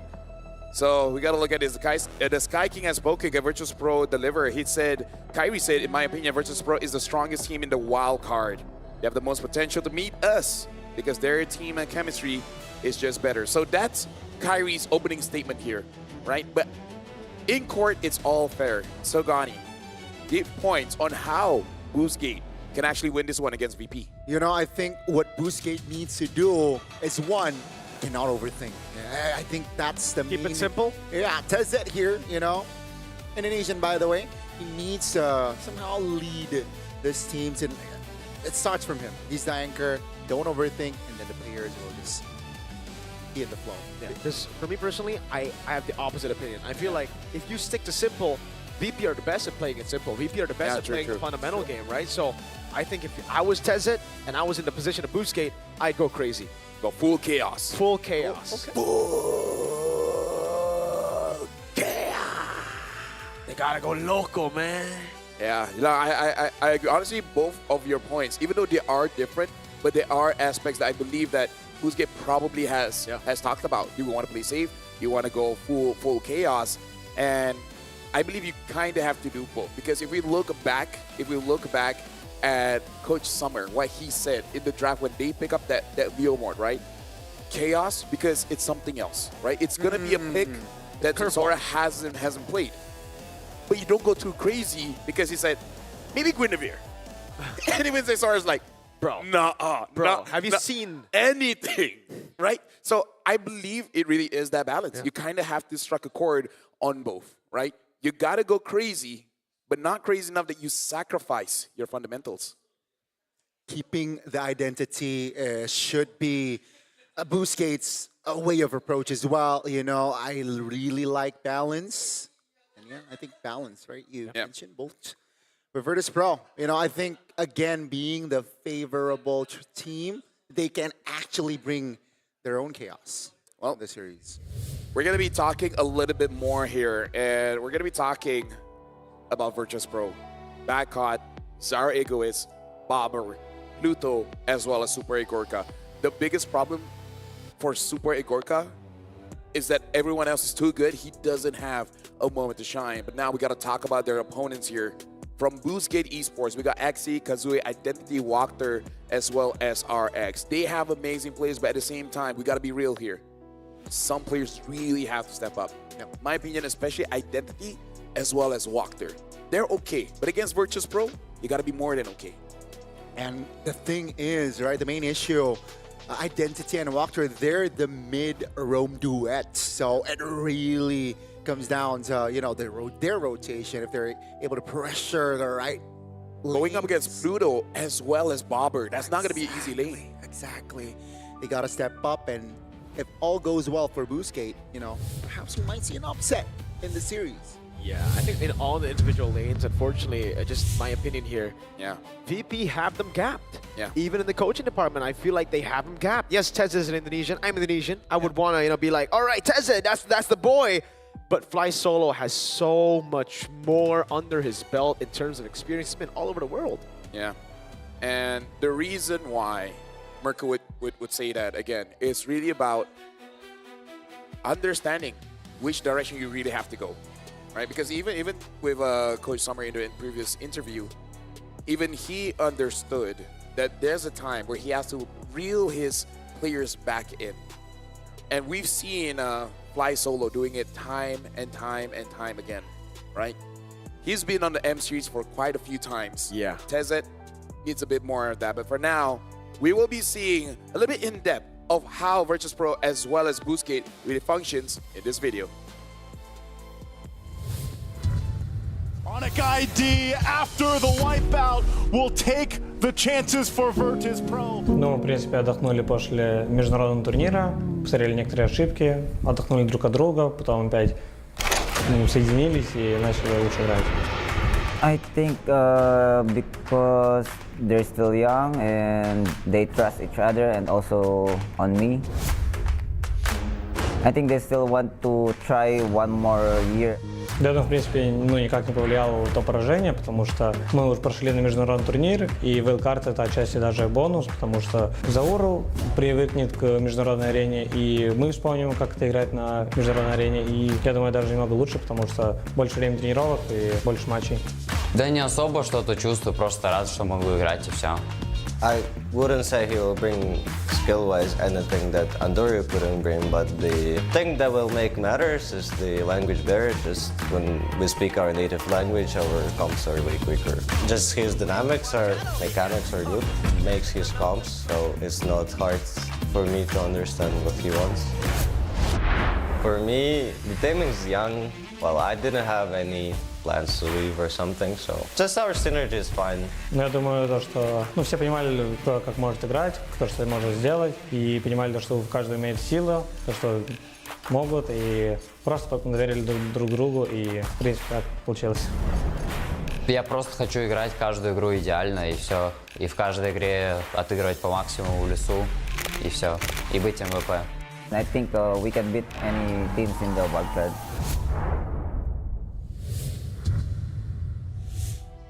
And that's Virtus Pro. And we got a lot out of that. And a lot has already been speculated by us. The fact that this wildcard is amazing for them. Yeah. That extra training, kind of like treated in a scrim-ish, not in a way that you're disrespecting your opponents, but for you yourself. You need that experience. You need that warm-up. And Zar, one game, fine. A little bit lukewarm. But now it's pretty hot. And before I let you guys jump in, Pluton Taunting, he said, yeah, maybe for certain teams, like the Turkish team, Boostgate, wow, they taunt a lot in scrims. But I don't care too much. If we choke in the wild card, that's on us. And again, Pluto has this mentality that he truly doesn't care about anyone else. If he wins, because they're good. If he loses, they're bad. It's not because the opponent is good. they're bad. Yeah, I think that's a great mentality to have. That's a championship mentality. And actually, that's like a mentality that's good to have in certain regions. You know, in the other regions, you would expect more sugarcoating. But 3-0 is no sugarcoating here for the talents. Everybody going 3-0 Virtus Pro. It was quite different in the first match here. We got a couple of, you know, different opinions. But for the second match, seems like the desk here, at least for the English one, it's unanimous. Yeah, because to put it frankly, Virtus Pro should not be here in the wildcards. They should legit already be in the main stage, right? They're here for the extra warm-up. I would say this is making their story of being one of the more scarier teams that we gotta look out for in the Swiss stage. Because at first people think like, oh, Onyx ID is gonna fight someone from wildcards. You know, it's good for them. It's like, is it really though? Is it really? You're going up against a team that's hot. Yeah. If, of course, they make it through. First, they got to go against Boostgate, and the map is going to be Flying Clouds. Definitely, this is their match to lose here from the side of VP, so they got to keep it composed. And Pluto, right, he mentioned that, I think if we lose this match, it's on us. I like that idea, and I think he's pretty stoic, right? Knowing that BGT likes to taunt. But man, let's go. Giraffes game 1. BGT will take blue, and Virtus Pro will take red. It's Tezet taking on Fly Solo. Yeah, in terms of the bans here, BGT already batting out the Grok as well as the Arlen. Respecting this forward momentum kind of draft coming in from VP. And then VP respecting the Cho and the Sora is something you just don't want to deal with. Okay. So, I'm not too sure if the pattern will continue. It looked like it was going to be a pattern with the first 3 games of match number 1 where blue side was just dominating. But then, 2 game losses for Guangzhou Gaming, back-to-back on blue, makes it a bit more 50-50. So I don't think we're going to be talking about how blue side is way more favored, red side is more favored. It really depends on both teams. And VP, again, have the better hero pool. Yeah, I truly believe blue and red side should only be talked about in a vacuum. Right? There are certain metas where clearly one side is favored. But when the meta, in my opinion, after all the games in wildcard, I think it's still open, right? We still see some picks that has potential that hasn't worked out just yet. And we know some picks that we hear in the background that we have not seen as well. So still up for grabs to say which one is the better side. But now moving on, banning out the Baxia for a team BGT, they understand the front lines from VP is one of the more scarier things. Because they're so good, that's where Gorka doesn't have to play the game. He's just there farming. Very specific ban there. That Baksha indeed, but the Zushin comes through, right? For the side of BGT. Still a very, very high value mid lane, especially in this match, right? The value is immense, like so much. Let me just say, VP though. In our game just now, I did play Jushin. Yeah. I don't notice that big of a difference in terms of the mana. I noticed the mana difference, but at the same time, I'm like, big whoop, big deal. When I need to fight, we still get the kills. So I'm more than happy. But that's usually, you do well when there's no Yve on the other side. When there's a Yve on the other side, it's still a counter, especially because of the nerfs. Yeah, sure, you don't feel it as much, but it's still a big nerf. Yve's gonna have a better lane compared to you, and I like the fact that VP take away the combo that they love to have on the Juicin. Usually it's always Juicin high-lows for them. So they take the high-lows away from BGT, and they go for the Yve. And again, it is a comfort for Pluto. He is the high-lows that has made him work, where he fought against the Jushin and did not die at all. To banish all darkness. Yeah, that was high level of high-lows gameplay there, but BGT will lock in the Lancelot here. Another hero that is very popular in the jungler position, very fast. Mobile. It's gonna be the Uranus though. A hero that we did not get to see in the first match. Opinions, Mirko, between Uranus as well as Yuzong. What do you think really suits here? Yuzong. Yuzong? Yeah, for sure. I think you need a little bit more dive to bypass that front line to deal with the Yve, especially considering, again, right now, VP still have a lot of ways.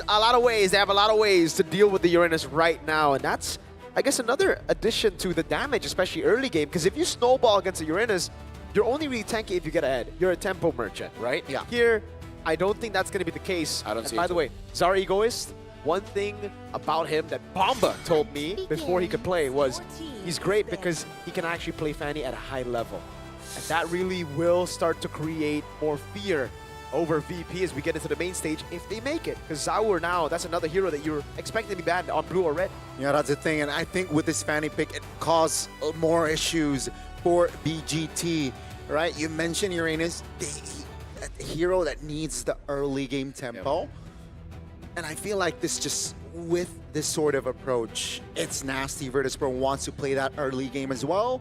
And with that, it just nullifies the Uranus potential. Second phase, Virtus.pro, they're like, no, yeah, let's eliminate that Ruby. It's going to cause problems to our Fanny. And potentially we might see, okay, the Cho ban has already come through. Yeah. We might see a Moskov ban. Yeah. Gentlemen, allow me to introduce a bit of what do you say when don't doubt them just yet? Benefit of the doubt. Okay. Let's introduce the benefit of the doubt, because with the previous code, we know from Pluto that Boostgate as well as VP, they have been scrim partners. And it's to the point where Boostgate had an opportunity to actually taunt them. Yep. That means that they have won some games. Yeah. And they for sure know what Zaur can do on this match.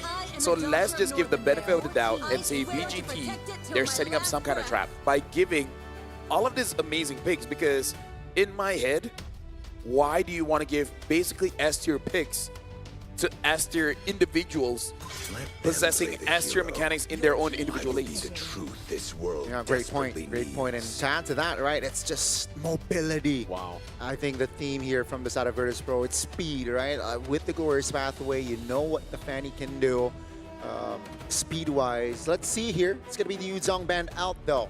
So two fighters. Alice is open. Yeah. I'm actually thinking like something like Terizla as well, if you really want to lock people down here, because if you go for the Alice, it's pretty good, but the Juicing can just bounce away, right? It's not as easy to land. And in the lane, it's going to be very non-laney against the Uranus. They go Claude first, they're saved the XP for last year. Again, Super Agorka and VP, they just love the marksman. They love the traditional gold lane picks. They've never gone for fighter gold yet, I believe, in the wild card. Yeah, carries, Ranger, and Claude, yeah. Are they forcing a carry pick here? Maybe. Which is not ideal, I feel like, with this composition. They went in for the Moskov and the Gatot Kacha. So the only, like, sure, there is a small kit of crowd control in that Moskov, but yeah, I think the taunt, no real, like, crowd control from the side of BGT, which I don't like. I mean, we did, at least for me, I want to see Identity as well as Walker step up. They have heroes that can actually do that. They have ways to set up some damage, and the Alice does come true. So still, I would say VP, like you said, Mirko, they're the best at fundamentals. They can do it simple. It does seem like Boostgate, they're reaching just a little bit, especially with this Uranus. I am interested to see how they're gonna pilot this draft. Yeah. Yeah, especially with a lot of speed and a lot of like dive potential from the side of Virtus.pro. With minimum crowd control, will they be able to control fights? Yeah, or will it be just Virtus.pro just ramming them down? Yeah, without context, looking at the numbers, BGT has the advantage when it comes to the draft, but you know how I feel about numbers. I can't read them. You don't like numbers and papers. One day I will learn. But for now, ladies and gentlemen, we are jumping into the first game of this best of 5 between Virtus.pro going up against Boostgate. Virtus.pro are the favorites here. But Boostgate, can they retaliate? All troops deployed. Landed on, here we go for game 1. Ladies and gentlemen, remember it's a best of 5. And yeah, BGT here trying to gain momentum early with that Uranus pickup in the first phase. Going up against Zaur on that Fanny. Let's see. We saw Fanny game in the last match. Did not win. Well, Zaur. It was. Yeah, let's not forget that. But let's see if Zaur can find a different outcome. Yeah, 0% win rate on the Fanny so far in wild card. That's going to be a knock-up over on CatCon with the True Sin, but Zaur will be the one to claim the Lethal Wanderer. Yeah. And Boostgate, they're not fighting, but they are prepared just in case if Virtus.pro really want to move forward. Identity is really utilizing the advantage that even though Bobber has an advantage on his Eve, he's using this advantage of the Jushin going up against that Hyla. So in a way, neutralizing the lane. Definitely. And talent-wise here, the Uranus, he went for tenacity and a basic common emblem. So yeah, more rotations and more sustainability as well. So far, it's all good here. Lethal ignition for that tiny on the bottom side. That's a lock onto Zor. Not level 4 yet. Yeah. I want to see how RX will perform here because so far, win or lose, he's very consistent with the fighter build here on RX. Wow. Super Gorka gets out of that. He smelled that coming from a mile away or a kilometer. Depends on where you live. But it was a really good dive, or sorry, a gank anyways by Kazooie because it made him miss the gold cannon minion. Level 4.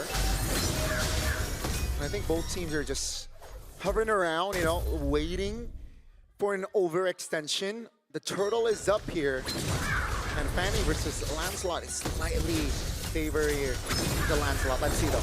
The zone, Ardo gets him down. Oh, with the Throne of Ruin as well. Retreat still going to Sour Egoist. Wow. Despite the Phantom Execution combo, Pluto now with the Glorious Pathway will try to zone XC away. Curtis Pro with a big win and up there from XC.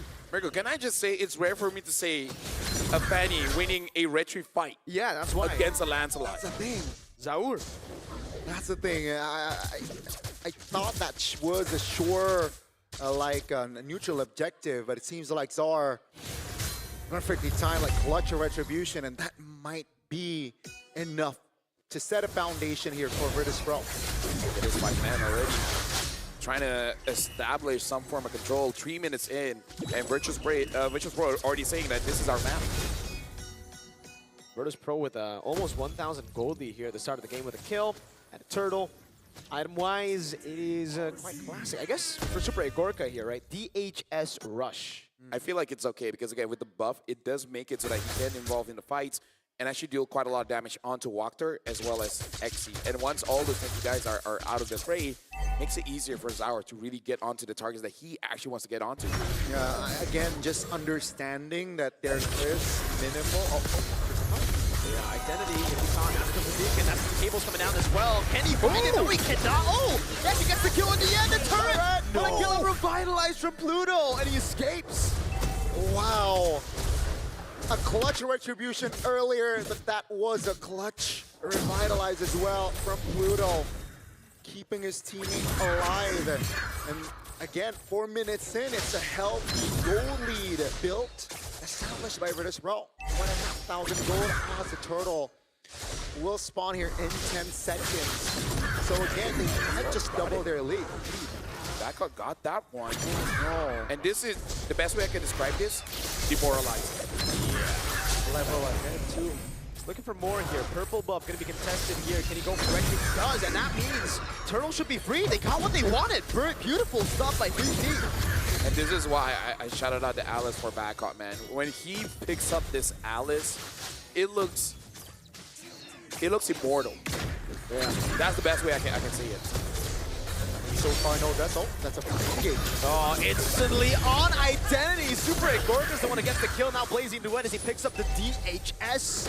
Virtus Pro steamrolling through, and they're not even going to rush the turtle. Knows that the purple buff is up. XC gets away with the consecration and the dash out. Yeah, the river control is definitely theirs. Virtus Pro, again, just creating a statement here in the early game. First 5 minutes is definitely theirs. That SOD nearly lands on the right timing, but Virtus Pro again just doubling their lead, doubling their advantage, and Pluto. There you go, playing Pluto. with fire. Nah, I mean, like, he said it in the quote, right? It's like, I don't really taunt, but maybe, however, maybe against BGT, because they like to do that against us. But I also want to say that the mentality of this player, they're really thinking of this game in the next level. Hold on, it's our is fine. But you see in that turtle fight, a lot of pro teams do this a lot too, but they do it so beautifully. Everyone times their attack so that even if Zaur doesn't get it, someone definitely will. Everyone was trying to last hit that one. Yeah. Yeah, I mean, it's very, very, again, just well coordinated here from Virtus Pro. Okay. Oh, Zar's So level 9. Okay, Kazooie got that, so still a level. Oh, it's a dive under the turret. Oh, the SOD barely missed it there. Good talk coming down. Zaur might be locked down, and turret falls again before they can do it. Identity actually flick a forward throw to ruin. by Badcott. Locks identity down, no flicker, no beacon. He's cooked here 4-0. So no Fanny after this, no? I feel like once you see that Cho ban, yeah, you can kind of also feel like That's a sniff. You can sniff. yeah, because it's one thing that he's good at the fan, but it's super demoralizing when you twice now low HP, you caught him mid-air, and he still survives. That's one of those things where you start to say things in your mind that you're not supposed to say on broadcast. There you go, Cutthroat coming down with the cables as well. Taunt landing too, and the fadeaway with purple Retri. Zaur is so efficient with it. Man, that was a cheeky kill. Demoralizing. Demoralizing.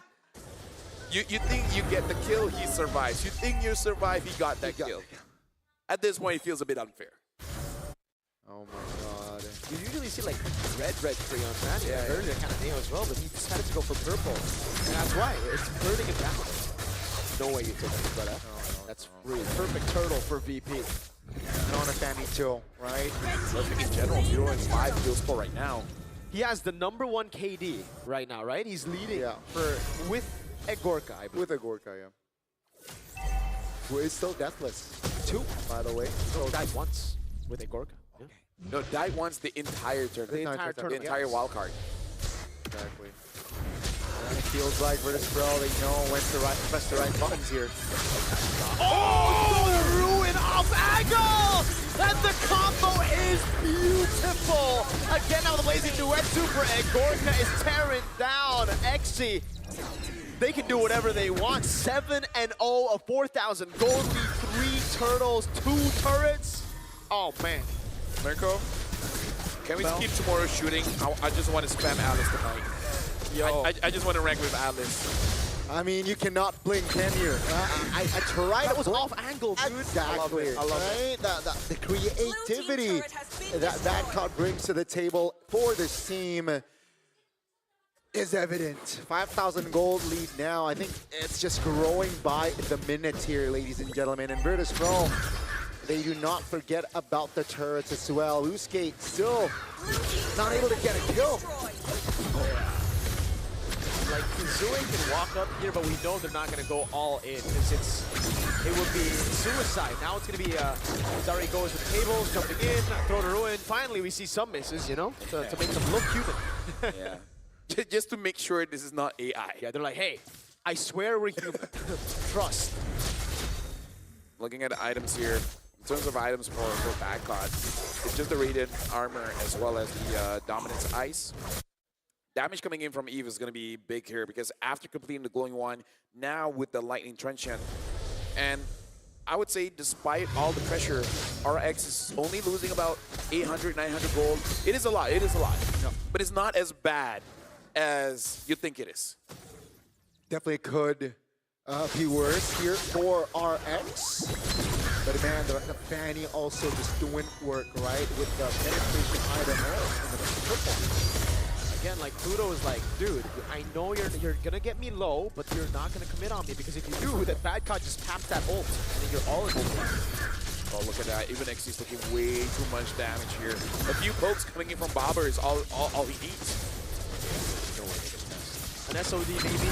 RX actually timed it really well, but Zaur ain't that guy. He's not the type of guy to leave it to just basic attack. He can wreck you. Yeah, there were multiple bodies as well, just trying to block that Lord Steel attempt.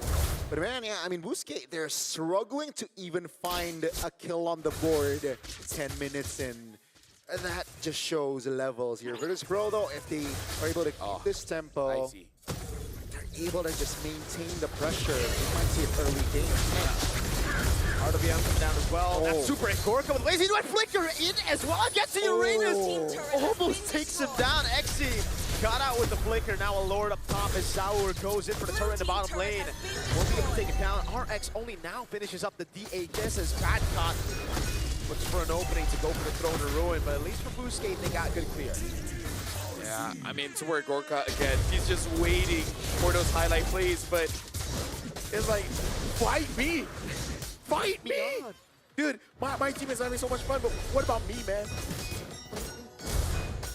He wants to get in on the action. He'll fix up this battle, but at this point, you know, I think what they need is just a miracle, a mistake, a big one. A big one, Not yeah. just the, Like VP have to, the type of mistake they have to do is like diving into the base as 5. Into the fountain. Maybe Stone Ruin again, perfectly timed over RX. The combo comes in for Sour. Pick up a killing spree now. There you go, that's the main wave clearer for Bluescape down for 28 seconds. I gotta say the only time I see those kind of Atlas is when I watch Sanford live stream, but Very good. Blaze duet. he's like damage testing. His blood hunt towards the Uranus. Yeah, it's limit testing. There's Limit like, testing. Can I kill him with just an ult?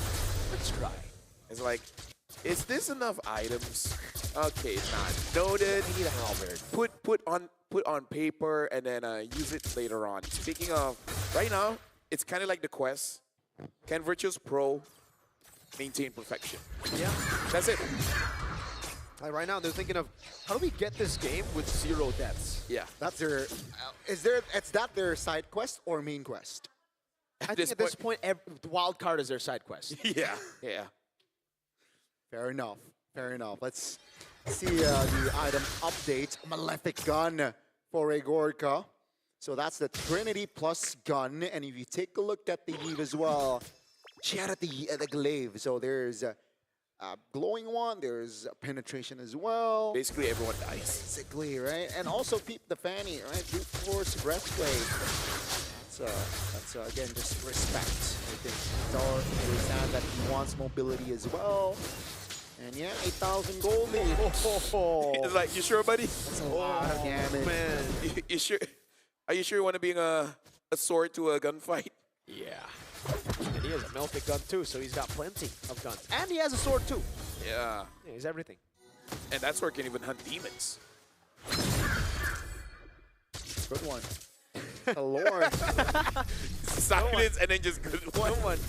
The Lord should be open here. 13 minutes and BG2 looking for an angle. Oh, yeah. Perfect. Over the Waxer. One cable is all they need. They don't even go for the Lord. They're going to go for bodies, man. Down the cables again. Kazooie. Bad caught again. Comboing with Bober. And Super Egorka's finally like, I got the items, boys. We got through the Uranus with a blazing duet. 4-0 and 2. 11-0.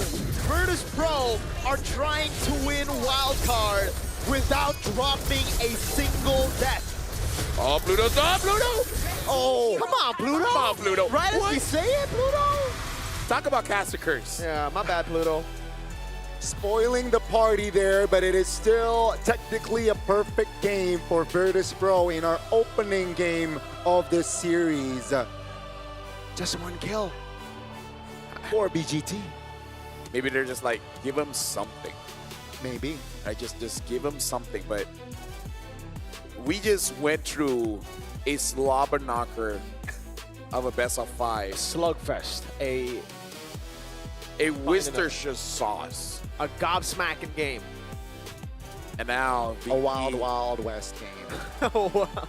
BB just comes in here and be like, hey, that was a good best of 5, but remember us? We need to get going. Yeah. That was a good one, but we need to get going.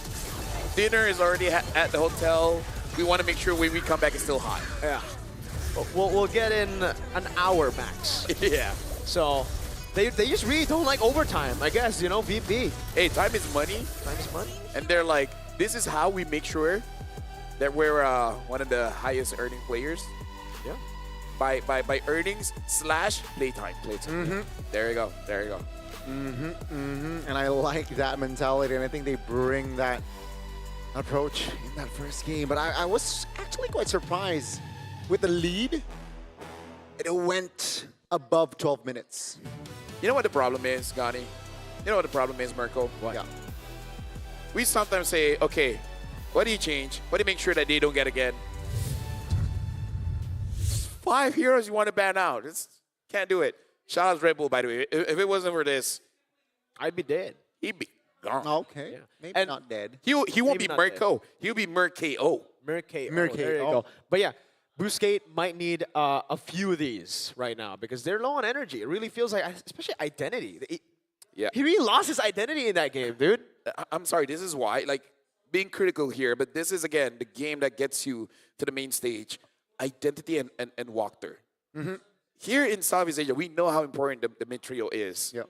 So even just with a sniff of weakness, wow, that's enough.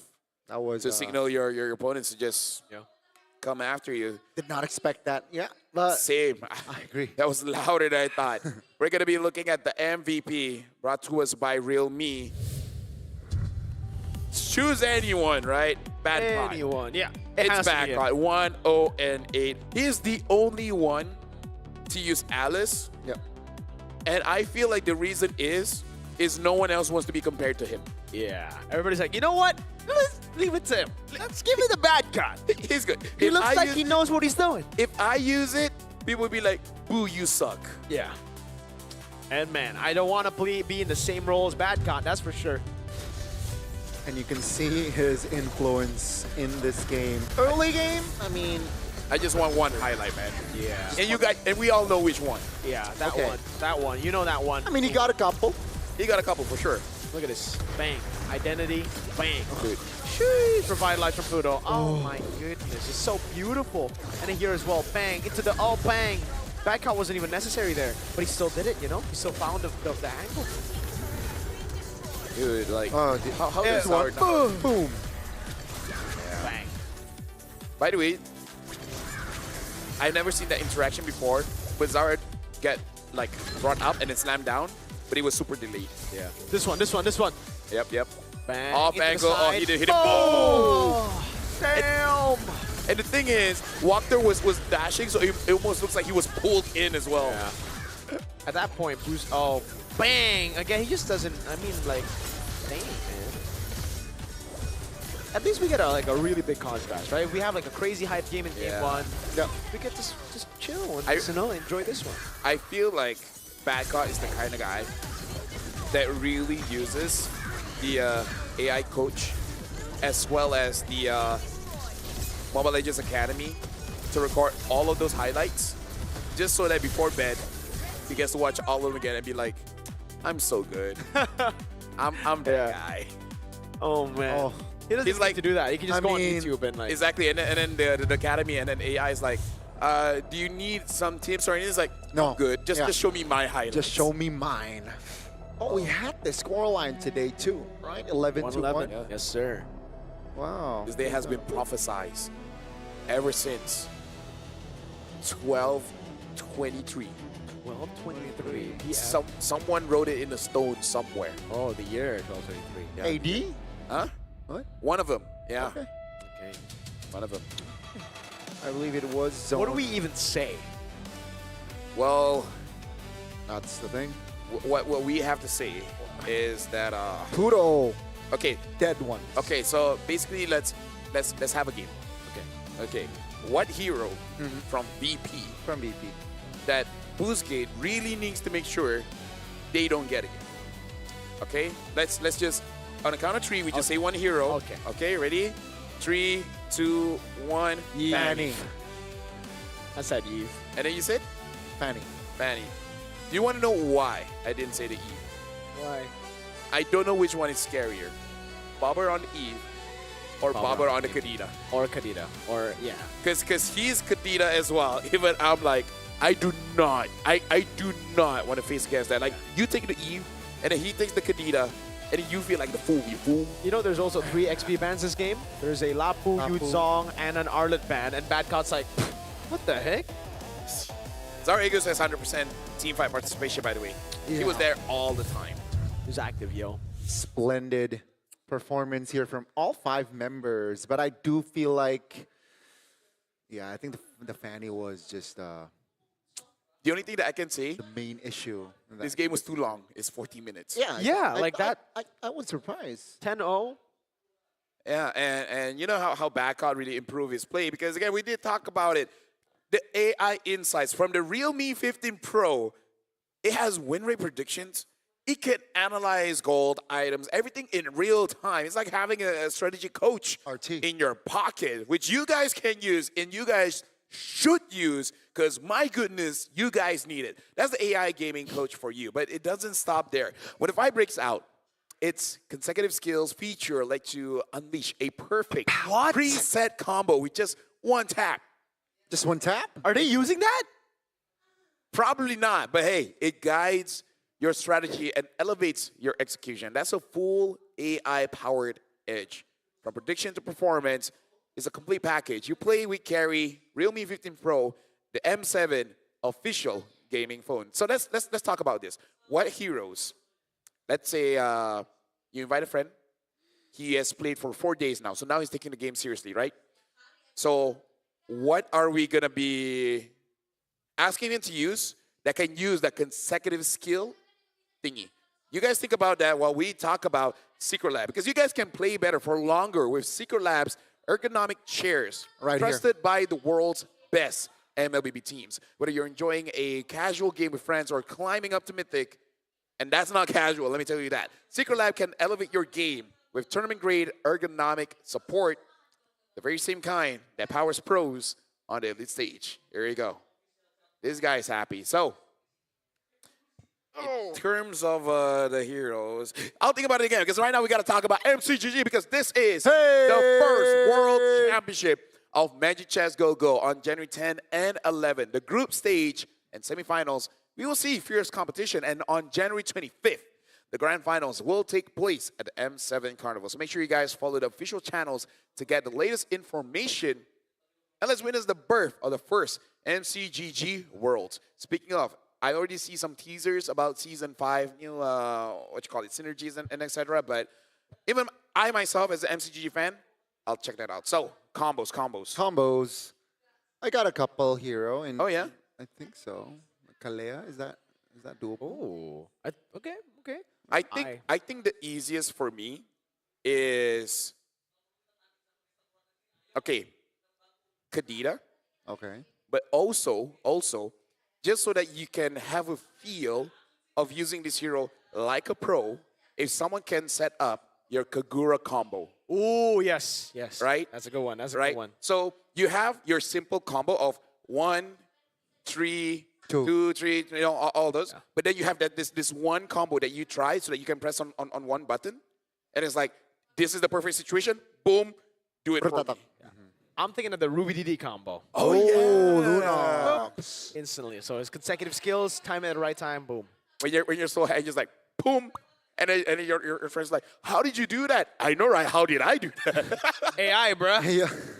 It's the future. Or you lie and say, fast hands. Fast hands. You could be like, I'm just that good, bro. Yeah, you're just that good. So now we got to go back into the game, because we're looking at VP here. They're walking in right now. They're walking in. They're looking confident. Confident. And they should. Hey, Backot's there. He's waving to us. Crazy Alice. But Boostgate, do you need some kind of boost? You talk about Red Bull. Red Bull, bro. You got to talk about Red Bull. Yep. And this is going to be a struggle for Coach Tezet. Oh, yeah.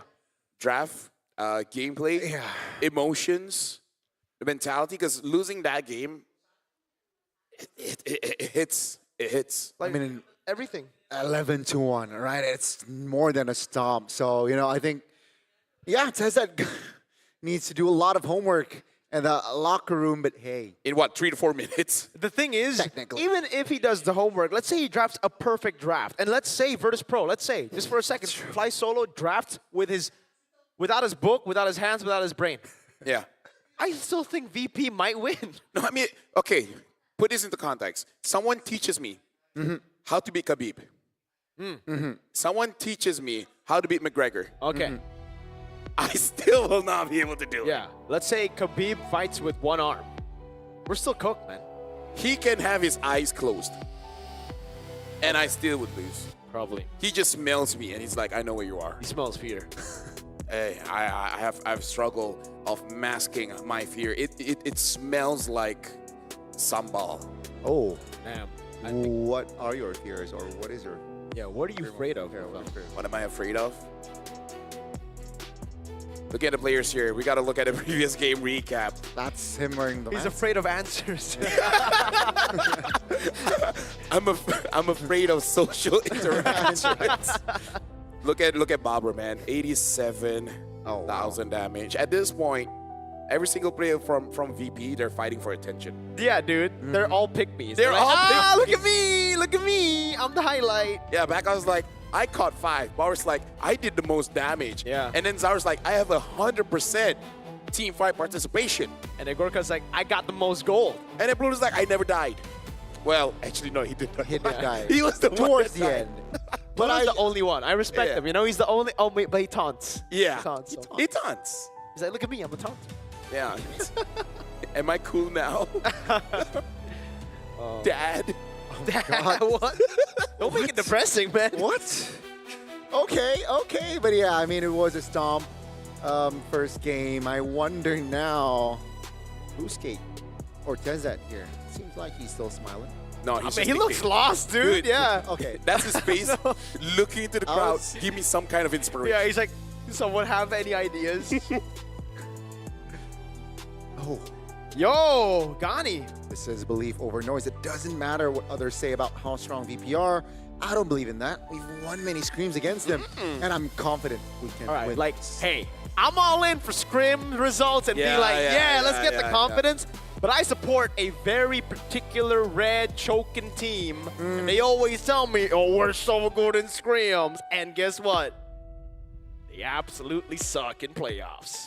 So I don't believe in that anymore. Scrims is like I don't your believe in it. Scrims is like that one friend that hypes you up. It's a yes man.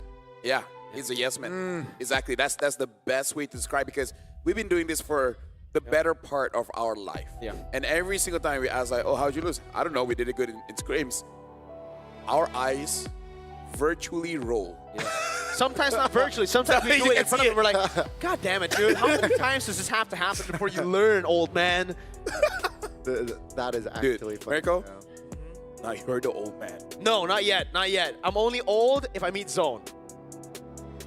Because they're 15 and like 16. Zaur's young too, right? 16, yeah. But everybody else like my age. Oh. Dude, at this point, even most of the players are younger That's than true, you. that's true. Which is insane. Which is insane. Which is insane. Yeah. Speaking of insane, looks like wow. looks like they were talking about it and they're saying high loss. So all of us got it wrong. They're I saying don't- high loss gotta go. Hey. When you see high loss, do you see them legs, the footwork? I see 4. Yeah, dancing around. I don't think he dances. With the Bob glorious and Weaving. pathways as well. What? With the glorious pathway as well. Yeah. You know, very fast. With all those legs, he doesn't trip up. That's true. Plus, that Law and Order, secretly OP. Secretly. It's annoying. And it's just a single lock as well. Gato Gacha though. So now, Kalea, SVP looking for a Kalea. Oh, Kaliban. Oh, my bad. yeah, I think go for the Eve, you know. Especially out. Last game they went Jusin. I think after 0-5, you might want to switch things up. But hey, you know, you never know. Maybe he's like, I don't know. I like pain, yo. Let me go 0-5 again. Yuzong. So Yuzong is very tough when you're up against a team like VP because they know how to bully you even on Yuzong, which is so The thing is, frustrating. doesn't matter what you pick. Exactly. Let's see though. Yisun Chin. Then the Yuzong comes in, right? See, it's like, There's no winning. There's just Yves. Yves is the best one, right? No, but then the Yuzong comes in too. I don't know. Picture poison definitely. Okay, they go Yuzong. I will be the truth this world desperately Okay, needs. trying to at least give a hero or prioritize hero for Sora's open, by the way. Sora. Oh is my open. Yeah. There goes a Jushin. Should be the Eve, no? Yeah, but the dive that Eve Lance? you're gonna have should be Eve Lance. I think Haya is still okay considering what we've seen today. I think he is still strong. You just need to hear this. You go Fanny after. They could go Fanny again, VP, but I think the Lancelot is still a really good option to have, especially against Yuzong, because Fanny gets bullied hard by Yuzong in turtle takes, neutral objectives, and Among the plains so there you go, we got the exists Eve, but it's Haya instead of Lance. But maybe because true to the egoist name, it's like he counters me. Who decided that? Oh wow. Yeah. Or So they go Claude against the... Yeah, the coach is like, okay, you know what? Shut up. Claude first. Yeah, let's stop talking about my jungler. We're gonna get a Gorka, super a Gorka. his pick against the Eve. Really, really good. That's why the Claude comes in here. So yeah, solid stuff from VP. Ban Romers now, no? I am a daughter of Oh, Northern Freya. Vale. I swear to protect it till my want last to deal with breath. fighters, The ex Romers fighters. you would expect now. Cho can still come No, through. Cho's Cho banned. banned. My bad. Yeah, look at that. Cho, Kalia, Gatot, Hylos is banned, Grok is banned. Yeah. That's why I say, like, ban more Romers and then let VP just have the prio. So is this Kaja? Are we gonna see Oh. Kaja? I might smell a Minotaur. Ooh, I love Minotaur. There's more AoE, right? Smells like Dagen Balado. Oh. I want that now. We can eat after. Yeah, we'll have a lot of time if knowing VP. I think they're thinking, do we want to respect the Fanny here? I think it's just again pick your Yeah. poison. What's There your you go, Lefel, and there you go. I think they Wow, will. I really didn't think they were gonna do it. They have a Yuzong, no? I guess they're dead. I'm part Indonesian. I understand how Tessa thinks. Okay. He's like asking the team, can you guys fight against a Fanny? And then they're like, They say yes, and then he looks at the game earlier and like, guys, 11-1. I love you guys, but I don't trust you yet. Oh my god. people say love and trust go hand in hand, but in this case, nah. Love and hate as well. Love and hate? Yeah. No, legit. If you have been found that you cannot hate anyone, you also cannot love anyone. There you go. That is a fun fact. Well, there you go as well. That is going to be the carry ban. Also respecting the Claude matchup, right? They wants to give a Gorka a better time that road lane. So what else is here? What Ranger, Harith? Harith is very good. You know, there's more AoE burst. This should be Lance, yeah. Yeah, Lance. If it's not Lance, I am... Well, what else? Yeah, I mean, Lancelot is... Yeah, Yusin Shin. Sensible man. See value in me? Oh, wow. And the You should. it'll be tough to actually like go up against Lance, not decent shit. Allow me. They go to lead Hilda. the charge. Okay, interesting, dude. VP Yeah. Yeah. are not playing the traditional game, but it is dangerous grass. Yeah, Pluto likes this. Yeah. These are his kind of heroes. Yeah. Heroes that don't need to press too many buttons. Dude, what does Wactor go? Yeah, this is a tough Gatot game. This is a tough Doesn't fight. can't go Gata this ban. No. Kalea ban, Cho Right. ban, Grok ban, Hylos Oh. ban. So it's like, dude, you gotta go like Tigreal or something, right? Which isn't ideal as well. It's get poked. kind of okay, because You'll get poked though. no matter what you Yeah. pick, Jushin is going to pick you up. Yeah. So at least, I'm still okay with the Minotaur. Okay. Still okay with the Yeah, Minotaur. okay. I can see the Minotaur against this comp. Yeah. If not Atlas, with I am Lagi sovereign Latana. of the abyss. Obsidian. Alright, alright. Sand rises when I can't believe I forgot about Khalid. Yeah. All right, Khalid. But VP have quite a bit of CC, I would say. Now jungle. What do they go in the jungle? The Yusin Shin is still open. The Lance is still open. If they want You to... know what? Go crazy. Junior. Oh, no. What? Although, Did you say Guinevere? they're the only team that can make it work. If they still lose... That's the thing. You know, just go crazy, go local. That's not local, man. Will Fly Solo do it? Will Fly Solo be No, like, will you know what? Sour even want it? Yeah. Zaur's probably like, dude, I got egoist in my name. Don't let me play utility. Egoist. chose me to vanquish There's the the ego. There's the- There- against a Eve. Guys, I'm telling you, this is a horrible, horrible pick on paper. But again, VP don't like paper.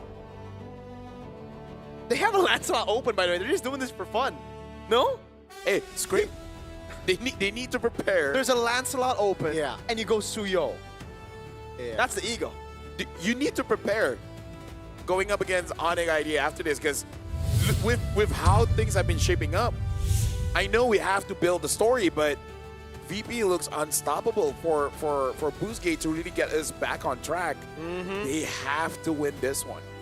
You can see the early to mid, late game, all to BGT. Ladies and gentlemen, this draft is quite the roller coaster. We see a Suyo, but more importantly, we see this Obsidia.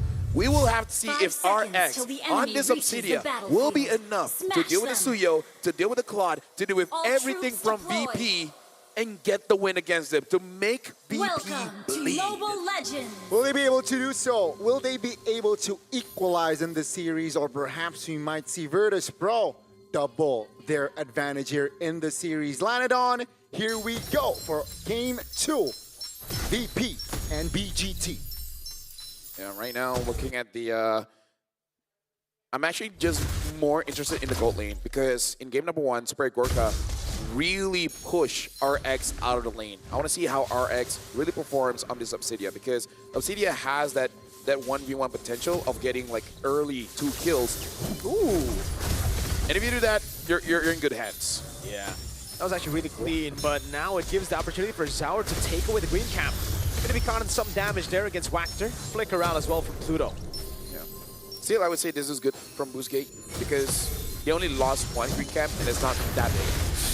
Flick around, Pluto's taking very low. Wactor's going to go in, but it gets knocked up and Gober gets first blood, but Kazue is able to get a trade back. Yeah, both roamers falling here. The only win for BGT was that kill. Falls towards the jungler, so there's a slight advantage in that. Let's take a look at the talent and emblems here. Obsidia, wow, Master Assassin alongside the Claude as well. So it's going to be very, very somewhat of a similar approach with the fighter emblems as well, but keep in mind, Obsidia has a thrill. Obsidia has a what? The thrill. Thrill. I heard throw. so the thrill. I've seen so many clips. I'm like, yeah, she has a throw mechanic in her kit. It does though. Yeah, that's true. Like if you ult on a fatty, Yeah. you're like, Yeah. okay. That's the throw button. Well, right now it looks like Pluto still has the control despite that early lead for the Hayabusa. They're not able to really pull it over to a bigger lead. Heaven's Wrath coming out. That's Bober with another kill over. Badcott running back now. That's going to be petrified on the fierce side. Badcott able to flicker around to safety as Pluto locks him down. And he gets the kill. Now Bober with the Crimson Beacon trying to go and lift Identity up. But he's able to flicker around. And just like that, VP get Turtle #1 for free. And this is just to highlight what Marco said, but it's not done just yet. They want to fight still. Yeah, Pluto dies there. Bober has the quad shadow on him, but there's no shadow kill. Oh, it's an attempt for Kazue, actually. Wow. Oh, Wactor might just be cooked here. He goes for, okay, there you go. Zaur needs to respect the magic damage still with Suyo. Back to my point is that you said that VP knows how to play around that Yuzong, and that's frustrating because it's not a bad pick. We see multiple teams do it. We might see more in the Swiss round. It's just like, what else am I supposed to do? It's tough, right? And again, it's just Virtus Pro owning the early game, getting that neutral objective. Take a look at the early massive lead. Okay. What? No, because I'm looking at Sora, right? Able to get out of the initial stun coming in from Xe. I thought he already had the tough boots. I was looking for that. Yeah, so even without tough boots, he was able to get out of that. Yeah. So probably just mis-execution coming in from Xe because there was no way that the Sora should have been able to get out of there. Yeah, so the Petri was late. Yeah. Or was it early? Or yeah, I think early. I think it's way too early. Yeah, I looked at the items as well earlier, but just to check, but no. Apparently it's just the War Axe there. Counter-Strike, though, will be locked in. Zor, level 7, as well level 6. Oh, wow. They made it out. Badcott just taking the damage of the RWM while dishing out more. Wactor's able to get out. That's a Petrify on 4, but it doesn't matter, dude. Now it's Zaur slashing him down. Xe has a lot of sustain. Badcott's going to die. So Kazue gets it. The stun almost perfectly timed by Zaur. Two things. Number one, Badcott made Identity panic at that moment. He rushed to use his RWM, where he was kind of okay, able to get back a little bit, or just use his flicker. RX able to survive. Yep, there you go. The slashes. RX with the flicker out. They will rotate towards Turtle now. But I gotta say, Gani, Xe needs to hit those combos, man, because this is twice now that you're able to get out of the Furious Dive Petrify. Yeah, I mean, seeing Wactor's performance not able to enable for his team, I agree with you. I think Xe needs to be more on point in setting up a play for his team. You know, the right targets, the right angles as well. If not, Virtus Pro will run away with this sort of lead, right? We saw what they did in game 1. And it's similar, I feel like. 5 minutes, 2,000. Oh, that's an opening. Yeah, but they Not use the enough shadow damage. kill. Look at the orange buff take. Look at Oh Zaur, my bro. He's God. going to be 2 levels ahead after taking the orange buff, I believe, as RX has to just play it safe. Tries to go for the Ton of bone. Good escape from Zara Egoist. And yeah, this looks like a turtle. Meko, talk to us this experience, right? If you're going up against a Claude like this, and he's just pushing you all the way to your tier 2. Speaking of, look at down bot. Pluto's there. Pluto gets a kill. Yeah, by the way, red tree, Kazue gets it. And yeah, it is a kill down though for RX. The Petrifier already used up earlier to cut his zone. Zari goes away as Badcard goes into Heaven's Wrath, and it's an execute for Zaur. Goes in for the shot as well. Kazue goes for the quad shadow, the shadow kill, but Bober will disperse the damage to Zaur. There's a lot going on here, Gandhi. Definitely, right? We got the 2v1 in the bottom side of the map. The turtle was stolen, by the way. And yeah, even with that sequence, Virtus Pro was able to get something more. Take a look at the gold lead. Take a look at the map control. They got a turret bottom side at the end of that sequence as well. So Boostgate Esports here, they have been active. They've been looking for trades. But Virtus Pro, they're just a more, let's say, prep team here. Oh, Bober looking for an opening. Yeah, the Hunabone locks them down there. That's a good range of sandstorm to the back line. Zaur's actually gonna be caught. He's still able to dash away, but the magic damage tears through him. And Virtus Pro suffer their first team fight loss in the series. Now that is very uncharacteristic. They were trying to force out that fight, but I can see the idea considering like how well they've been doing game 1 now translating into game 2. And despite that botch, they still have the gold lead. And Super Gorka, this might be the game that he can actually be the carry. Yeah, I mean, Bober got a little bit too overzealous there. I think that the positioning, right, the formation from Virtus Pro wasn't ideal. He forced that fight, and perhaps you Boostgate, they were able to reinforce and even get more. Here, again, let's see. Bober pops the flicker, a little bit too ambitious there on the timing. But that's done right there. Yeah. Was the difference maker for that sequence. They were able to get more, and they were able to decrease the gap here gold-wise. But for this Pro, they still just look at level 11. Yeah. Zar against level 11 Kazue, but let's see here, the last turtle. They're on it. Pluto been zoning over to Wactor. Badcat doing the same thing now. When will the dragon be used? There you go. Black Dragon farm used up, but it might be a bit too late. Good Petrify! Oh, but Zar still wins on the red tree battles. Badcat's able to go into the back line, but gets caught with the Hunabone. That's an RWM zoning. Kazue gets shut down by Super and Gorka with the blazing duet. And now it's just cleanup duty for Zaur. The lights coming down, the glowing wand proc there. Zexi's able to find the kill to save RX in the end. Dude, this time, Boostgate, hey. Not bad. Now I'm seeing it.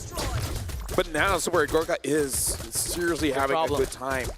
Either Xe, no, I think it's Xe. Xe has got to be able to be the one to build the Chastised Pauldron, get on top of this Claude, and making it so that you can eliminate all of the damage, but you can't absorb all of the damage, or you need to cut some a little bit. Yeah, speaking of Gorka as well, right? Almost the Trinity completed. There you go. Golden Staff is in play. Oh. Yeah. Again, the Blazing Duet was a little bit too premature there. But again, Virtus Pro with this Claude already online, they will be more ready in taking more fights. And BGT, you gotta be aware of that spike, right? They can't not go in blindly and expect, you know, a positive outcome. Yeah. So right now, Virtus Pro still in the lead, but we can see the damage, especially coming in from Identity. Speaking of, I don't know about that. They go all in on Bober. Wactor's gonna be caught. Zar Ego is slashing him down now. Good knock-up as well to cancel the healing as Pluto zones them in the back, and this looks to be, again, just a 1-for-0 for Virtus Pro. Yeah, I kind of feel like once your RWM did not hit his target, it's okay to just cut your losses and then just farm up. Yeah, you can see a boost gauge after RWM popped. The other members were surrounding, you know, trying to provide cover if Virtus Pro were to dive on towards that Eve. That's a very expensive mid turret, by the way, taken down by Virtus Pro. Nothing Boostgate can do to defend. But with the Lord up here, Virtus Pro can take it slow. You know, Badcott can push top. Oh, they pull the trigger on towards Bober again. Oh man, good disperses. Oh, still Kazuya's able to find a kill, and he has a Sky Piercer, I think, right? That's the first Sky Piercer stack in the game for him. There you go. Okay, so Boostgate, they did say they win a lot of scrims against Virtus Pro, so they probably got some kind of information that if they're able to deal with Bobber, then maybe the whole team collapse. Maybe. With no Bomber, do they still go for the fight is the question. They got a lot of damage on Sour Egos as well, but they've completely given the control over Super Gorka with the flicker out. Over to them, Kazuo with the jump in again. Retreat by Sour is perfect. Super Gorka turns things around almost, but Kazuo has the Sky Piercer. They got the Lord, but they lose out on the fight, and Boostgate Esports will shift their gears here and apply pressure, taking turrets mid and bot. And Virtus Pro just lose all of their lead. I like the purposefulness of Boostgate there, because as they were going for that Lord, it's kind of like playing off of the habits of Virtus Pro. Understanding that they're going to go for the kill, so they move towards inside their own jungle area, yeah.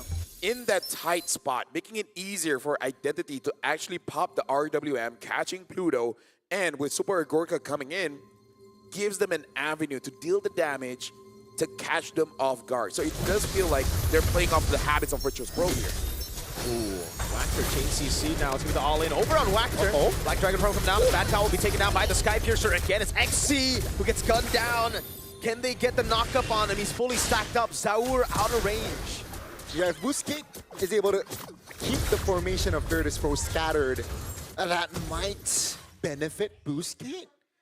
But if it's like the formation is tight, it's a like big 5v5, you know, with the AoE that Super Egorka has, I think it definitely can benefit Virtus Pro. The Lord will be deleted in the bottom side of the map, and Boostgate Esports now, it's a hard reset for the clear. Kazuya finds an angle. Yeah, that Hanabone miss was a big miss, man. That could have been a pick on Zaur. But anyways, right now in terms of the lead, there's really none. It's all about managing the waves at this point, as well as trying to make sure that you don't get caught. Because Backup, he is trying to find for that setup. Same as Zaur. Creating opportunities for Super Egorka and Boostgate trying to bait out Virtus Pro. Zaur took that, by the way. Not every day you can see Virtus Pro getting the Lord, but the Lord advantage gold-wise was a minus or a negative net. It happened earlier, folks, where Boostgate got 3 members. Now, will they be able to turn things around more here? As the Virtus Pro is looking to siege. Good defense so far. Item-wise, I think it's already okay for that Obsidia. Has a win of nature as well. So, you know, can take risks. Wactor will get, I thought the elimination, Execute will be there. RWM actually zones in the back, and Xy's only able to find a Fierce Knife on one member. Good BMI back. Made it out, back on! In the back, finds it again with Heaven's Wrath now on RX, but will be taken down by Identity. 2-1. Yeah, this is what I was saying. Like, you don't want to get caught, and Wactor was the one that got caught. Virtus Pro, no hesitation, goes for it and gets the trade that they want. They lost bad caught, but it really doesn't matter. Yeah. Super Goka as well as our Ego is still fine, and now they're fighting for this Lord with RX. Oh no, he misses it again! Oh no! Oh, the Win of Nature is down. Bober, Bober actually walks up and dies there. Physical defense, but the magic damage is too much to handle. Our Ego is on the Suyo. And that's why I said the Suyo is a horrible pick against the Eve. It is good. Oh my God. I thought he was going to get it. He is almost fully stacked up on the Sky Piercer, man. Dude, I gotta say, that was a rare mistake coming in from Virtus Pro. But good on Boostgate, especially Causeway on this Hayabusa. And again, for the second time, right, Boostgate was able to just keep things scattered here for the side of Virtus Pro. And it made them uncomfortable, you know, taking fights, finding angles, a little bit too complacent, I gotta say, from the side of Virtus Pro. Now they got the momentum here. Is it enough to equalize 1-1? Well, not a chance, as Waldron has been built up by Wactor, and now Kazuya gonna have more burst damage with the Blade of Heptases. Just trying to find that target, and I don't know how. He keeps finding those targets. especially Super Gorka. Even if he doesn't get a kill, you still make him panic. Now it's push control from Super Gorka. They're going to try to go on RX. Donabone actually lands, but it's on Pluto. Now Shadow Kill and the Sky Piercer tearing through Pluto. They clear out the Lord, but at what cost? 2 members and a base turret. Boostgate Esports might actually be able to take a game off of Virtus Pro here. Hey, looks like today we're all just gonna be wrong. This might be an extended series. Boostgate, they're trying to end the game now. Let's see what the wave is. Crashing onto Virtus Pro. Whoa! Identity with a flicker out now. Super Agorka there. Bober has a Crimson Beacon. Already used it. Shadow Kill coming down into the back line. A Sour gets taken out again by the magic damage of Eve. Dude. The last big value ain't valuing for the side of Virtus Pro. All 3 base turrets down and another angle to end. No, Bober. Oh, what a beautiful quad shadow. Godlike is Kazue. Bad Cow with a massive combo. Pops into a crown as well. They're trying to defend this now with the Heaven's Brand as well, but there's no damage to deal onto the enemies. Boostgate Esports takes a game off of Virtus Pro. Gentlemen, we have a series on our hands. We heard the quote. They say that they won a lot of games going up against Virtus Pro, and we did set this up. If they really want to make sure that they have a momentum going in, they have to win this one. This is a 1-to-1. They equalized. So it turns out VP can't win with just any draft. Yeah. When they completely disregard fundamentals and they pick Suyo against Eve, yeah. Obliterated. Hate to say, but I'll reiterate from when it's picked, it is a horrible pick. The other thing that you can say is, I told you so. Yeah.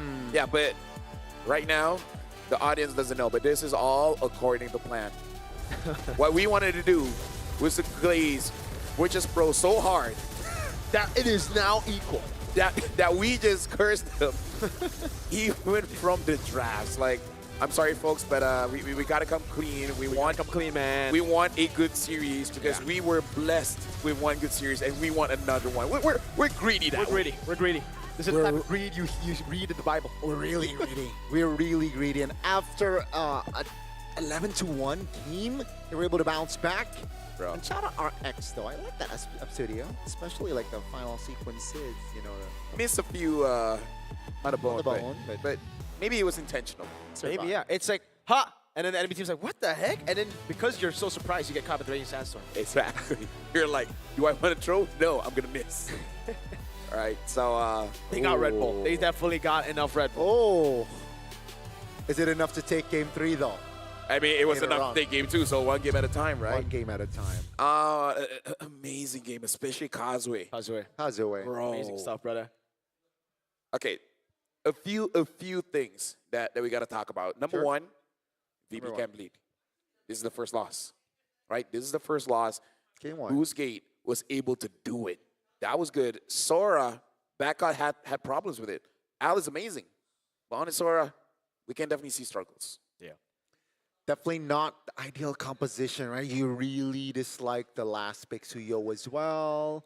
Also, the Jusin pick, right? Like, I think for me, I can't really blame it on Badcott having a bad performance because if there was actual follow-up, if they actually had heroes to follow up those sets from Badcott, it could have been different. But the answer right now, or the what's obvious in game number 2 is that Kazue outclassed Zaur. 10, 1, and 8. And I believe, like, in terms of the items, the thing that we have to talk about is the War Cry, and then this, help me out, Sky Piercer. Oh, Sky Piercer, right? yeah. War Cry as well as Sky Piercer. And it wasn't a rush Sky Piercer. He went for the 100 Strike first. I can't remember what it was. I think it was the second item, right? 100 Strike into Sky Piercer into the Malefic Roar, right? That's the order of the itemization, and he performed it so well. Yeah, they did. He was on 3 kills, and then he got the Sky Piercer, and then you know there were stacks. But this was actually minute 8. Virtus Pro still able to control most of the map, most of the fights. But after this fight, I believe this is where the start of the downfall for VP, at least in this game. Yeah, and really showing that they understand the movements of VP, right? We know your habits. We know how to bait you out. I think I think that's the biggest thing. You know what triggers your opponent, right? You know what gets them upset. Maybe that's why they always get taunted.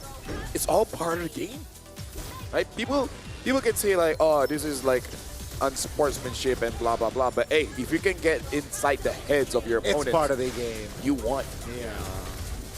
It's not that deep, you know. Western recalls 1,000 times. It's not that deep, but you can see the emotions already flying here, game 2, folks. Wow, hey, some concern there for the Virtus Pro fans in the building. Yeah. And honestly, yeah, because like, I know he said maybe even with a bad draft they would win, but that was a maybe. I don't think you want to leave it up to maybe. You cursed him. Bro, at this point, it's like, can it not be on there? Why is it always on there? Yeah. I'm liking what I'm seeing coming in from both teams. In terms of adjustment, I kind of feel like for VP, it is simple. Yeah. No, that's it. Simple. Yeah. Keep it simple. Keep it simple, right? Game 1 was simple, and in Game 2, they overcomplicated. Yeah. So just go back to what works. Definitely. I like that solution. At least it is very egoist, you know? He's sticking true to the name. That's a very egoist pick. Yeah. Very, you know, I think the early game was, I can't complain the early game, but wait, what if? What if? What if? Super Gorka or Bobber, here's just like, I dare you. I dare you to pick Suyo. And it's like, oh, you think I can't? Watch me. Hold my Red Bull. Yeah, and it's Coach like, Faisal was like, guys, we need to make it to main stage. Hello.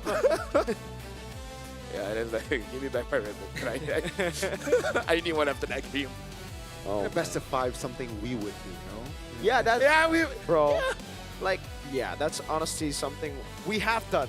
We have done that. But we're not fighting for a True. world That's championship. true. We're just fighting amongst friends, you know, 5v5s, all Although that. I do have to say, even if there's a $1 million prize pool for us, we might still. Depending on nah, I would no, I would no. $1 million, bro. If you guys troll a $1 million match, I'm beating y'all up. It's divided by 5, though. Yeah, that's a lot. That's a lot. That's 200K each. What do you mean? Do you not want 200K, Gani? I want $1 million to myself. So make the price pool 5. Man. Bro, there's no. My God, let me just say, if we're fighting for $1 million, and then when we win, it's just him, I troll. Yeah, that's true. You know what? I troll. I don't care. You get that. What I'm saying is up the prize. Up the prize pool. 5 mil USD. Hey, first and foremost, if we're talking about money, Here's you know the who prize knows about pool. money? This guy. It's Visa, right? Every single game is all about the details. And that's the thing about Mobile Legends. You make one wrong move, and everything goes down. That's why with Visa, you always make the right moves. You make the early rotations, the upgrade path, you map out every single thing. And that's why Visa is our official payment partner. Because all of this is brought to you by them. All these amazing matches to make sure that when the players come here, they can actually do whatever they want here in Jakarta. They can buy this, they can buy that. Heck, me. You know, we hang out yesterday and able to get good food. Yep. Although to be fair, that one you bought that one. So With this. Thank you very much. With Thank Visa. you very much. No, legit. No joke. I actually paid it with my Visa credit card. So it's actually Visa. And by the way, this is officially promoted by Kaisam Eves No Puerto, and he is the richest caster. 100% the richest. And if you guys like to celebrate MLBB as we have, especially for today. Dude, I can't wait for this. There's a new way to celebrate esports highlights. The official MLBB M Series tournament trading cards bring premium design and modern tech together. Available this January. Head over to play.com for early access. Grab yours and hold a piece of the M Series legacy. All right, Lafel, which signature do you want? Like, there are cards, like, depending on the rarity. Yeah. The number one is signature. So which signature player do you want? Even though I'm Malaysian, there's this one guy that's super dynamic. I love watching him play, and that's Sanford. Wow. I'll get Sanford. Sanford is my personal goal because I remember him back in M4. And I'm like, with the Lapu as well, Flicker getting through, like, this guy is amazing. Speaking of amazing, MLBB Rising Open or Moreau Season 5 is back. Still open to everyone and flexible to join. Now with major upgrades. Earn hero power from victories based on your weekly champion rank. Team up with your friends or enemies, as long as there's 5 people. Heck, just invite someone random and let them play Zilong EXP. Yeah. Because the rewards are stacked. Win or lose, earn MRO coins to redeem permanent skins, exclusive avatar borders, but more importantly, more friends. Climb the weekly championship to qualify the championship with bigger prizes and keep the M7 passion alive. The passion is still definitely alive here for us too.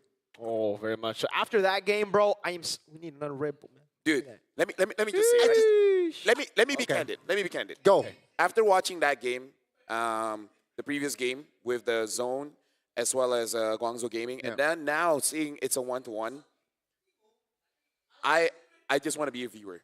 I want to watch this game while eating something, having snacks, a burger, some fries, drinking Red Bull, while watching the game. Like, whoa, that's amazing. I agree. I would want to be a viewer as well. Pizza. The thing is, after seeing the Pasta. 3-2, I'm going to call it here. I think we might see a 3-2 series. I feel like 3-1. Okay. I feel like VP will I not just want to make the push same it mistake. more, I just want to see more. Yes, but I'm if hungry. that's the case, we'll raise it to a best of 7. Oh. Yeah, we have the power to do that. No? The only reason I'm saying okay is because we're sitting in a secret lab chair. This is comfortable. Fair So like, enough. I can do this all day. Heck, Fun facts. let's just not wait. Let's just not work tomorrow. Yeah, no, dude. Honestly, fun facts. You cannot just sit on here. You can sleep on here, brother. Okay? You can literally sleep. Whoa. That is deep. You know what? I'm going to let you sleep because we're going for a short break. But when we return, it will be game number 3 between Virtus Pro and Boostgate Esports. See you guys then.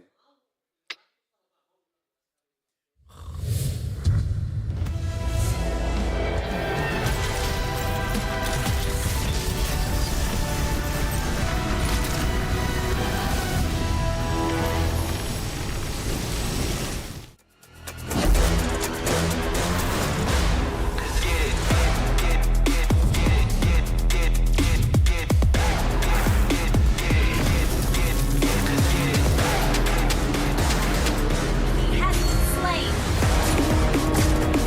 An enemy has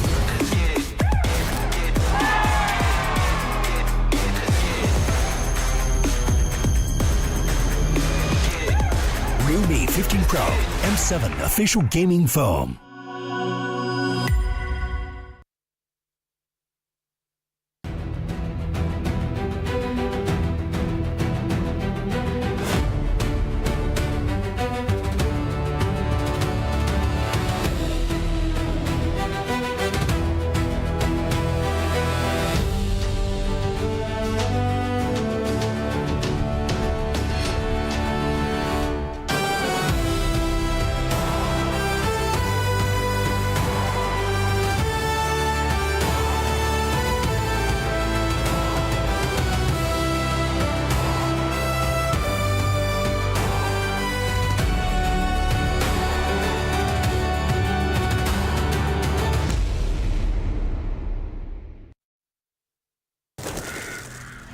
Nothing can withstand the withering.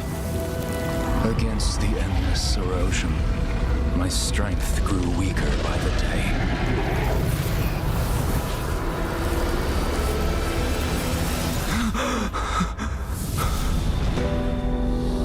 True power dwells within the spirit. Try to embrace all that you are.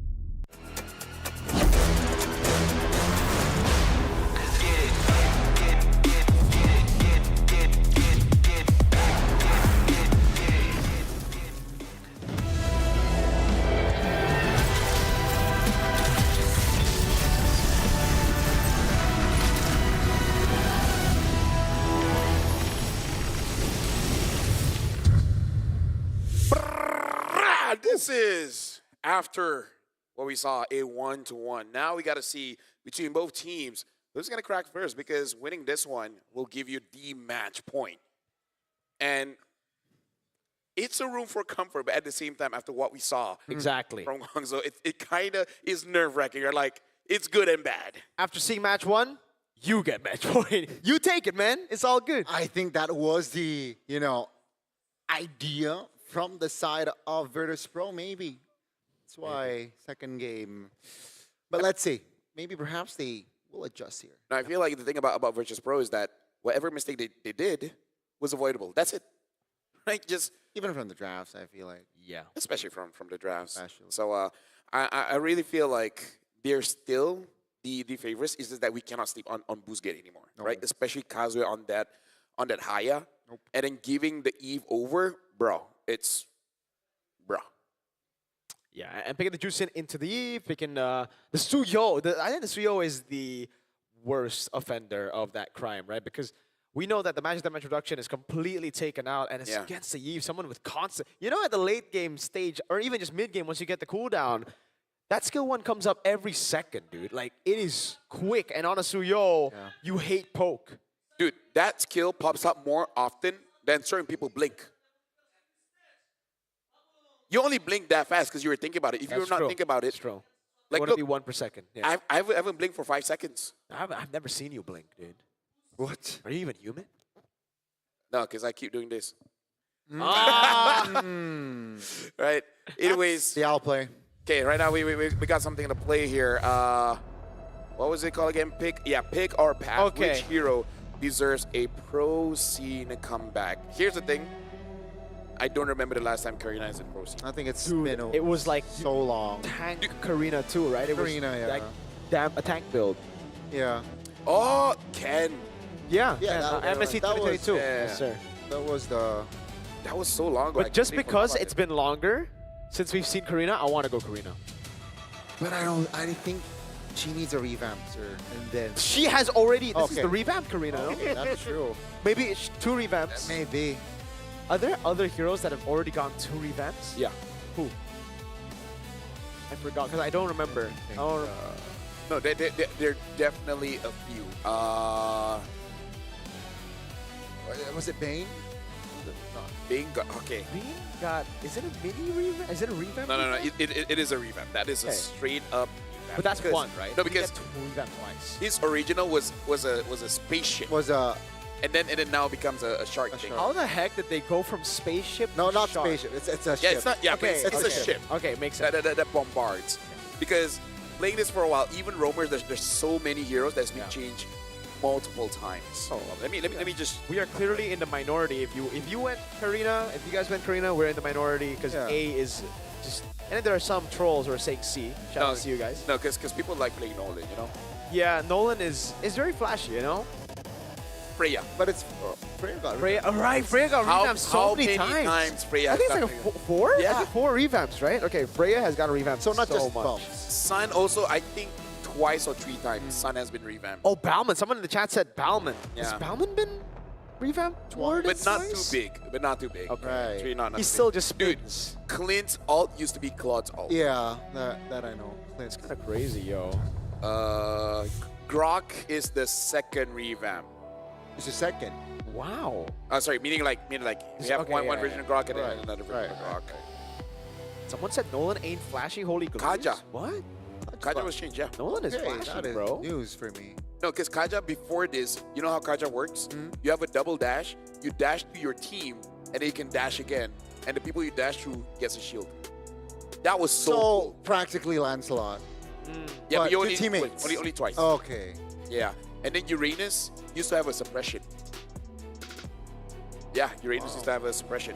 Quite a lot of heroes has been changed. Badang. Yeah. Badang, I think, has been changed 2 or 3 times. Because before this, he dashes, and the place that he dashes builds a wall. Now it's so much better. Oh, dude, I've never seen someone drink like that. You see that? Oh, I didn't. Kazue, like he has the mic right in front of him, so he drank like on just the right side. That's mechanics right there. No. Mechanics. No, travel to Europe. That's like, look at this. Look at this. This tip thing is to the side. Oh.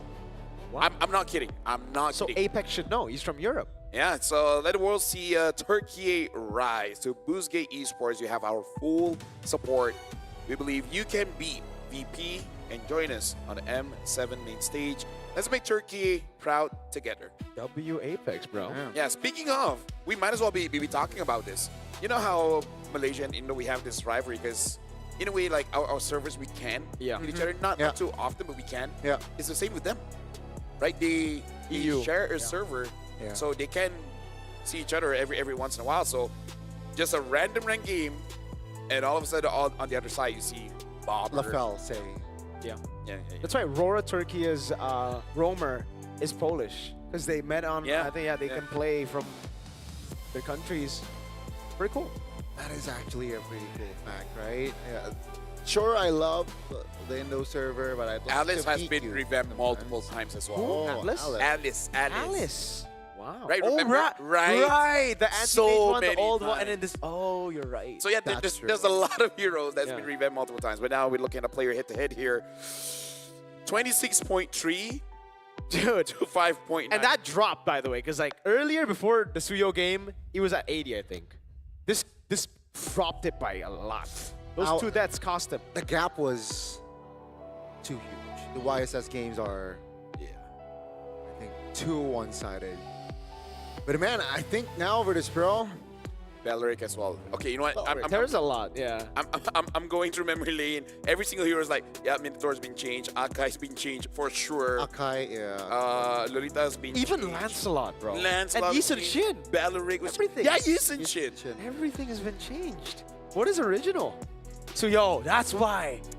They're like, yo, we want original picks only. Kagura. Kagura's been revamped like multiple times, no? There was a visual revamp. Oh, there was yeah, a revamp like... Saber. Has Saber been... Yes, Saber has been revamped.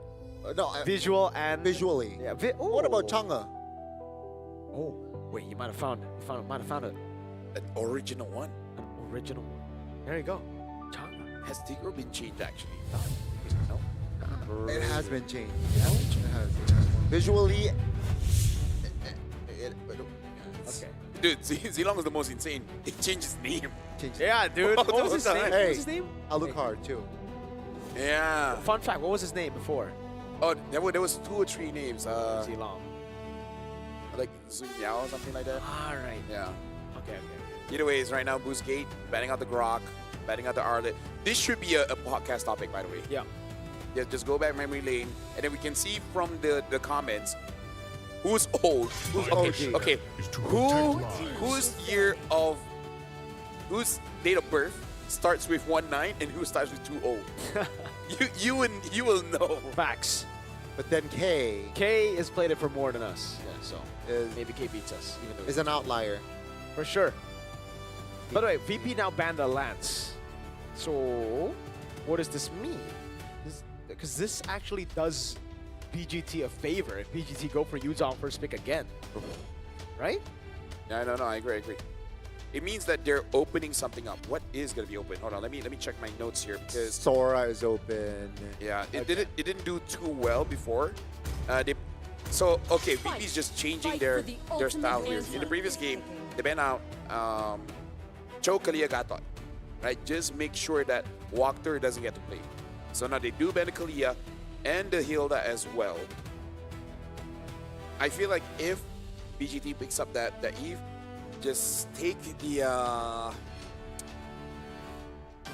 take Eve higher. Okay. Oh, but they go for the Gatot first. Interesting. This wasn't on my radar as well. Not on my bingo list also. Being first pick, but let's see here, right? Opening things up here for VP. Will they be greedy to their benefit, or? I think it's just easy Yuzong pick, because I don't know why they got the catches. Right? I mean, like previous meta, sure, but this is a different meta now. Yeah. Yuzong Yisun Shin, I think, or Yuzong Yi, both work. Or just take the Haya and force a Haya Yisun Shin fight. Yep. Could be. They already banned out Lancelot, so it would be strange if they don't go Yuzong here. It really feels like it's almost guaranteed Yuzong. It's whatever comes in with the Yuzong. It's Jusin. Interesting. So obviously, Haya and Eve again, probably, right? There's no reason for them to swap things up. There you go. I mean, if they already won, right? Yeah. And it's just still, you know, that's Become your juggler massive now. AoE. Yeah. Should be. I think it's going to be Yi Sun-shin, right? Because if it's not, we might see some funny stuff. Yeah. So in terms of like let's look forward here. They call me a hero. Yeah, because I Yi saved Sun-shin. my All right. So nation far, from both falling teams are. I would say they got what they wanted. No, got what they wanted. Ruby, is it? Ruby. Yeah, got it. Do you think VP will go for a double fighters here? I think so, right? I think that could be the approach here. I heard a band, but what was it? It's Uranus. Uranus band. Okay. There's an approach, you know, with the Yi Sun-shin being open. They can go 2 fighters, but you gotta remember, you know, the area of effect from that Eve and potentially that Gato Kacha is big. For the people wondering in chat, because I see a lot of people saying, like, why did they go Jusin instead of the Eve? Is because when you pick up Yuzong, you want to go up against Eve. So you get double value. So you zone Hayabusa. If Hayabusa gets zoned, you just jump on the Eve. This is just a trade over trades. This is how business negotiations usually look like. Yep.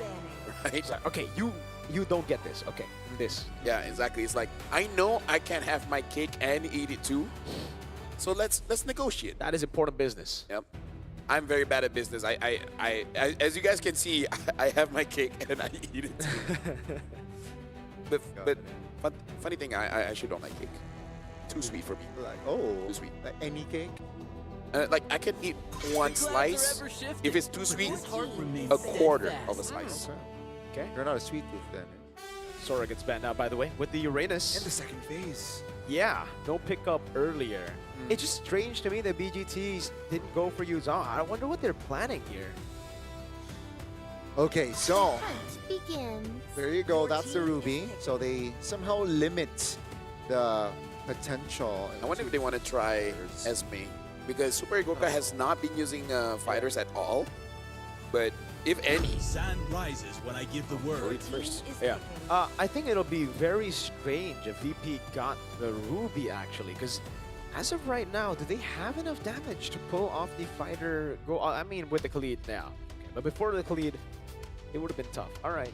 You know what? They just don't have enough magic damage. I think the last pick should just be the Harith, but then Boosgate could take it away. Harith's really good here, no? For BGT. Very. He's a good boy, yeah. It's very solid composition here if they do lock in the Harith. Good amount of burst, good amount of crowd control. The real question is, what's the EXP? I mean, Lapu is open, no? Lapu is open. It is. Yeah. That matchup. Alice! Oh, hey! And the carry. Wow. Is this a deny pick for Claude as well? Is carry gonna be safe though? I think it is okay because you have Eve and carry, so Yuzong's gonna have to choose between them. Overload. He's gonna get cooked for sure in the air. It's solid. Honestly, BGT are doing really well. Like, I think, again, they have the better draft here, but it really depends on what VP go for last pick. What are the options though? If they want to go conventional marksman. Introducing my buddy. Not a fan of that. I mean, it's good against the Eve, but again, against the Alice, against the carry. Yeah. To be fair, K did kill all on a carry. Yeah. On Claude. Solo as well. Yep. Maybe this is also to show that they're so fundamental that even if there's an opportunity to go for a fighter in the gold lane, they'll just go for that marksman. But yeah, I'm actually liking the drafts coming in from both teams. Looking at the lineup ratings here, I would say even-ish, 6.6 and 5.2. It's really just about execution, but I feel like BGT has easier execution. Yeah, keep in mind the pushability from that draft was favoring VP. Let's see though. The Sky Dome is here. Yeah, right now the ties. The score are tied here, 1-1. BGT going up against a VP. Now I feel like both teams have shown respect to each other. So now the real fight begins. It's round 3 indeed. Welcome to 3 Mobile flickers. Legends. XC, I didn't see an RX here. So even with like the dragon and whatnot, they won't want to keep their distance with the flickers. They don't care about that crowd control. Right, early on though, yeah, the Khalid plus Jusin combo will be able to win it out despite the Eve being on the hands of VGT. Pluto! Uh-oh, because of blast on Wactor, forcing the Revitalize out. Zue walks up, gets the quad shadow onto Pluto, and it's an instant flicker from Pluto, almost. Wactor taken down. This is free lethal for Zaur. Yeah, but I kind of feel like it's okay because they didn't die, and then Virtus Pro really trying to make sure that they take some camps away from Kazooie. They did it in game number 2, and now they're trying it in game number 3, and it looks like they will be successful, but using Kazooie, he kind of doesn't mind it that much. No way! Oh, that was close. Kazooie, good reaction on the red tree. I think it's because XC spotted him out. Yeah, good awareness there. A little too close for comfort indeed.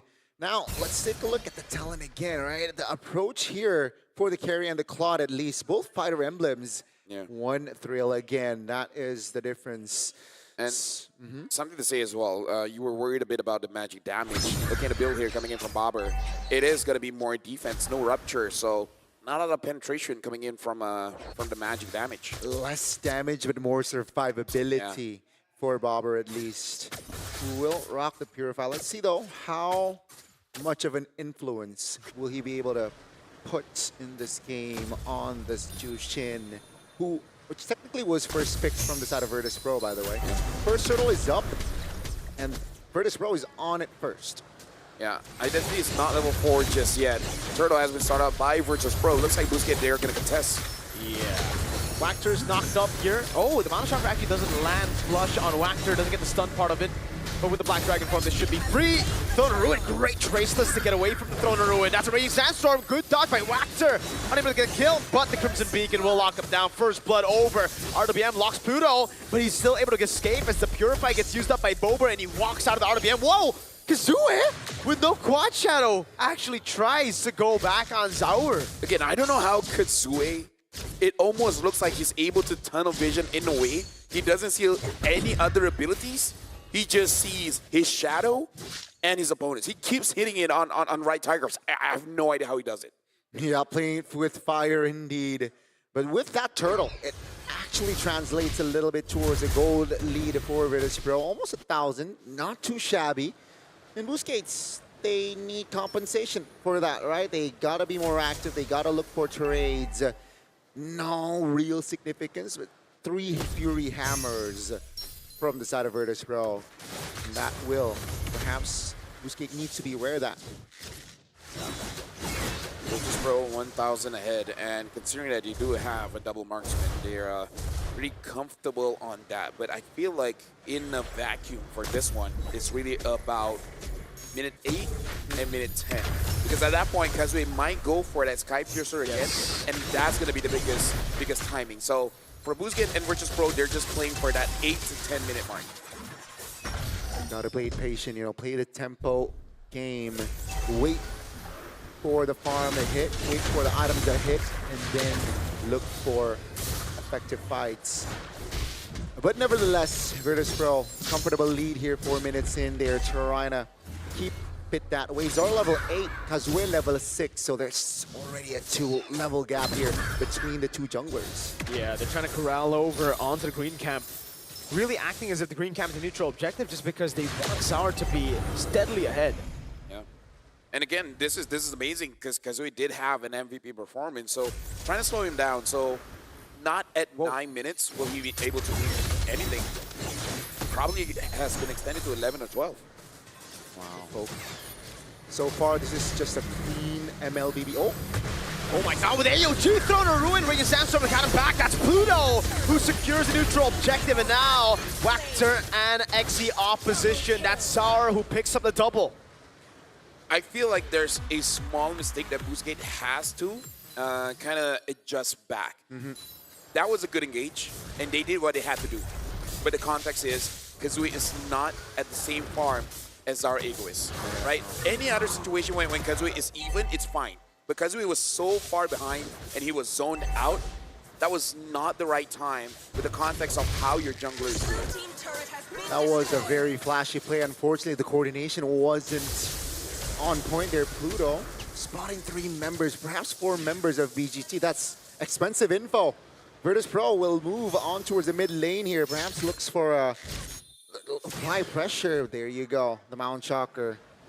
And this looks like a game 1. This feels like a game 1 Virtus Pro. Yeah, it's just dominance. It's playing with the fundamentals. Nothing too crazy. Game 2, they tried crazy. Didn't work out for them.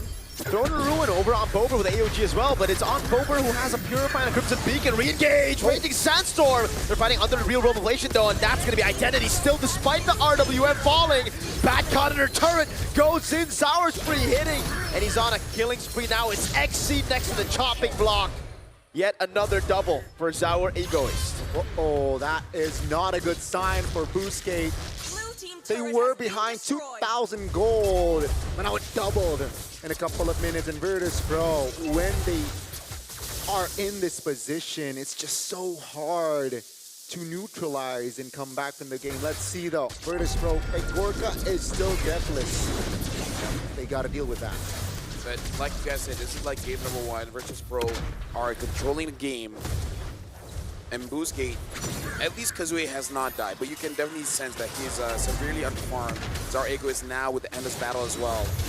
I'm just worried. Virtus Pro just have too much damage at this point. Too much, and Egorka has the golden staff, so yeah, 2 items there. 1 more crucial item to, again, just run away with this game. And Boostgate, all they need is a mistake. Oh, yeah. Misses that AOG. No Throne of Ruin, no AOG. That's super. Egorka zoning actually. And that's another for Bober, the Beaver, who's on a killing spree. 3-0-5. That's an analyst point, but that was so obvious what the mistake was. Yeah. I don't think XE should even try.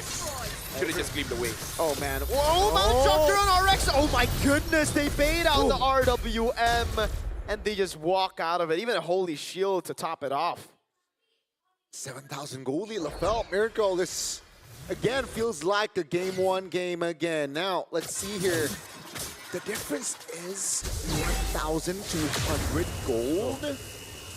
If you compare the gold laners, but everywhere is 1,000 different. Cool, even the roamers. Oh man. But if you take a look at Zar though, level 12 against level 10, maintaining the 2-level gap, that's big, right? And 2,000 gold lead as well. Throne of Ruin again. Oh, Traceless from Zar Egoist again. It's an attempt that just doesn't go their way. They get Pluto, but now the Dragon's coming in, and RX will not be able to survive this. One splash is all it takes, and they go on to Identity with a Petrify Super. Egorka baits out the quad shadow as he goes onto his BMI, placed on the purple buff. Beautiful coordination yet again displayed by Virtus Pro, which leads to more ground to cover. Garni, get this inside of the head of the players now. How would you feel when you're playing with Kupra and you completely whiff your sets for like 3 times in a row? Yeah, I would do that. Yeah. That's the sound of a Kufra missing 3 Tyrant Revenges, boys. Yeah. I don't want to hear moaning. No, that would be my organic reaction. Then I hope you hit all your sets. I hope you never I don't want to miss hear that. a Tyrant's Revenge. I don't want to hear that. I wonder if XE does the same thing, and now the team's like, please, just not so that we can win, just so that you can shut up. But yeah, this is a 9,000 gold lead, 12-2. Chet, how would you respond to that or to no, losing? like if you don't hit your abilities, okay. Like, similar to as mine, I believe. Yeah. I mean, I don't do that. What do you do? We'll talk about it later. Okay. Because it looks like Virtus Pro with 10,000 gold lead here with the Lord marching up top. This is going to be serious damage. Yeah, at least 2 base turrets, I believe, with 2 marksmen. It's hard to see 2 base turrets surviving this. And a Black Dragon as well. BDF already used up Sour Eagles. They're gonna go for the chunk on Kazua's HP. Again, the Traces is beautiful away from it. Pluto in the midst of it all now has to flicker out, loses immortality, and they're all still under the RWM as Waxter goes over the AOG, but now gets caught and lifted up for the Sky Piercer. Zaur up top, taking his turret down. That is RX! Fade away, Sour is godlike. That's the first. That's a level 15 Yisun Chin right there. 704, and Virtus Pro will apply more pressure. Yeah. As expected, 2 base turrets, and Virtus Pro walks away very happy. Yeah, that seems pretty GG, man. 11,000 gold here. Something about these teams, man, they win and lose quite fast, which does mean that both teams are very decisive. You can't give them any kind of room. They'll take it and they will expand that just astronomically. How do I react when I don't get a set? Yeah. I don't know. I usually do. You gotta remember, how do you respond organically? Actually, now to think about it, something like Gani, but less. Or more. Or more. More safe for work. Okay. I'm like, come on, man. So it's a grunt. It's a grunt. It's a grunt. Okay. More, man. So is this comebackable? Is this geekable? Or I'll chat and be like, what are you guys doing? Comebackable. Is it? We got to look at the items. Seeing that Kazooie is Hunter Strike with the War Axe, not super convincing. Yeah, I think. Actually, even the Alice only having an Oracle. That's it. If they're able to delay to a 22-minute game, then maybe. Yeah, just 10 more minutes. More minutes, you know. But if not, then I don't see an angle, right? It's gonna be a Fury Lord or Blacker. I don't think they can contest this Lord. Actually, take a look at the damage he's. Yeah. Okay, he only has an Oracle. That's it. There's nothing else. Oh man, look at Pluto cutting off the escape routes. Raging Sandstorm! And a flicker to read it out. The AOG use canceled out. He slayed before he can even use it. The 2 frontliners. Oh my lord. Pat caught with a Petri. Almost a knock up. The Quad Shadow coming down with the Shadow Kill as well, but they're all grouped up together, so there's no damage. And Super Gorka with a blazing duet gets Kazooie down.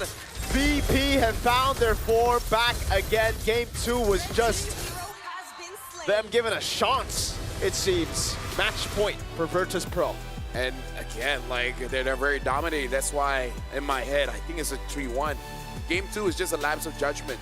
We all have that. We have one. Yeah. But then once that's over, you know, you get a can of Red Bull, re-energize, and then just come back strong. And it feels like Virtus Pro were the ones who drank more Red Bull during the break. They are at match points, ladies and gentlemen. What are chances that we might go 5 games again? High. After seeing match number 1, LaFell. I don't think so. But what if? What if?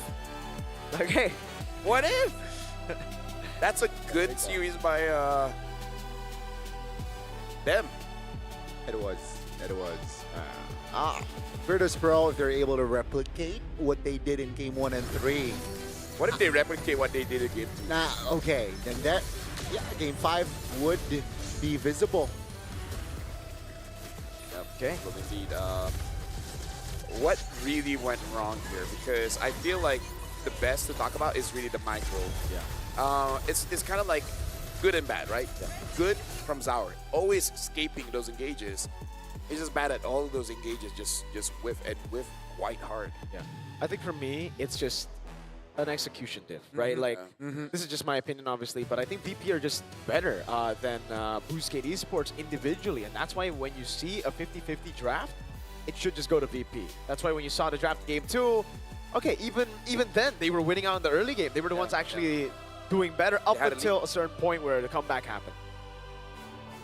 Fair point. I feel like step 1, let Kazooie farm. Because the green camps, that is something that over time, only the jungler will feel it. Every other role, they're like, dude, relax. Yeah. It was pawn again. But no, it does hurt, especially a Hayabusa.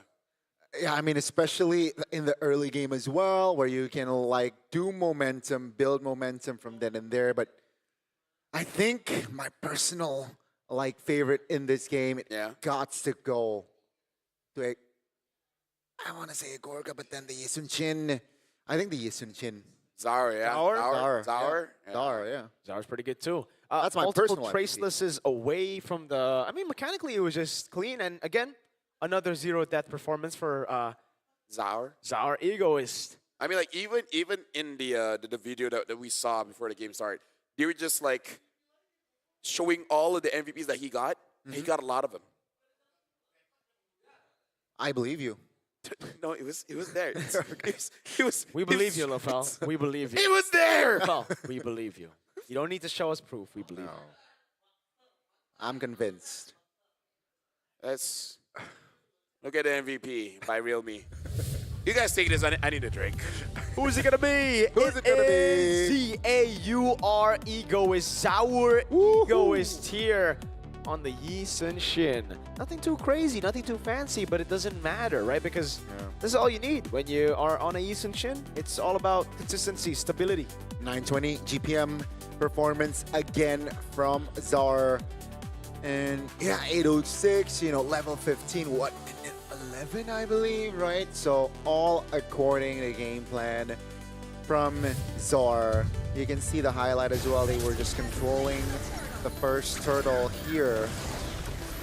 And it's just enough to build that foundation translated towards the mid game. We didn't get to see a late game, but it was enough for VP to get that game. And again, in terms of this game, we got to talk about what it means to play fundamental, right? Number one, the obvious one is basically not making mistakes, but also number two is how do you win the economical loop, right? It's really all about those resources, making it so that how do we get more gold and how do you get less gold with us doing the bare minimum, right? You don't do anything fancy.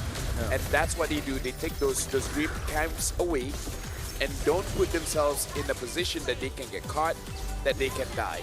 The point of this fundamental is that the only one that died was Pluto. At the end, sure, Backup died as well, but all the while, it's just Pluto, meaning that they have been trained to the point where only you can die. The rest of us cannot. So if bad things happen, you have to be the sacrificial lamb. So it's good because they don't make mistakes and they know how to get economical advantage without sacrificing basically anything. They're very efficient, right? In this game again, super efficient. They know where to rotate, when to rotate, and you mentioned Pluto being the front line. I agree. He was the spearhead in this composition. VP again just displayed clean game of MLBB, similar to game one. And even XC got, the Alice trying to perhaps replicate what Badcott did. Copy what Badcott did. Yeah, this is why we said earlier. Yeah. This is why only Badcott uses the Alice. Because then you will compare. And then you're like, oh, okay, it's not as good. Never mind. Even if you have a good performance, you're not going to have a bad COD performance, it seems, So unless your name is Sanford. Or Cramp. Or Vinuya or CC Immune, all three work. Yeah. This is also one of those games where the analysis is pretty short. Yeah, there's not much to talk about. I mean, it was just stomp game. It was pure MLBB. It was literally just pure MLBB from Virtus Pro. They controlled the lanes. It was fundamental MLBB.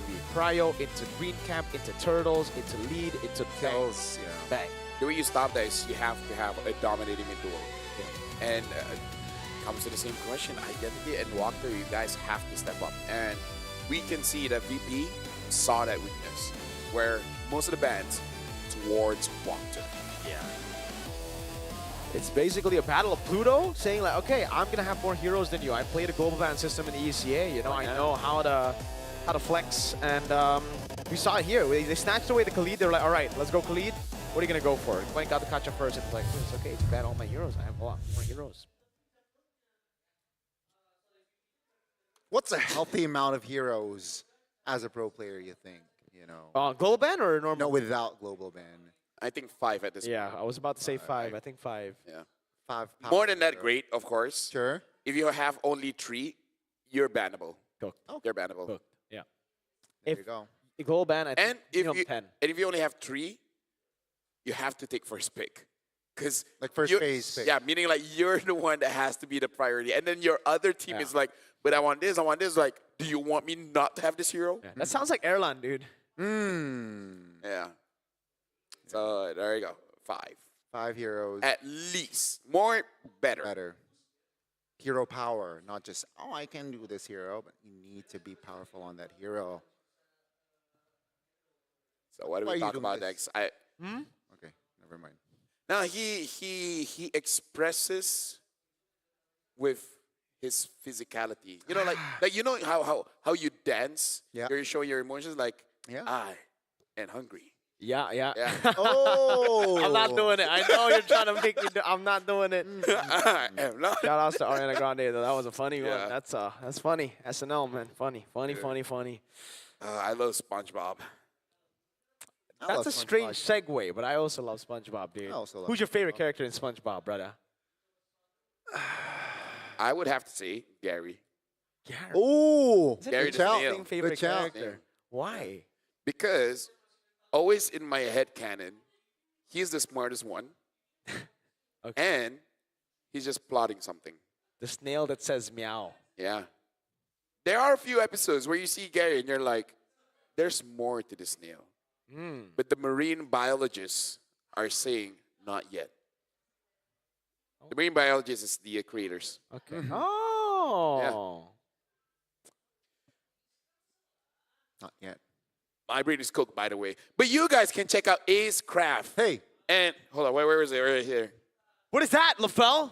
An SDG build around. Hold on. Whoa. I gotta make sure the lighting is okay. Random skills, bullet deflection mechanics, and I would say the selling point. The retro cartoon style, all designed for fast, skill-driven aerial combat. Jump into Acecraft now for some nostalgic fun. I want to see. This time I'm not gonna throw it. I'm too tired. Whoa. There you go. Flies over to you. Download it now. It's 2-player co-op you guys can enjoy with your boys. Yes, sir. Or girls. Girls. And if you want to see more of your highlights, something that Backcot does before going to sleep is that you guys can head on over to MLBB Academy. It has been fully upgraded. Get personal weekly reports to understand your pacing, your strengths, and weaknesses, along with the complete match history. So every big moment is recorded. You can also rate the training topics and share your perspective, whether you're tracking stats or joining the conversation. MLBB Academy is where you watch matches and understand your growth in MLB. Make sure you guys check it out at mobilelegends.com/academy. So what topic do we want to offer for the folks at home? Well, SpongeBob. What's your favorite character? Yeah. Me? What about, yeah? Sandy? Oh. Sandy Cheeks? Yeah. Mm. Not bad, huh? No, Squidward. Squidward. I relate most to Squidward. You relate to Squidward. I relate most. I relate to SpongeBob. Well, I relate to Patrick. Speaking of, the Friend Fest event shop is available till January 26th, I believe. Let's dive into the deep sea and explore underwater treasures. Participate in the undersea restaurant event to earn friendship coins and Flip redeem those patties, nerd. the Cyclops SpongeBob collab skin for free. Ooh! Honestly, I just want to pay Patrick for it. has the best glue skin. I agree. And has the best skin. 100%. Has the best SpongeBob skin, yeah. Yeah, okay. Dude, I remember seeing that in GOTF. That's It was so Agro troll. Who played it. Yeah. It's so funny. stupid. Like, he looks so stupid, dude. In a good way. You're just like, oh, this is SpongeBob. There you go. Yeah. This one is SpongeBob. But we're setting up because I don't play Cyclops, so I'm like, Yeah. Cyclops. should- But it's a nice skin. Should have more skins, you know? Dude, Mr. Krabs Bane. Oh, one. or Larry the Lobster. Larry the Lobster. Oh! Bane. But Bane. Okay, never Because, like, mind. if Mr. Krabs Bane, he doesn't spit, but, like, you know, just this, and then when he uses ult, it's money. No. Krabby Patty? Water, Pearl. It's Pearl. Oh, yeah. Right? Yeah, you're so... That is actually genius. That is actually genius. They should hire you. Moontan, come on. They should hire Give me you. a call, man. That is Developer actually... team, call me a call. I thought it would be Krabby Patty or Money, but Pearl, that's an outplay. Now you know he watches. We're going to be talking about the teams coming out because looking at them, looks like they are on stage. It really is just the pressure over to Boostgate. We saw it, like, it's rare to see a reverse sweep. This is not a reverse sweep, but meaning that things can happen, right? We don't know what happened during the break. Yep. Either a pep talk or the players just discover something, because it is very interesting. Every once in a while, after... Sorry. Hey, bless you, man. No, I'm reading my limit here. But yeah, after a game loss, roamers or junglers, they see something, and then they just tell the teams, like, guys, I see what they're doing. You and you just stop this, and then we're good. Like, sometimes the adjustments are just super small. I think habits, right? Should be picked up. But, man, oh man, it's 2-1. Will Boostgate be able to equalize here in this best of 5, or perhaps will Virtus.pro run away with another game win and just securing that final spot for M7 main stage? Not sure, but what I do know is I'm a fan of the new referee outfit, man. Like, you like it? Yeah, they look classy, you know? I think I can disguise Yeah, myself I think you can actually. as a referee. Well, here we go. Map reveal. We have not gotten a single... Have we seen... Oh, we got Flying Clouds earlier. Never mind. We've seen all maps, but we've mainly seen Broken Walls and Dangerous Grass. All right, this is second Dangerous Grass of the series here. It was earlier in game number 2, and then now we have it again. This is going to be game 4, ladies and gentlemen. Will the drafts be similar to the previous one? Boostgate will take the blue side as Coach Fly Solo will take the red. And Coach says that here, we'll cook something up here for the first phases of the ban. It's going to be the Grok and the Arlet. So more focus on the enablers slash playmakers. Coach Fly Solo will limit a roamer himself. It's going to be the Kalea. My mission is to protect lives. 4 roamers? Oh no, 3 roamers technically limited. So it's the same route right now, right? Like, VP are just going to go for the Yuzong again if BGT don't. So BGT... They should. Very, very obvious choice. I think it's the Yuzong for... Oh! You're like, yeah, we know that's going to happen. We're not going to let it happen. We're just going to flex our hero pool. So hey, what do you then play? Eve, right? Eve, the Yuzong is out. That's true. Right? Just that makes pick a up lot the of Eve. sense. And then... But then Yisun Shin. I don't think... Bite the bullet, man. Bite the bullet. No, but I think Yves is good against Yisun Shin, especially when there's no Yuzong. Like, usually Yves is just bad when there's a Yuzong. That's it, yeah. Okay. So, BGT. I think the Yves. Go ahead. That's good. But they go in for the Gatot Gacha. Sorry. Okay, so this is a Yves with the Yisun Shin, right? Should be. Or do they go Yves Lapu? But last time around... Okay, they had Yuzong already. Yeah, they had Yuzong, so they didn't want to pick up Eve. Yeah. They pick up Jusin. Here it would be a bit weird if they still go Jusin. So I think the Yisun Shin and the Jushin and Right, completely forgot about Sora. Sora. Sora Yisun Shin. Is a Sora the answer to Eve as well? Because BP just... Either Boburst? I don't think Boburst not comfortable on Eve. I think it's a really good pick. I think... I don't see how that works, because in RWM, you don't move. Yeah. Right? So even though you can attack, you're kind of still fine. There you go. Hey, okay. Okay. No, I mean, again, they know each other better than we know them. Yeah. They are scrim partners, and they fight against each other on rank plenty of times. This should just be a late Eve, no?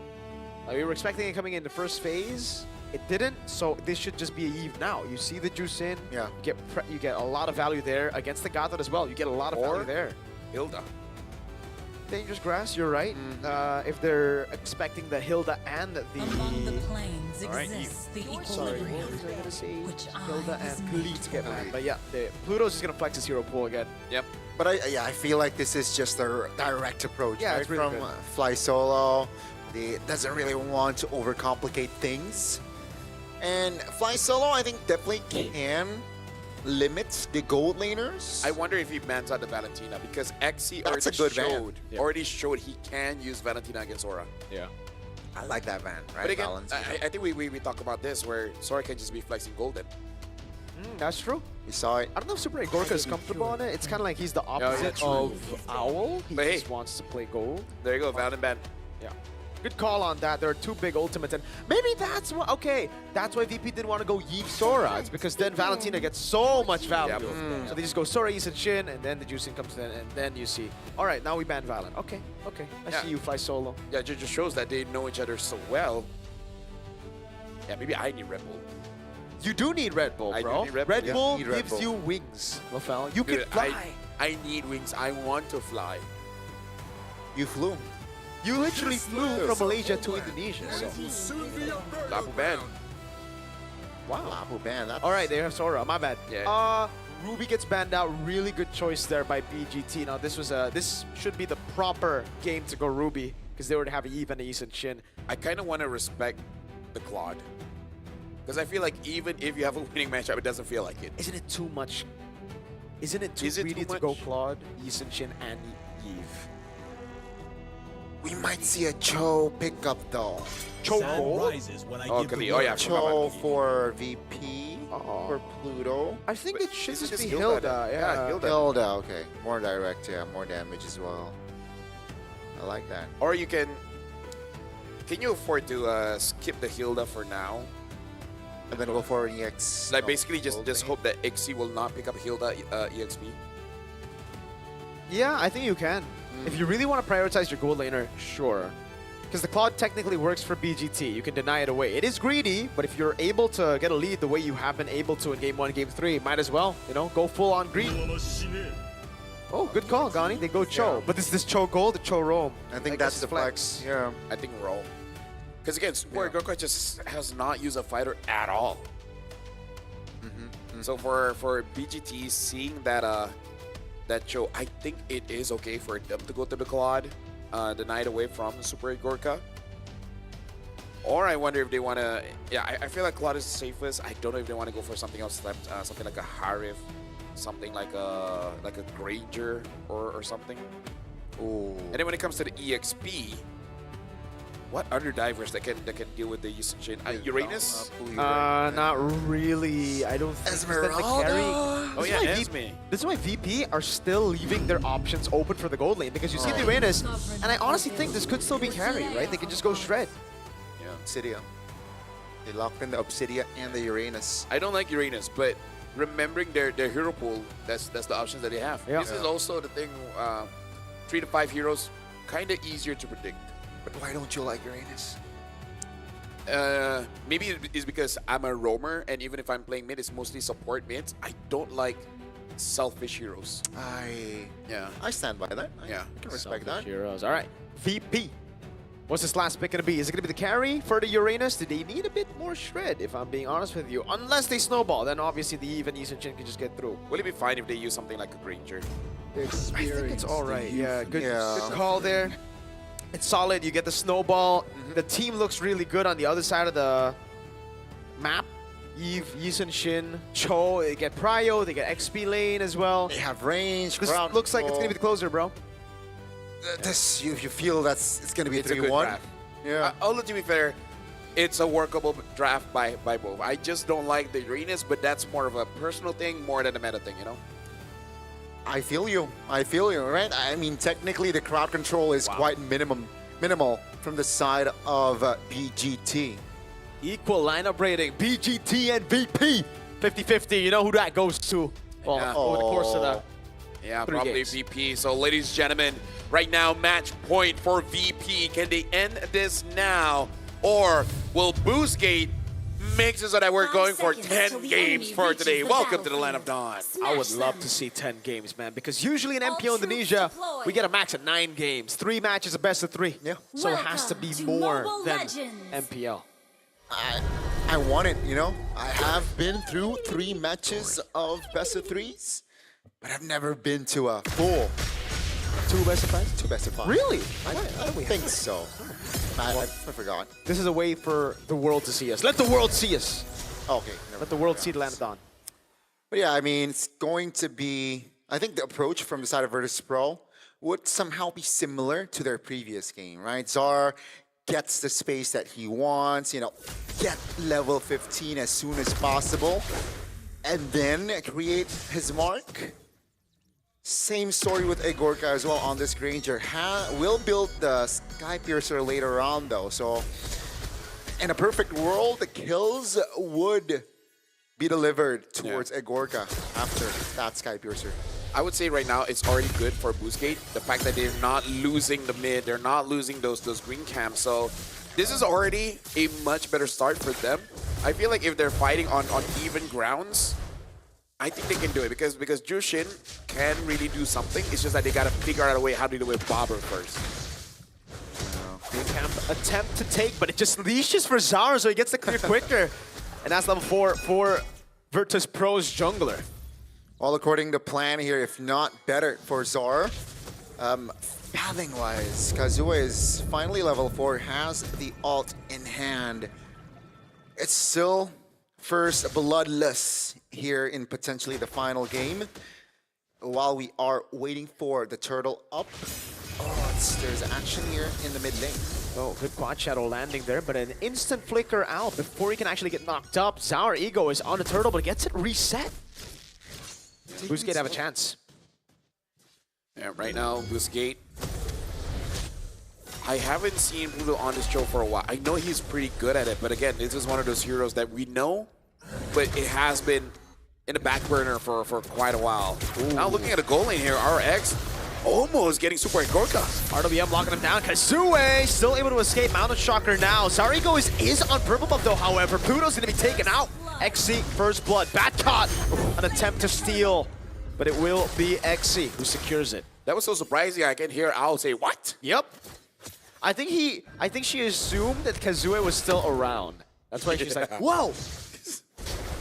Yeah, the guy was so low. He's just like, can I farm? I want Sky Piercer. You guys got it.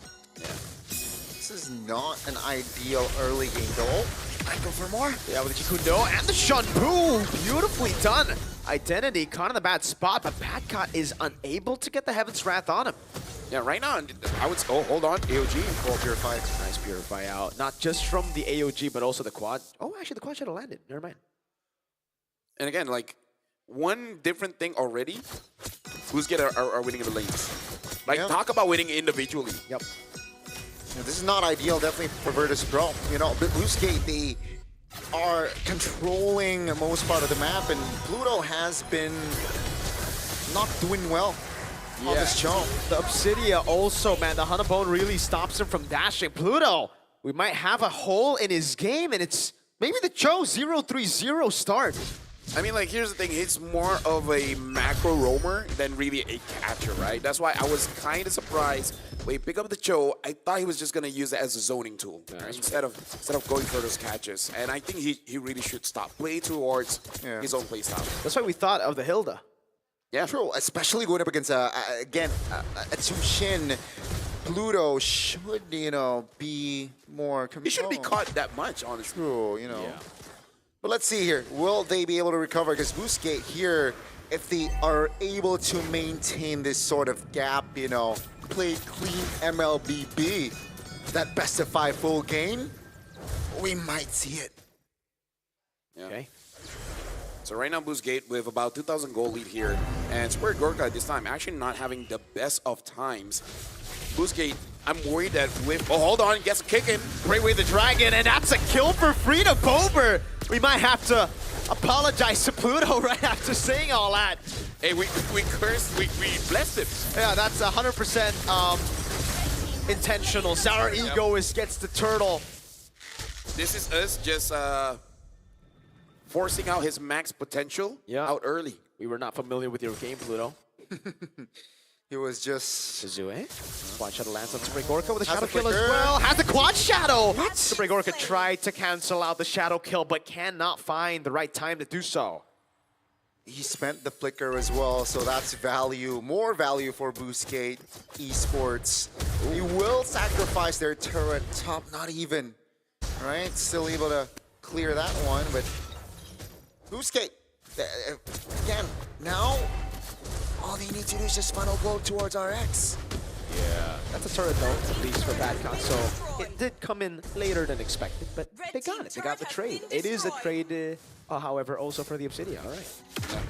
So for Bluesgate, this is definitely a good game. This time they are 4-1. Yes. In terms of the scaling, it's actually looking quite good. Very good.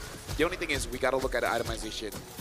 It actually does look like the second item Sky Piercer is on Kazui's path here. And that should be completed in 2 more minutes. With how the game's going, it looks like the Sky Piercer is going to be big for Boostgate Esports, just like it was in game number 2. Yeah, this goes on. We might legit go for 5 games. Damn. Wildcards at the final day, going all the way.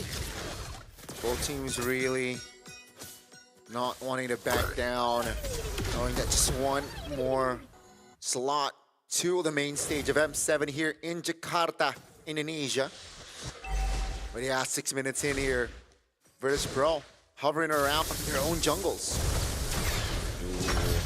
XC is right there. Zari goes in for Mana Shocker, baits out the Purify away the Dragon the Flicker combo right onto Identity, but is able to flick around, and now the RBM catches them, but the Hunter Bone locks Sour Ego is down. Super and Gorka lifted out the AOT from Wachter as well. Now it's Badcon with the Heaven's Wrath, but RX gets away. Flicker in! Good dodge from RX. Boostgate Esports have just outplayed Virtus Pro. That was concerning. Virtus Pro, they went in on the fight 5v4. That, you know, Badcon was still tough, but they committed to a fight, which is uncharacteristic. Gentlemen, game 4 here, it looks like Boostgate is having quite a good time. If this continues, goes all 5 games. Witchers Pro having a flawless run in wildcards. There's potential they don't even make it through. Remember the quote from Pluto, if you lose in wildcard, it's on us. Now, is it really going to be the case? And we're going to be looking at the instant replay here. And a lot was expanded onto Axie. Pluto, even though he got the kick in, but moving forward, yeah, it was blocked by Wachter, whether he realized it or not. He was body blocking that Granger, making it so that Identity can survive. And the fact that Identity survived there really caused them, like, it enabled them to win. It was really valuable, right? Again, Virtus Pro, they gotta hold their horses here. They can't take unnecessary fights, especially when the formation or the, you know, the teammate is not ready. Say Sora top. Yeah. Definitely not ideal, but a minute here for the Nats, the First Lord. Sky Piercer already for Kazue. By the way, gentlemen, now I realize, now I know why I got that first pick.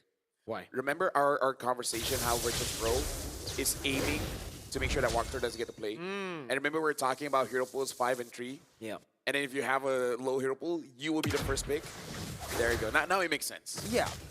Thing is though, Wachter, it's crazy that Boostgate still stick to it despite having some weird performances from Wachter here and there, right? So I think that was mainly the concern for us after seeing the Gata, because that makes sense. It's just Wachter earlier went 1-7 if I'm not mistaken. So again, Virtus Pro, they gotta play this cleanly. Wait, Egoist, sorry, Egoist is level 12. Very different YSS here. Yep. And I would say different from Badcon as well. He's not really setting up. He's there as the assassin, right? He's there as the killer. Is Sora just a bad apple? Oh my goodness!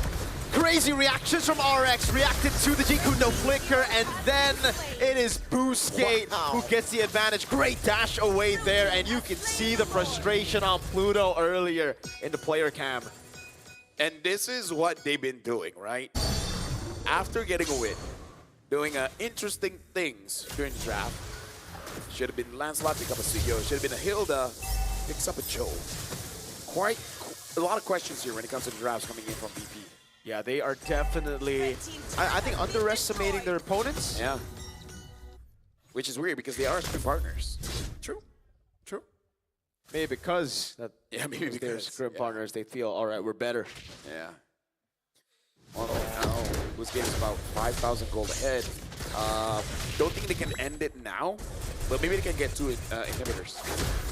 with this gold lead, with this momentum, definitely might take a couple of base turrets down, and Game 5 is in the horizon. Virtus Pro, will they be able to find a recovery? And remember, Game 2, Obsidia was one of the heroes that got BGT that game, and seems like it's their identity. Hey, shout out to identity. RWF. Oh my god, the combo is massive. The way the Dragon locks him down, but it's RX who gets taken out now. Pluto still able to survive. Zar Ego is looking for the re-engage. All turrets stay intact. It's just RX who was taken. The only player that needs to be taken down got down by Virtus Pro. So now they have breathing room. They managed to defend their base turrets, and they're still in it. That was huge coming in from back on. Maybe he was just conditioning us the entire time, playing with the lightning form, and then it's like, all right, let me show you my cloud form. Yeah, that was important for him. That's the combo that we keep on seeing, right? Even from Owl. When the sets worked, it was those ones. Very momentum based.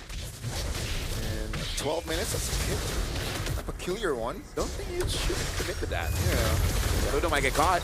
Hunabone there. Oh my god, Pluto gets caught by the Hunabone. Can't dash anywhere. Now Badcot's also caught as well.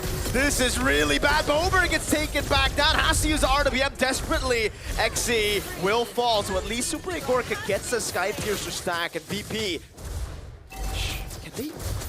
No, I think they might not be able to defend. Boostgate Esports. They have a minion wave. They deal do. with. Yep.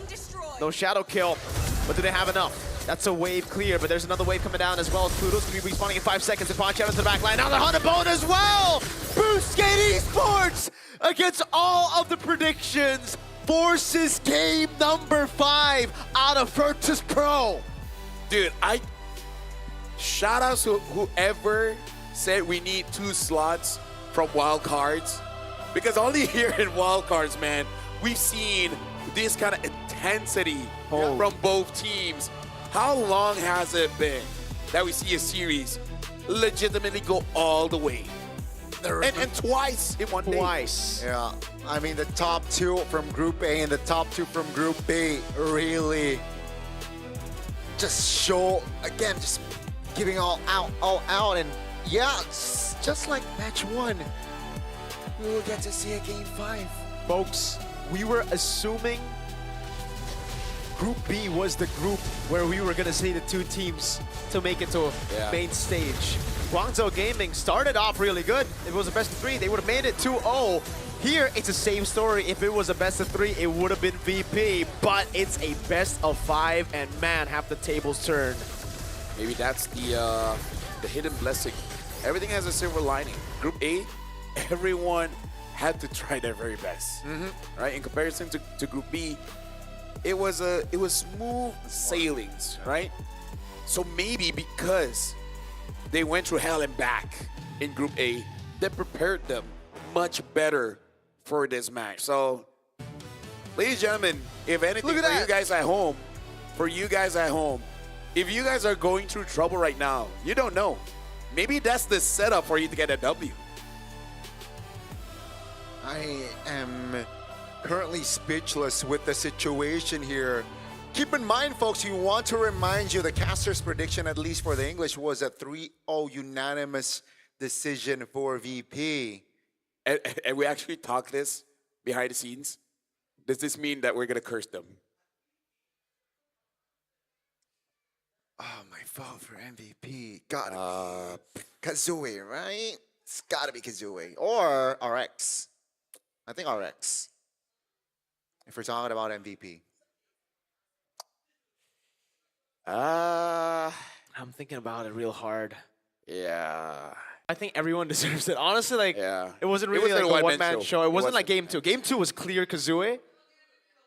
This one was... I hear even the guys like, yeah, we don't know. I honestly have... Let the system decide. But don't use the in-game system. God. You know what? Let's give it to RX. Let's give it to RX. Sure, RX. RX. We reacted to it, the Hunabone lockdowns, RX here. Yeah. Sure. And I would say this performance on Obsidia much better than the one he used before. Game 2. Yeah. But it was still a win. 100% win rate on Obsidia. Is RX. Obsidia secretly the best gold laner in the game? Or just need the right person to use it. Maybe. If you have RX, I guess the Obsidia is the best pick of all time. Tezet knows it. Underrated pick indeed so far. At least the series, right? Yeah. Underrated. I mean, like, this is the only series we've seen it. True. Right? I mean, you can't miss the Hunter Bone. So, You can't miss it, brother. game 5, just bring out the comforts. Backcut, bring back the Alice. Or Arlet or Yuzong. They're always going to get banned. I don't see Arlie going to get through. No Cho. No. No Cho. That was a tough. Sorry, tough Pluto. watch. But no Cho, I think. No, Yeah. I feel like it's our fault. It's our fault. How is it our fault? When we criticize him, he got a good pick. And then, And then we never doubted him again. And then look what happened. fair enough. Sometimes the players should really want us to doubt them. Yeah. Because that's when they shine. And this is the MVP brought to us by Real Me. It's RX. If anything, he is super consistent, man. Doesn't matter if he's using a fighter, a marksman, an Obsidia. This guy's the real deal. Yeah, that reaction from him to dodge the Jikundo flicker was beautiful. Beautiful from RX. I ask for forgiveness, Boostgate Esports. I was not familiar with your game. They were hiding it from us. They were. Where was this? I personally doubted the Uranus pick. You also mentioned. Didn't like it. We hate Uranus. I mean, like, we predicted it, but we hate it. Yeah. But then, I think, again, Silent MVP goes to XE as well. He was just yeah, honestly. just zoning, providing information. And Gorka, awkward. Yeah, frustration. Look at that. And, bro, Yeah, I think so expressive. I think it's like, you know what? This skin is great and all, but it doesn't have a BMI. Yeah. And I think that's the end, man. I mean, here, it really looked like the front to back was going to be beautiful. The RWM there, but the air was walked away from it. It was on walkthrough, man, because the kick connect. But again, I don't know whether he intentionally did it or not, but he just body blocked most of the damage. The bullets, yeah. And that's how they basically won. This was a relief, a signs of life, but they failed. That was a big mistake. Yeah, Right, towards it. This was the end of the game, yeah. So it all started off with that Wave the Dragon that Pluto just went Purified out for of it. randomly, yeah. And it was Exy, even if he did purify, Exy's just like, bro, really? I'm a Uranus. I'm a walking sentinel. 4 members out, too much to handle. So yeah, this is what happens as the day gets longer and longer. Your decision making will start to suffer. That's actually true. Because they've been here all the way from match 1. They were watching match 1. Wow. We were here since match 1. We were here since like 3 hours before match 1. Because we had to stand by, yeah. My throat is losing it. Your throat is losing it? Yeah. Okay. I mean, to be fair, I think yesterday I already caught something. You caught? Really? Yeah. I was feeling sick, yeah. Oh. Yeah. Oh well. Oh well. You know what it is? It is what is it? Yeah. That's It his is line. what is it? It is what is it? Yeah. So either ways, VP is, it feels so weird to say. VP, unlock in the traps. You know, don't go for any. I thought funny game dis- 2 was enough for them to like, all right, Boost Skater actually, we can't beat them if we, honestly though, I really thought this game was 50-50. And then you saw the execution, and clearly when they're not comfortable, it's visible, dude. It is very visible. Let's talk about this. Backcut actually didn't look all that great on Sora. Yeah. Pluto didn't look great on the Joe. And Super Gorka. Out of all the games he's played today, I forgot he was there. This game. Yeah. When he was using Claude, he makes his presence known. Yes. When he was using the Granger, he was avoiding everything.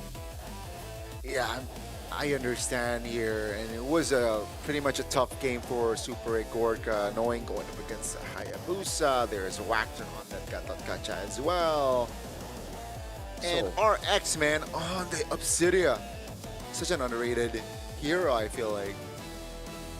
Such an underrated hero. The Obsidia? The Obsidia. Honestly, in ranked games, it really does feel very snowball-ish. And I feel like like you said, with the Yusin Shin, Obsidian is also one of those heroes. If you have a good team that can actually give you some kind of space so that you can free hit, that's good because it's very hard for Obsidian to free hit. But either ways, we're about to go into the last game. We're going for a break, allowing Boostgate as well as VP to have their final meeting to really discuss what's going to happen. We're going for a break, but when we return, it will be the final game of the wildcards. Yeehaw.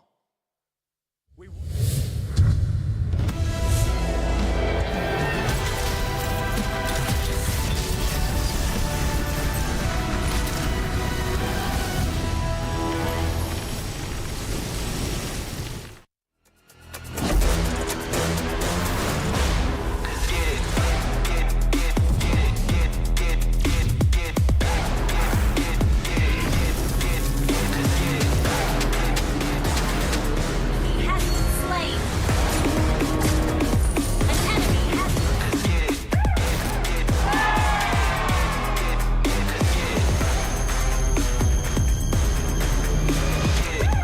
Realme 15 Pro M7 official gaming foam.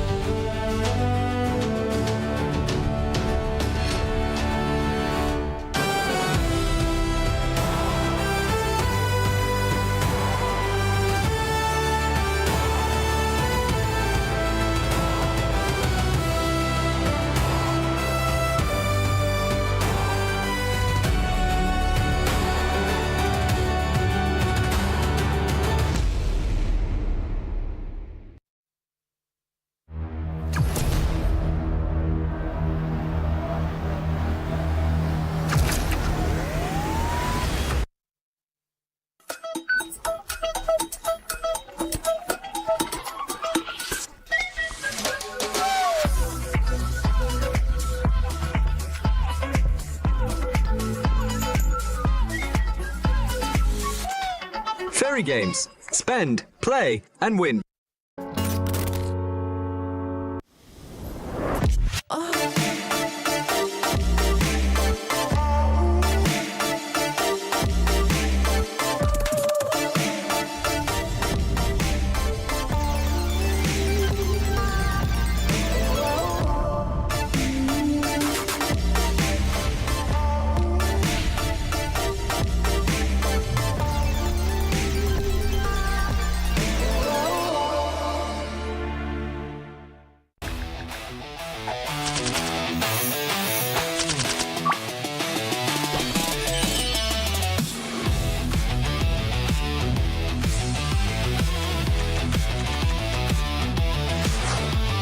Are your M4 World Champions, winning the game, getting the checkmate, setting everything up right now.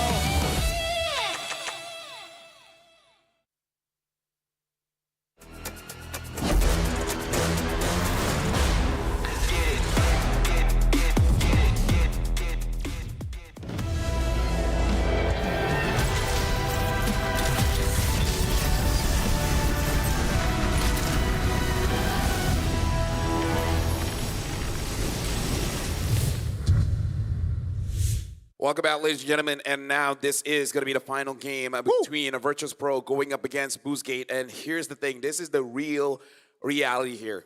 It's just one game away. Even though people keep saying that VP had an amazing time here in wildcards, it won't mean anything if they lose this last one. And Boostgate, here's the thing. They thought a lot in scrims. Imagine if they win this one. What kind of taunting will happen here? That's true, dude. That's And, crazy. I mean, we were here as the players were walking in. Boostgate came in a bit late, and we could hear their chant earlier. Boostgate, hey, they sound good. They sound like they got the momentum, and they Morale truly is do have high. the momentum. Tempo is on their side. Definitely right after that, I guess a convincing win. The question here.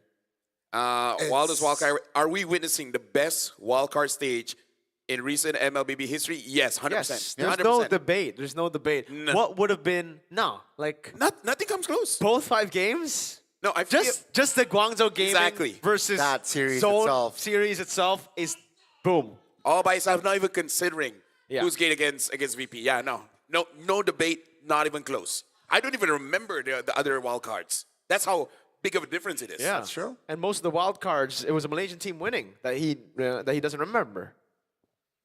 Yeah, exactly. So it's like It's not that many, you know. exactly. It was just SMG dominating, Homeboys dominating, Little Gun dominating M5. Yeah. Different story. It's match 1, 3-2. Match 2 confirmed. We will get to see a best of 5 as well. And Mirko mentioned, if it's a best of 5, Virtus Pro has an edge. If it's a best of 1, maybe then now it's a best of 1. Guess what? Oh, I mean, like the biggest thing is that we say for best of 5 it should be good for VP because if they make any silly mistakes, they can fix it. But what if they keep doing it again? Yeah, maybe if the egoist in their name is also too much in the game, then we'll see a different side of VP. Because again, all of us, and I believe most of y'all as well, predicted a 3-0 from VP. Yeah, and now we're looking at top 5 pick heroes here. Zushin Hayabusa still ranking at the top. And I feel like with today, Gato Kacha has entered the top 5 as well, because I believe he was not in the top 5 before. And also, if you take a look at the win rate, it's 67% on that Eve. Yeah. 6-7. But man, oh man, it's I'm getting too old for this. it's fair, It's been a long, it's a fair day. It's been a long day. It's been a long day, But yeah, Eve again, right? I think this needs to be looked at, especially for the final game. The thing is, the Yves has lost games the last 2 games. No, here's the thing. Wait, so it Let was me just say, higher. even Boxia have a curse. Every important game Oh my in lord. MLBB championship history. Isn't that mainly just for Onyx and Kai? No, like Okay. no, not just them. Like let's say even let's say MPL, right? There's always a Boxia they'll get caught in that bush. Dang it, man. And then something happens. Like it's more on Boxia rather than Eve. Because there are times that Eve is just not meta and you just don't know pick it up. Boxia is usually hovering around the meta. But something about these 2 heroes, man. In MLBB competitive history, when it's clutch time, they're anti-clutch. What is it, Gani? What is it with these 2 heroes, man? Gotta text my boy, Kai. And Sans, because Yves True. Baksha was M5 Grand Finals, dude. True. Ouch. What's up with that? What? Yeah, now that you bring it up, it's actually like, damn. It's a thing. The curse thing. Yeah. I think there's one very passionate fan that really hates Boxia. Just back in Malay? No. Oh. Anywhere, it doesn't matter. Just put some kind of mumbo jumbo on the hero so that no matter what, when it's time, when it really matters, just doesn't work out. Yeah, definitely needs to be looked upon. Yeah, right now we're looking at a player head-to-head here. It's amazing how Zaur still has 20 average KDA. That's insane. 86% team participation. Average GPM, almost 100 ahead of Kazui. Keep in mind, he lost 2 games here in this series, and he's able to just collect crazy numbers. He lost on that Yisunchin early on as well, so let's see here the recovery. Again, Boostgate, their morale is high after, forcing a game 5, but they gotta keep their heads low. Gotta stay composed. Don't want to get ahead of themselves. Yeah. And Virtus Pro, I think the draftsman needs to be more sharp. I don't want to be a guy that goes like, expression-wise, but we did see this in Game 5 as well for GZG versus Team Zone. Yep. Zone were in the zone. They were locked in. They were so happy. They were excited to get into Game 5. Guangzhou Gaming didn't look that way. Virtus Pro, I see signs of that. Pluto, he doesn't look all that excited coming into Game number 5. Zaur Egoist as well. Bober, the guys that usually are smiling before the game. Frustration starting to build, and for Boostgate, they are they're happy. I guess because they're coming in as underdogs here. They're thinking, hey, most of the world think we're not going to get through. That's the tough thing about being winners, man. The bigger you are, the harder you fall. That's true. Once you suffered that loss, you kind of don't know where to go from there. Wait, is this the first time VP takes blue? This is the first blue VP. Yuzong first pick could be the option here, but they banned out the Yves, so maybe it's not the Yuzong. What are they planning to go for here? Sora. Also, still up. Bad Con has lost both. I think they're okay with picking up the Jushin because they banned out the Eve, right? So that's an approach, you know, the Jushin first pick option for VP. Let's see, Teze, what will be the last ban here for BGT? We got Sora, there's Jushin, and it seems like it will be the Jushin, so no Eve and Jushin. With that, what will they prioritize here? So now we're going to be looking at the Lunox, Kimmy's. Yeah. So what is it going to be? Do VP take the Gata Kacha away? Do they try to I would consider. Yeah, right? Because like BGT, they've gone for Gata, but Sora and Yuzong are the only two heroes with 100% ban or pick rate in 37 games. Yuzong. Yeah, so far, Sora, yeah, like I said, the only two heroes with 100% ban and pick. These two are really shaping out the meta at this point. So now BGT, I wonder, because they are going to have Red Tree, save the Valentina pickup later on.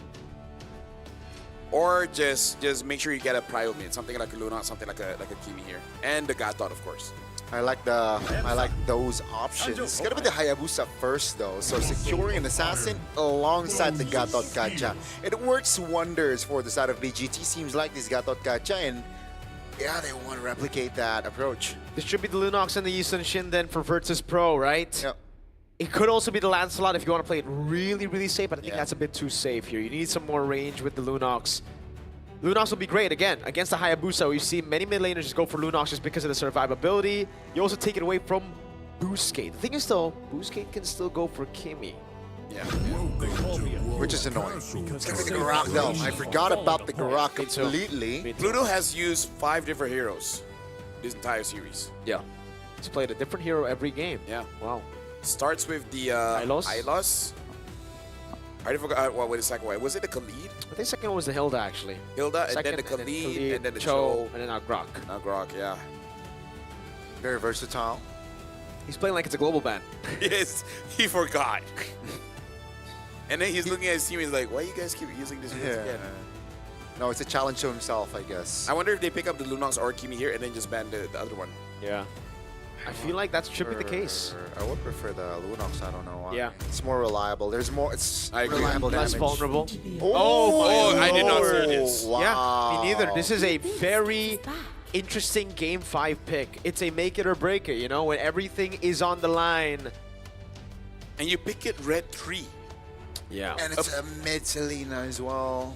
I mean, like, unless VP like really knows that Game 5 we will see a Selena, I don't see why they needed to pick it up this early. But at the same time, Boostgate has earned our respect when it comes to drafts and everything they've shown on stage. At this point, we're just gonna trust. We have to. They took VP. A lot of us, most of us considered VP to just steamroll through everybody in wildcard. The fact that BGT have taken them to a full 5 games, you gotta respect BGT. They're the real deal, man. Definitely already impressive reaching the stage. But, you know, the big question, which we will get the answer later on, will they be able to close this one out? It's going to be the Ruby ban. Very sensible. You have a Hayabusa, you have Selena, basically 2 assassins. You do not want to face a Ruby. Again, now with this, they need range, so I think they're eyeing on a Granger potentially. Your team is banning. For the side of BGT. I don't think they want to go. Do they want to go Granger against a Yuzong and Grok? It's tough. Yeah. Or Claude if they want, you know. A hero that can also dive. Claude, mobility. Yeah. Claude makes a bit more sense. They actually are the ones to ban out the Kimmy here now. Yeah, obviously because they picked up the they ban out the Ruby as well. But going up against Lunox, that is a very interesting perspective here. Yeah. I think Lunox is still great. Yeah. I think it's actually better than the Gimme. Yeah, no, I agree because the Kimmy, the Oki Shadow Q can still track her. The Brilliance, though, that's going to be annoying. Yes, sir. Last ban for VP. What is it going to be? Is it going to be the Claude ban? They should be able to locate that Claude ban here. Or just open both so that Super Gorka can get either carry or Claude. Because at this point, I almost feel like Super Gorka wants that Claude. Like he needs a confidence boost. He needs a comfort pick. So ban like what, the Arlet or like the EXP? Oh, Arlet was Arlet's already banned out. So Lapu?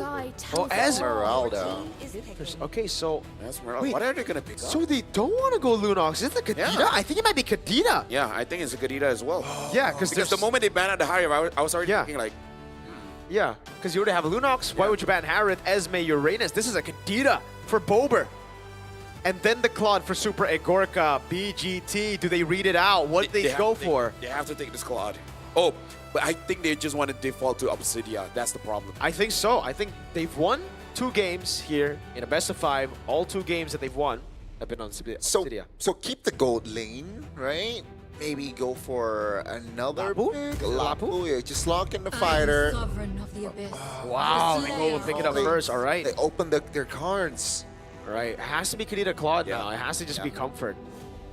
If they don't pick that up. Wow. Surprising. Very surprising. Like at that point, you know when Pluto said if they lost, it's on them. Yeah. If you don't pick up, you know what? Fine. Kadena swap out with I don't know, Lunox. They can still make Lunox. Yeah. But like, I feel like Super Gorka needs that Claude. Yeah, and if they do actually go Lunox, just why ban Esme, Harith, and Uranus? Just that's the question that we're gonna have right now. It does look like it's set up for Kadena. Oh, maybe. It's a Claude and Lilia. I don't know. Why I don't know about though? Lilia. Yeah. I really don't know about Lilia. But let me just say, maybe this is Boostgate knowing what they know, thinking that we know that they know that Kadena is coming. That's why the Selena. So you open up the map. So you know where the Kadena is coming from. So maybe that's why they picked this up to be like, I dare you to pick it up. Yeah, with the bush control taken over when there's a Selena. It's going to be tough for the Kadena. It's going to be the Sora. Lord, it was so 100% still ban or pick. Oh my, dude, I just never expect the Sora to be left open all the way here. way, so yeah, that's the no-brainer choice. Like it's open all the way here. A quick refresher though. Game 5, match 1, there was a Lilia pick as well. Exactly. It did not work well for the team. Lilias have not done well, folks. Outcome-wise, at least. Outcome-wise. Is it weird to say for the final game here? Like, my call is, I don't know about this. Yeah.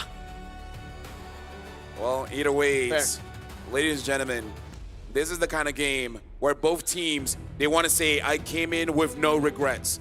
This is the final draft that they'll be having on that wild card stage. This will be the final game that they will be playing here to determine whether they get onto the main stage or this will be the final showing of them here in Jakarta for M7. One more step, one more round between these two. Let's see who will take it. Yeah, I feel like this is going to be a game of momentum here, right? So whoever gets a good start is just going to snowball. Goodness. What a gank early. Pitch priority used up by Bad God. He cannot deal with it. Kazue with the pathing. Beautifully done again by Boostgate Esports at the start. I really say this, but I'm just like, you know what? Called it. Some kind of early aggression is going to come through. Uh-oh. This is already somehow Boostgate's like transition, right? That's the early rotation. That's the threat that the Selena also can bring to the table as well. But XC and as well as Kazue, what a read. Now, Selena has a Season Hunter, so it will help during turtle takes or potentially later on lore takes. And that should be the... They should keep tabs on this. Yeah. Blackter's getting whacked by the Lilia. But he's still doing good. He's still able to survive without using the Revitalize, so that's always a good sign. Especially considering right now, Virtus Pro are the ones that have to start rotating into the bottom lane to help Bad Cop to get level 4, because right now, XC is going to get level 4, Bad Cop's still quite far from it. Yeah, I think this is a good idea, right? Making it so that conditioning that you're not going to be too worried about your side lanes, and this is the strength of EECA, their side laners, the gold lane, the EXP, so the fact that you go for a level 2 gank on that Haya, it really disrupted the tempo. Bad Card trying to get level 4 and gets punished for it. Again, Boostgate Esports, they're neutralizing the Yu Zhong so well. Boy, this is not looking too good for Virtus Pro. They got the kill, they got the neutral objective, and Kazuya is on a 2-kill stat. This can lead to an upset. Gentlemen, let me ask you this question. Before we even start the series, I asked you guys, what is the case for Boostgate to win this one? You guys had different answers, and we're seeing both of them on display. Like, are you satisfied with your own analysis and then now seeing what's been transpired? I think so, you know. Gani answered first saying simple, and I think they won with simple. Yeah. But now in game 5, they went crazy. Yeah. Definitely Loco and doesn't really look too well for the side of Virtus Pro. Boostgate Esports, I thought the lead would be more. Oh, the combination. Black Shoes already used up Pluto, able to flicker out, has the tech charge still, as that's Wactor jumping onto Zar Egos with the taunt. Again, it's XC with the jump in forward. That's a tech charge landing on one, just Wactor. That's Zar still able to take the orange buff. Backhand jumps in, but Kazue goes in for the quad shadow. Zar able to get the kill on XC, and we are all back to even. Kazue knocked up, has to use the shadow kill. We'll have the quad shadow back out, and he will be able to escape as Zauer goes for the green cap here. Oh, but look at this. Boostgate, they don't stop. They keep on harassing Zauer. This time, I think it's the only time that he's really having real trouble farming in his own jungle. He has trouble before farming, but not in his own jungle here. And yeah, Boostgate, this is how you deal with a supercomputer. This is, I like that. Right? Yeah. Introduce a virus or just overload it that it can't operate anymore. It's really tough here, but you can see here Virtus Pro trying to somehow recover, looking for compensation as well. You can see the gold is practically at an equilibrium, as we are going to see another potential big fight here in the second neutral objective. BGT, more control on the river, so they're taking their time here. It seems like Virtus Pro, they're saying, you know what? Have the second newt, we'll look elsewhere. Yeah, there's no real reason for them to contest there because, again, Boostgate have already gotten the rotation earlier. XC was able to rotate very, very quickly, and they didn't have mid-prio. Plus, again, Selena, when you have it, it's so easy to go. Oh my god, I thought the Abyssal Arrow was going to land at Pluto, able to go for some damage. Just relieving pressure off of Super Gorka. Great dodge on the Abyssal Arrows. And great rotation back to the bottom lane by XC. Yeah, honestly, it's hold on, it's not over. Traceless into the Mountain Shocker, Flicker out for Identity, but now he still is able to get the reset on time. Zar Ego is trying to run away with the help of the Petrify coming in from Bad Card. They're able to disengage. Heaven's Wrath coming down as XC gets away, but Pluto won't be fortunate enough to do the same thing. Identity with no Flicker gets punished as well. Wow, that's a very, very important kill for the side of Virtus Pro. It's a roam for a mid lane, so the value is definitely there for Virtus Pro. You can see, though, RX is still deathless. They gotta find a solution here from the side of Virtus Pro. We know what RX can do on this Obsidia. Game 2, Game 4, and possibly Game 5. And already a turret, right? A structure top lane taken down already. So that's, again, not a good sign for the side of Virtus. Oh my goodness! Solo kill! Oh my god. Bad Con is having a bad game. XC.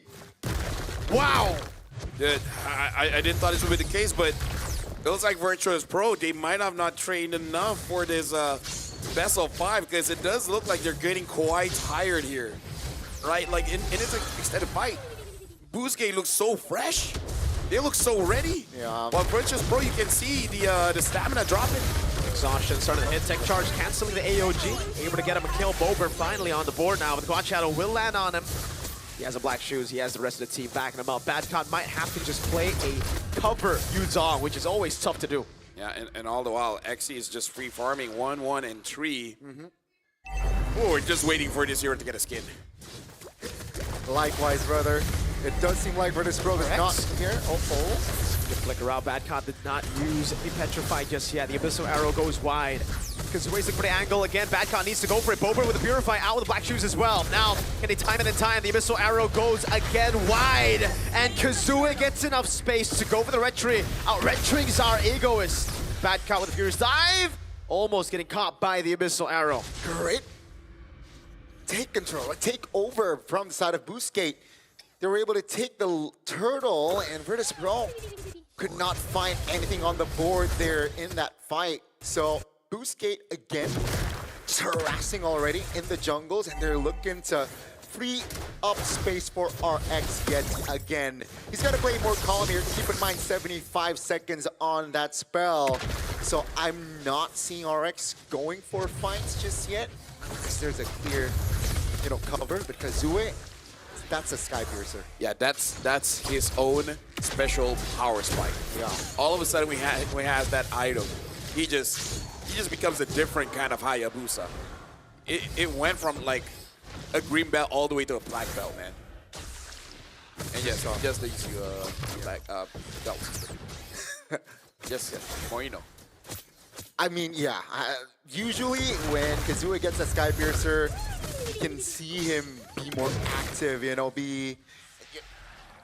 increase the killer instincts, I gotta say, in game. So yeah, gotta be careful here. Virtus Pro, they're definitely behind here, and it feels like they're crumbling, Miracle. They're starting to lose control. That could have been real bad. Nanoshocker lands on Wactor. But he's A-okay. He's got that catcher that can take those shots. Somehow, Virtus Pro are still only just 1,000 gold behind. I thought this would be more. Yeah, I mean, like considering the amount of denials that Boostgate has been. Perfect turtle. Yeah. 2 turrets over 1. We gotta see who has the most gold here, because it has to be Super Gorka. Yeah. Either him or Zaur, or both. I think, yeah, for Boostgate, definitely on Kazue. 3-0-0. Right now, look at this. Kazue is also looking for an opportunity. Same as Xe. Oh! Tech charge on all 5 by Pluto. Xe in the back line doing the same thing. Now brings our Ego into the midst of it all with the Petrify. Will lock 2 members down. Super Agorka gets a massive blazing duet, and now it's a re-engage as Identity is forced to flicker back. Virtus Pro showing signs of life. No, you cannot blink in this game. This is the final game, and when you blink, yeah, Pluto showed what you will miss. That's a 5-man set tech charge, and that will somehow take time to lay as well. Zar, though, was the sole casualty from their team. That one is not just instant replay. A full just slow it back down, frame by frame, see how it works. But now look at the goal difference here. Honestly, not much. Only RX has a quite a substantial lead. Actually, no, the EXP has a bigger lead. 1,000.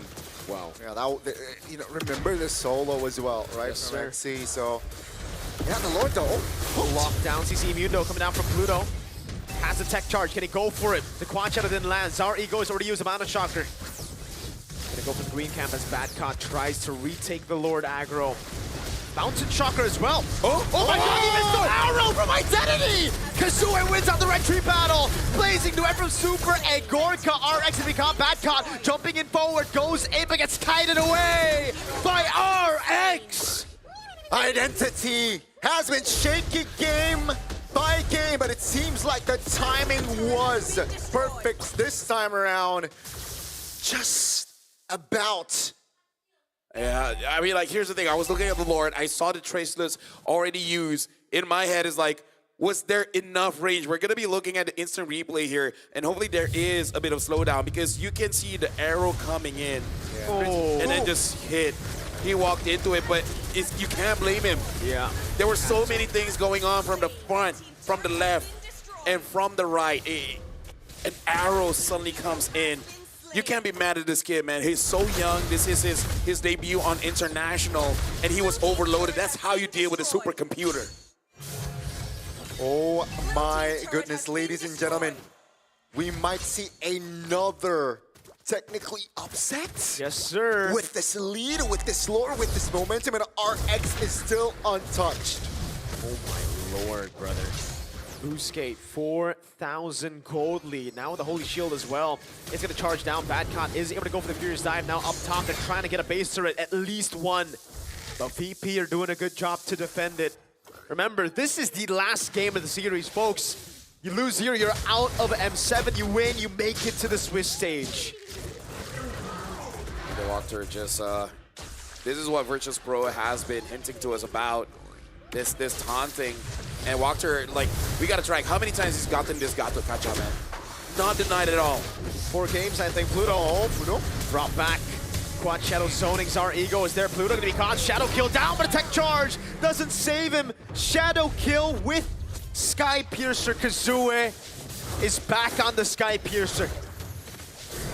Man, oh man, Virtus Pro catching strays. Keep in mind, game 1, ladies and gentlemen, it was 11-1 for Virtus Pro. Game 5, different story. Boostgate Esports, they're currently manhandling Virtus Pro. Yeah. 40 seconds on the clock, neutral objective. And it does seem like Boostgate, they are more than comfortable around playing. You can see the arrows in this position having that benefit. Look at this lead, man. Like, Badcott is really having a bad game, and it feels bad because, especially on that Alice, he was dominating. He was having MVP performances, but now Xy's just showing up as a better EXP leader. Yeah. On the Yuzong, man, it's horrible when you're behind. So the fact that he's 2,300 gold behind against Xy on a Sora. Sora, on the other hand, even if you're behind, you still have a lot of value that you can bring to the team. All the calm before the storm here for the side of Virtus Pro. Boostgate is, take a look at the zone, take a look at the formation. It's time. Pluto looking to provide information. Kazue is unknown, the position, I believe. Looking for an awkward angle or awkward opening here. No Purify on Bober. That is 80 seconds where he's vulnerable. You can pop Black Shoes, but if you're locked CC, it'll be tough. Kazue again, just he's moving from bush to bush, getting better positions as we get into Lord fight. Yeah, Zauer is probably, I would say inches right now because you don't know where the engage is coming in. The Haya can come out of nowhere. Identity with this Alina can come out of nowhere. All of a sudden you have a circle around you and Agathon is jumping on top. Like, he's got to be super ready with his Eastern shit. He cannot use his Traceless willy-nilly. There you go. They're trying to get control again. They got to get it. Kazue in the back line, trying to go for it. Petrify to take charge now. Over on Kazue. Still able to go for the shadow kill. Super Gurko goes for Glazing to win, and actually gets taken down by Zauer. A taunted down. Traceless over. Bober takes the Lord, and somehow Virtus Pro pull it back. Zauer gets a triple kill. Against all odds, it was the Lilia pick who got the Lord. And 3 members of Boostgate now. Down and out. They look to push. With the Lord, there's an angle. Yeah, looking at the players here, Kazue using the quad shadows, trying to get something there. 1 inhibitor down. A few more to go. Virtus Pro looks like they don't want to make a mistake here because, again, this is literally tournament life. Lord still up and available. Super Gorka is still quite far away. That's a wall placed down by Pluto. Xy still able to dash away. Good Abyssal Arrow. Taking Bober to a quarter of his health. Has to Purify. Has the Black Shoes. Needs to save it. The Lord actually takes the base turret down below, and that is massive. Virtus Pro now hold the advantage. What happened? Boostgate Esports, they were able to control the game mid towards minute 10 even. But it feels like with that Lord taken by Bober, it really turned the tables around. And now, slowly but surely, Virtus Pro gaining more ground, building themselves their own momentum. As Boostgate, they were the ones rattled. Yeah, I mean, at this point, it just shows you need 1 good engage, but also 1 bad one to really turn things around. Because we got to talk about Xy as well as Walker, the anti-synergy. Like you can say that your making it so that no matter what happens, you're gonna get caught. Yeah. But at the same time, that chain CC really didn't happen, so it gave enough room for Virtus Pro to fight back because they weren't really controlled all that much. They were controlled 0.5 seconds, and then after that, they were free. So, XC as well as Walker, I can understand making it so that you're closing 2 doors. But maybe they just have to close 1 door and then make sure that door never opens. That is all balance again. 2 turrets, though, in the hands of Virtus Pro. Now, they should play around with Lord is top side, so they can definitely use this advantage in their far lane. And yeah, all spells are technically up apart from that retribution from Zara. So they're ready to have a raw, big team fight 5v5 here around the Lord. With this advantage, Virtus Pro, they gotta play it disciplinedly.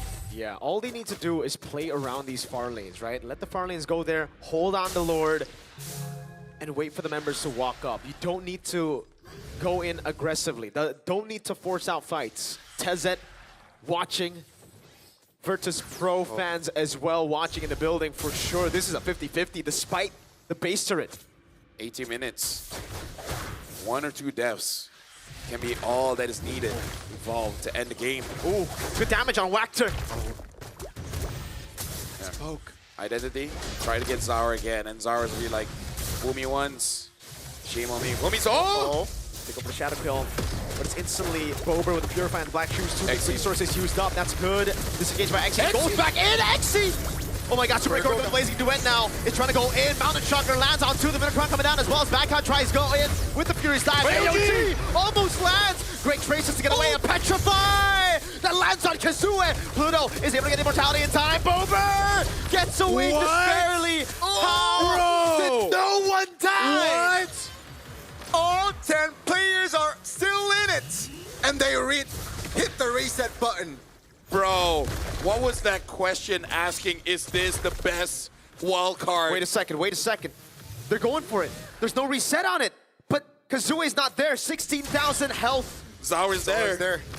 Has a retribution. Kazue's here too. Mountain Shocker there. They're gonna go for the lockdown onto a Zara. He buys immortality in time. Can he swap it out? Oh my goodness! Super going with the peel. On the ball from RX goes on a bomber. Black Shoes perfectly timed. Not back down with the Fierce Dive over RX. The quad shadow now with the shadow kill over with the retry as well. Sour recalling Stone Cold. The missile arrow from Identity. Oh my God. No way! Oh, almost. Surviving Bad Cop, wave in the mid lane and the bottom lane, crashing down on Busquet. That's 2 and 2.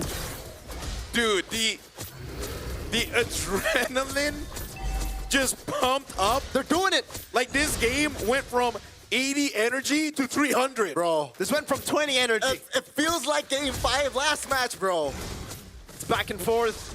It's a slugfest. Rose gold for Super Egorka, no immortalities for a lot of these members. Kazue is still in mid. What's that vision on this? RX. Be careful, because if RX gets caught here, wait a second. That might be GG. He has no flicker. This is the gamble they're playing. Super Egorka gets stunned up by the missile arrow, goes for the Purify with a nature as well. He's gonna have to sell that. Kazue goes and finds it! Oh my god, AOJ! Super Egorka falls. Kazue gets a double, still unkillable. 7-0 and 4. Busquet Esports are en route to making it to Swiss. When we say they're fighting for their lives, man, at this point they're fighting for someone's custody. I don't know, man. They're giving it their all and then some. No Bober. It's spawning right now. It's an evolved Lord. 20 seconds. Can they buy enough time?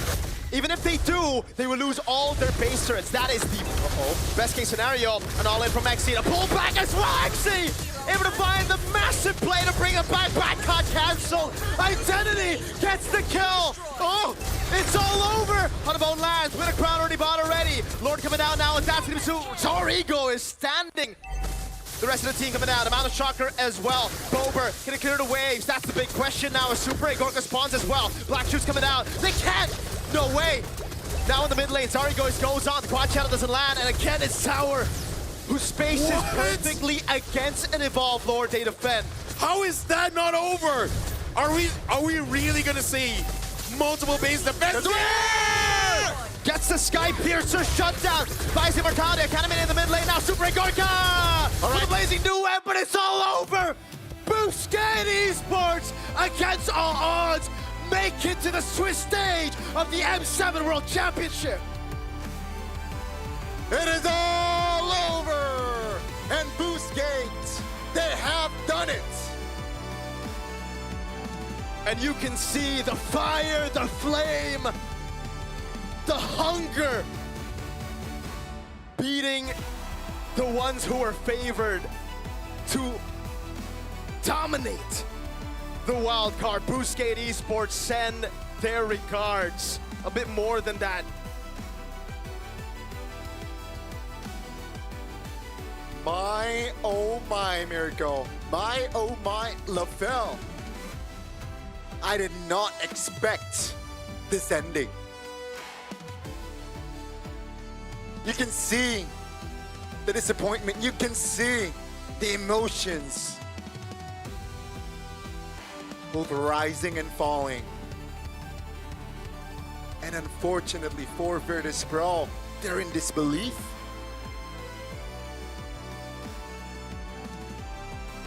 What a performance by Boostgate Esports. The rise, the pressure, everything. Super A Gorka trying to go for identity, gets caught, and Kazue. The man of the hour, the man of the tournament for Boostgate, the man who sent them to Swiss. What an individual display of skill from Kazue on the Hayabusa. 3 games on Hayabusa, 3 wins on Hayabusa. The shadow kill, the clutch. He lives in it. And he did it for the team. Even the immortality by towards the end, just the cherry on top for Boostgate Esports. He was deathless in that game. He was super reliable. And with that sort of performance, surely it will be enough to take Boostgate to the main stage. We're gonna send it over on stage for an interview. Let's see what Kazue has to say. Ladies and gentlemen, Boostgate Esports! First of all, what an intense best of 5. You guys made it through to the main stage. Now, Kazue, a lot is going on here, but first, after that win, you guys were so happy. Looking at them, a lot of taunts are going on. So let me know, what are you feeling like now? What are the emotions after that intense best of 5? I am really happy. We are really happy. But you know, yeah, we can win. But people say they can win against Virtus Pro. But we say we can. We want Virtus Pro because we come for win today. We are happy. You guys, that was amazing. Sorry for my English. No, your English is perfect, man. But now, Coach Tezet, you are watching from there. My question is very simple. Game number 5. That fight, especially around the Lord. Trading here, trading there. RX holding on to that Lord, waiting for an opportunity. AOG jumps in. Tell us what was going through your head watching the entire Lord dance. I almost crazy. Almost crazy. We win against good opponent. I'm really happy. Oh my God. Look this guy. Speechless, huh, Coach? I'm so speechless. Good opponent. We win. I don't know what to say. Just thank God. Just thank God. Thank God. Just kidding. Give a big round of applause. A lot of emotions is going on, but now we got to look into the future. Because Wildcards is over. You guys are going to the main stage. You guys are going to the Swiss round. So tell me, what's next? Like, how are you going to prepare against the best of the best that the world has to offer? We prepare 1 month for Swiss stage. We are ready for Swiss stage, I think. But we have really good confidence. We are good, I think. But we need to improve, of course. we try the best, but we play against Unique ID, right? No? Or Yes, yes. they are really good. We scream, they are really good. I respect so much Indonesian people. They are really good too. Respect so much. I want to play against Unique ID. I am happy. Well, here's the thing. If anyone doubts you guys, I think never after this. So now I want to give an opportunity because this has been an amazing match. Is there anything that you want to say to everyone at home watching you guys supporting Boostgate Esports? And you can say in your own language, of course. What is asking? I don't understand. What is it? What do you want to say for Sorry. people? Thank you for supporting, guys. That's all. I don't know English. We are happy. It's okay. Thank you very much, ladies and gentlemen. Once again, Boostgate Esports. And again, congratulations and good luck for the Swiss round. And now we go back to the desk.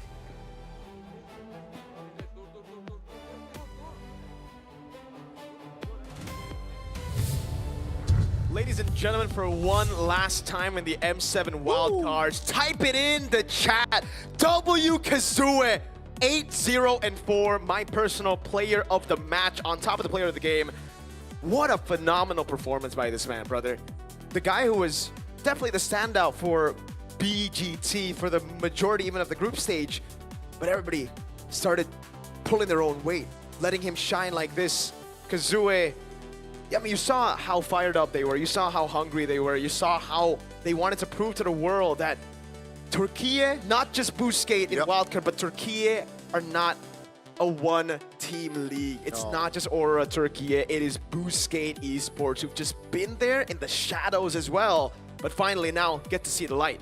I mean, one word to describe Boostgate is resilient, right? They're so resilient in this series, not wanting to back down. And again, Kazue just so reliable on this assassin, you know, 0 deaths. 100% win rate on Hayabusa. Yeah. That's crazy. Brother, and it's all Sky Piercer. Yeah. Like, this guy, the fact that there was one time where Pluto and Bad Cop both jumped on him and still wasn't able to kill him shows you just how clutch he was. And it really comes down to not just the mechanics, but the brain. This guy has it all. Such a well-rounded player. The gank, level 1, Badcott didn't expect that. That set Badcott in for a horrible game. Yeah, both of you actually called it what's going to happen in this game. The chaos. Do something unpredictable. And you guys were also talking about simplicity, making it so that you don't go far away from your own identity. And then also the emotions coming in, right? The team that looks lost going into game number 5 compared to the team that's clearly having fun. Such a big difference when you see the game. Pressure was heavy for Virtus Pro coming into game 5 as the favorites, right? I think just coming into this as the favorites, they were expecting to just steamroll their opponents. Yeah. They're really going to regret picking Suyo in game 2 now. Yeah, 100%. 100%. I mean, like, this was the play that I like that when I described it to both Kazue as well as Coach Tez, that they know 100% what I mean. But even Coach Tez is like, he was speechless. He could not describe the thoughts, the emotions that ran through his head, through his heart in that final bout. Special moment for Tezet, right? Technically, this is going to be his first appearance in the International. So, again,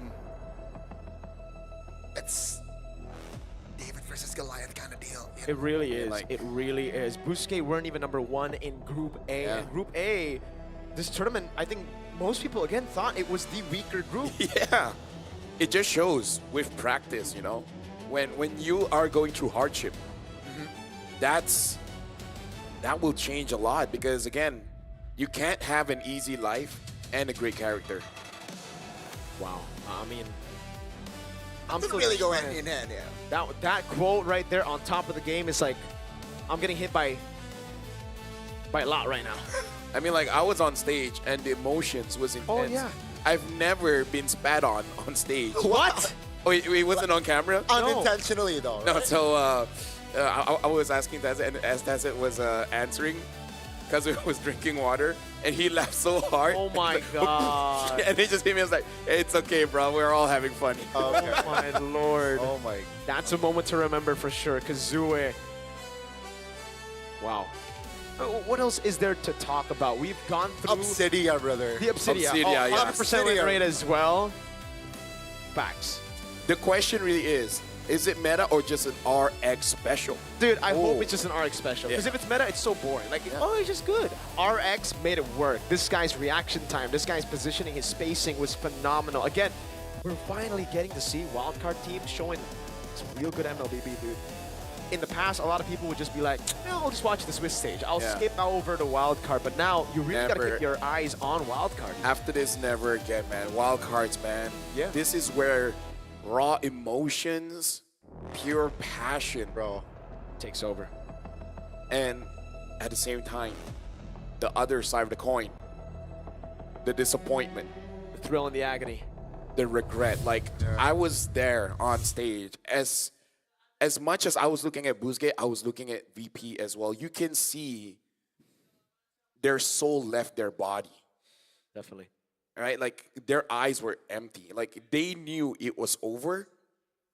You know, like, the celebrations coming in from Boozgate as well. That's definitely painful. That's definitely, you know, that helped in taking away the soul. Yeah.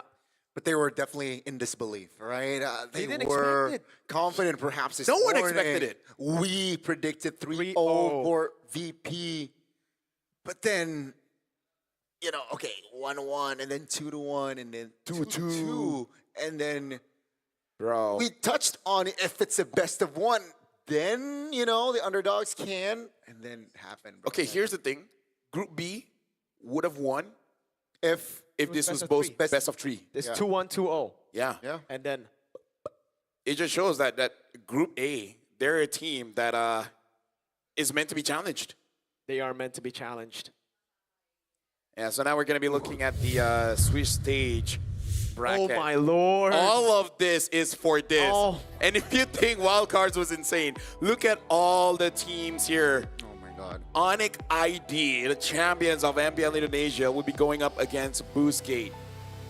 And then, I'm looking right. That's Zone going up against YG. Oh, dude, these are some fire matchups, brother. But if anything has taught me, I'm not gonna doubt them. Yeah, I'm gonna respect. I'm gonna say they're coming in with high spirits. Dude, I thought BSE and Evil were weak teams coming into M7, and now I might have to shut up, you know, because like, no, probably not though. Probably won't change because I gotta stick to it. But I might have to, you know, really look at them closely and be like, you know, maybe some upsets could happen again. If somehow Evil is able to take down Team Spirit at this point, this might be the best M series ever. Dude, we need to see the champ though. We need to see the top three, the top true, four as that's well. true, It's not that's just true. about the Yeah, first because round. it's always the start that's good, and then at the end, it's Exactly. like, Wild card is the only one where the start was like, it's kind of boring. Because like we know what's going to happen in the start. And then we see the last day and we're like, no way that just happened. way. Dude, a reverse sweep in match one. That makes it better because Exactly. our expectation, you know, you don't know what to expect, and then 10 games. Yeah.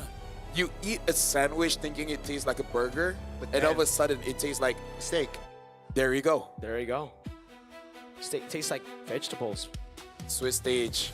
It is best of one now. We got to look at the schedule here to see what is the gonna. Oh my the god. openers. We will start. My lord. We will start where we finished today. My lord. Boostgate going up against Onyx ID, and then the next match, CFU against BSE, and then Zone 1 going out against Yangon, and then Yangfeng Yao Y against Falcon. So they're still Chinese representative, but I hope they carry the spirits, man, because they're like, okay, you know what? We're going to avenge you. Man, TS versus Evil, then next for match number 5. SRG versus CG in the first Civil War. That's right, first because we have 2. Match 7, the PH Civil War. Aurora PH takes on TLPH. And the final match of the day, Alter Ego takes on Aurora Turkiye. Oh, dude, now I have the life bring back into me, man, because I forgot about what's gonna happen. Dude, later. I thought it was over. I thought exactly. we're done. It felt like a whole tournament already. It is, but that's true. Wow. We still have Swiss, we still have knockouts, we still have the grand finals. Bro. This is just the beginning, boys. This is just the beginning. And that was that 8 match all in a day. Yeah. Fun fact. So prepare your snacks. I mean, we've been through 10 games today. Yep. So we won up 2 FPL. less. Yeah. Yeah. It was just me. I just closed right now. But Gani, any final words you want to say? You know what a ride. Final day. Congratulations to the 2 teams.